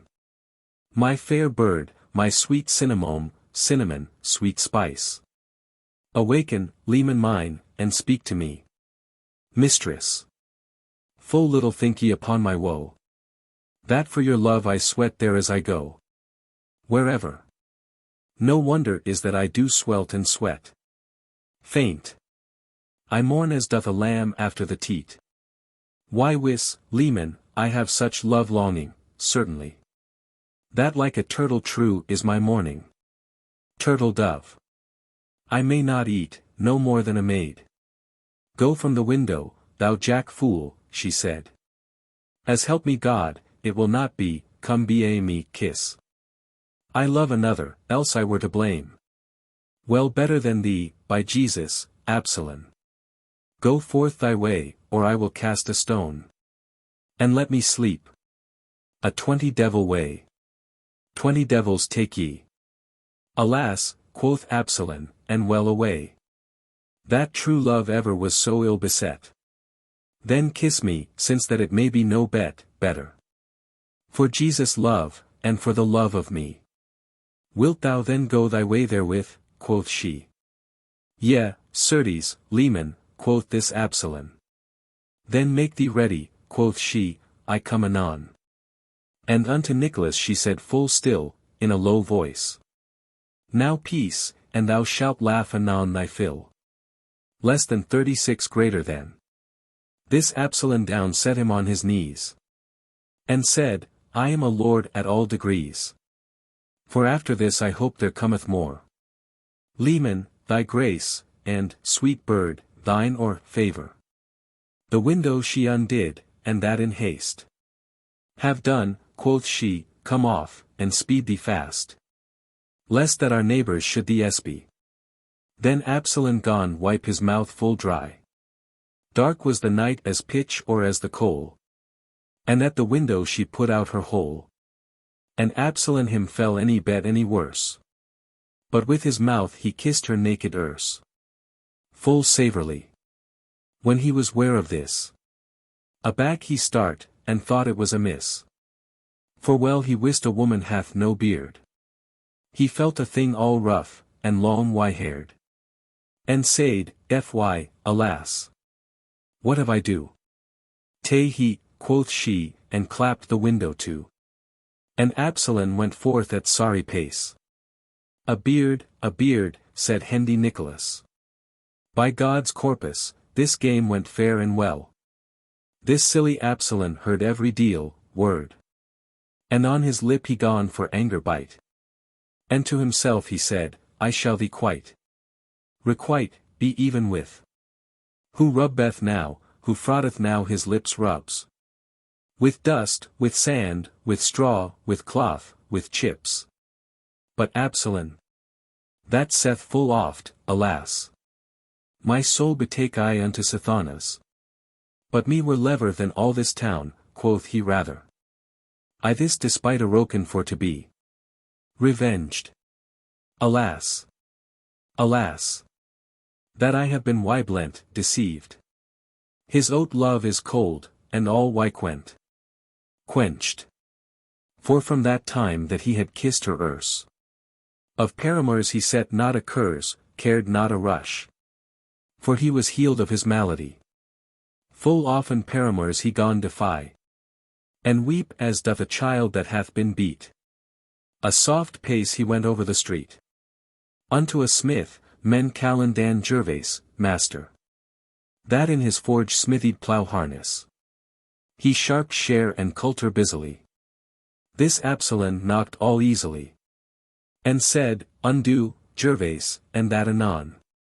What, who art thou? It is I, Absalom. What? Absalom, what? Christ's sweet tree, cross. Why rise so wrath? Hey! Benedicite, early. What aileth you? Some gay girl, less than 37 greater than God it wot, hath brought you thus upon the viritote, less than 38 greater than. By Saint Neot, ye wot well what I mean. This Absalom he wrought not a bean wrecked, cared of all his play. No word again he spoke. For he had more toe on his distaffless than 39 greater than. Then Gervase knew, and said, Friend so dear. That oat coulter in the chimney here. Lend it to me, I have therewith to don, do. I will it bring again to thee full soon. Gervase answered, Certes, were it gold. Or in a poke noble's all untold, purse. Thou shouldst it have, as I am a true smith. Hey! Christ's foot, what will ye do therewith? Thereof, quoth Absalom, be as be may. I shall well tell it thee another day. And caught the coulter by the cold steel handle. Full soft out at the door he gone to steal. And went unto the carpenter's wall. He coughed first, and knocked therewithal. Upon the window, light as he did air. Before less than 40 greater than. This Alison answered, Who is there? That knocketh so. I warrant him a thief. Nay, nay, quoth he, God what, my sweet leaf, love. I am thine Absalom, my own darling. Of gold, quoth he, I have thee brought a ring. My mother gave it me, so God me save. Full fine it is, and thereto well engraved. This will I give to thee, if thou me kiss. Now Nicholas was risen up to piss. And thought he would amenden all the jape. Improve the joke. He should kiss his erse ere that he scape. And up the window did he hastily. And out his erse he put full privily. Over the buttock, to the haunch bone. And therewith spake this clerk, this Absalom. Speak, sweet bird, I know not where thou art. This Nicholas anon let fly a fart, as great as it had been a thunder dent, peal, clap. That with the stroke he was well nigh wyblent. Blinded. But he was ready with his iron hot. And Nicholas amid the earth he smote. Off went the skin and handbreadth all about. The oat coulter burned so his tout, breech, that for the smart he weened he would die. Thought. As he were wood, for woe he gone to cry, mad. Help. Water, water, help for God's heart. This carpenter out of his slumber start. And heard one cry, water, as he were wood, mad. And thought, alas! Now cometh Noe's flood. He sat him up without wards amo. And with his axe he smote the cord in two. And down went all, he found neither to sell, nor bread nor ale, till he came to the cell, threshold less than 41 greater than. Upon the floor, and there in swoon he lay. Up started Alison and Nicolay, and cried out an harrow, less than 15 greater than in the street. The neighbours alle, both small and great, in ran, for to goren on this man, stare. That yet in swoon lay, both pale and wan. For with the fall he broken had his arm. But stand he must unto his own harm. For when he spake, he was anon borne down. With Hendy Nicholas and Alisoun. They told to every man that he was wood. Mad. He was agaste so of Noe's flood, afraid. Through fantasy, that of his vanity. He had bought him kneading tubs 3. And had them hanged in the roof above. And that he prayed them for God's love, to sitten in the roof for company. The folk gone laughin' at his fantasy. Into the roof they kiken and they gape, peep, look. And turned all his harm into a jape. Jest. For whatsoe'er this carpenter answered, it was for naught, no man his reason heard. With oaths great he was so sworn adown, that he was holden wood in all the town. For every clerk anon right held with other.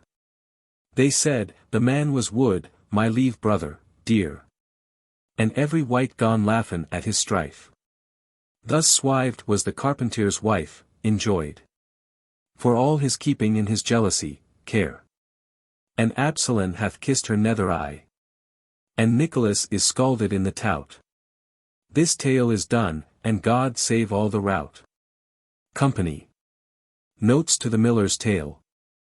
1. Almagest, the book of Ptolemy the astronomer, which formed the canon of astrological science in the Middle Ages. 2. Astrolabe, astrolagur, astrolabor. A mathematical instrument for taking the altitude of the sun or stars. 3. Aughrim is a corruption of algorithm, the Arabian term for numeration. Aughrim stones, therefore were probably marked with numerals, and used as counters. 4. Angelus ad Virginum, the angel's salutation to Mary, Luke 28. It was the Ave Maria of the Catholic Church service. 5.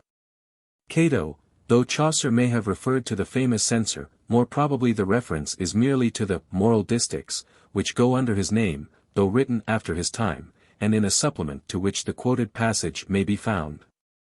6. Barmcloth, apron, from Anglo-Saxon, barm, bosom or lap. 7. Volupere, headgear, kerchief, from French, enveloper, to wrap up. 8. Popelet, puppet, but chiefly, young wench. 9. Noble, nobles were gold coins of especial purity and brightness. Ex oro nobilissimi, unde nobilis vocatus, made from the noblest, purest, gold, and therefore called nobles, says Vossius. 10. Yearn, shrill, lively, German, jern, willingly, cheerfully.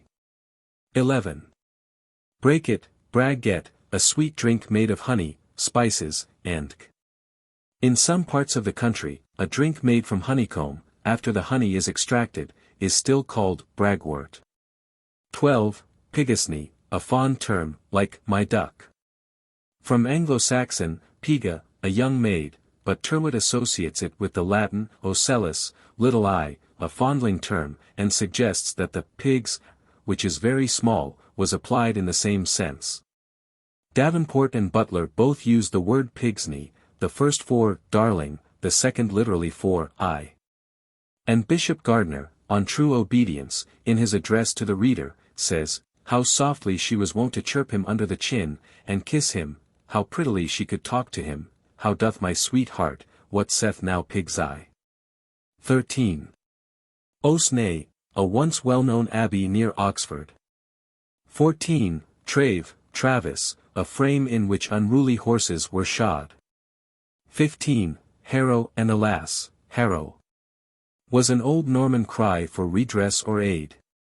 The clameur de Harrow was lately raised, under peculiar circumstances, as the prelude to a legal protest, in Jersey.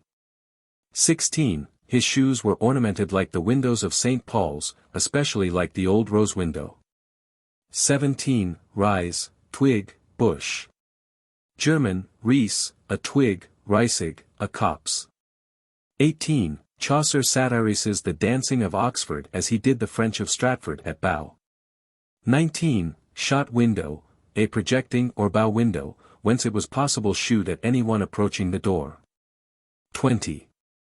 Piment, a drink made with wine, honey, and spices. 21. Because she was town-bred, he offered wealth, or money reward, for her love. 22. Parish clerks, like Absalom, had leading parts in the mysteries or religious plays. Herod was one of these parts, which may have been an object of competition among the amateurs of the period. 23. The nigh sly mocketh oft time the far leaf to be loath, a proverb.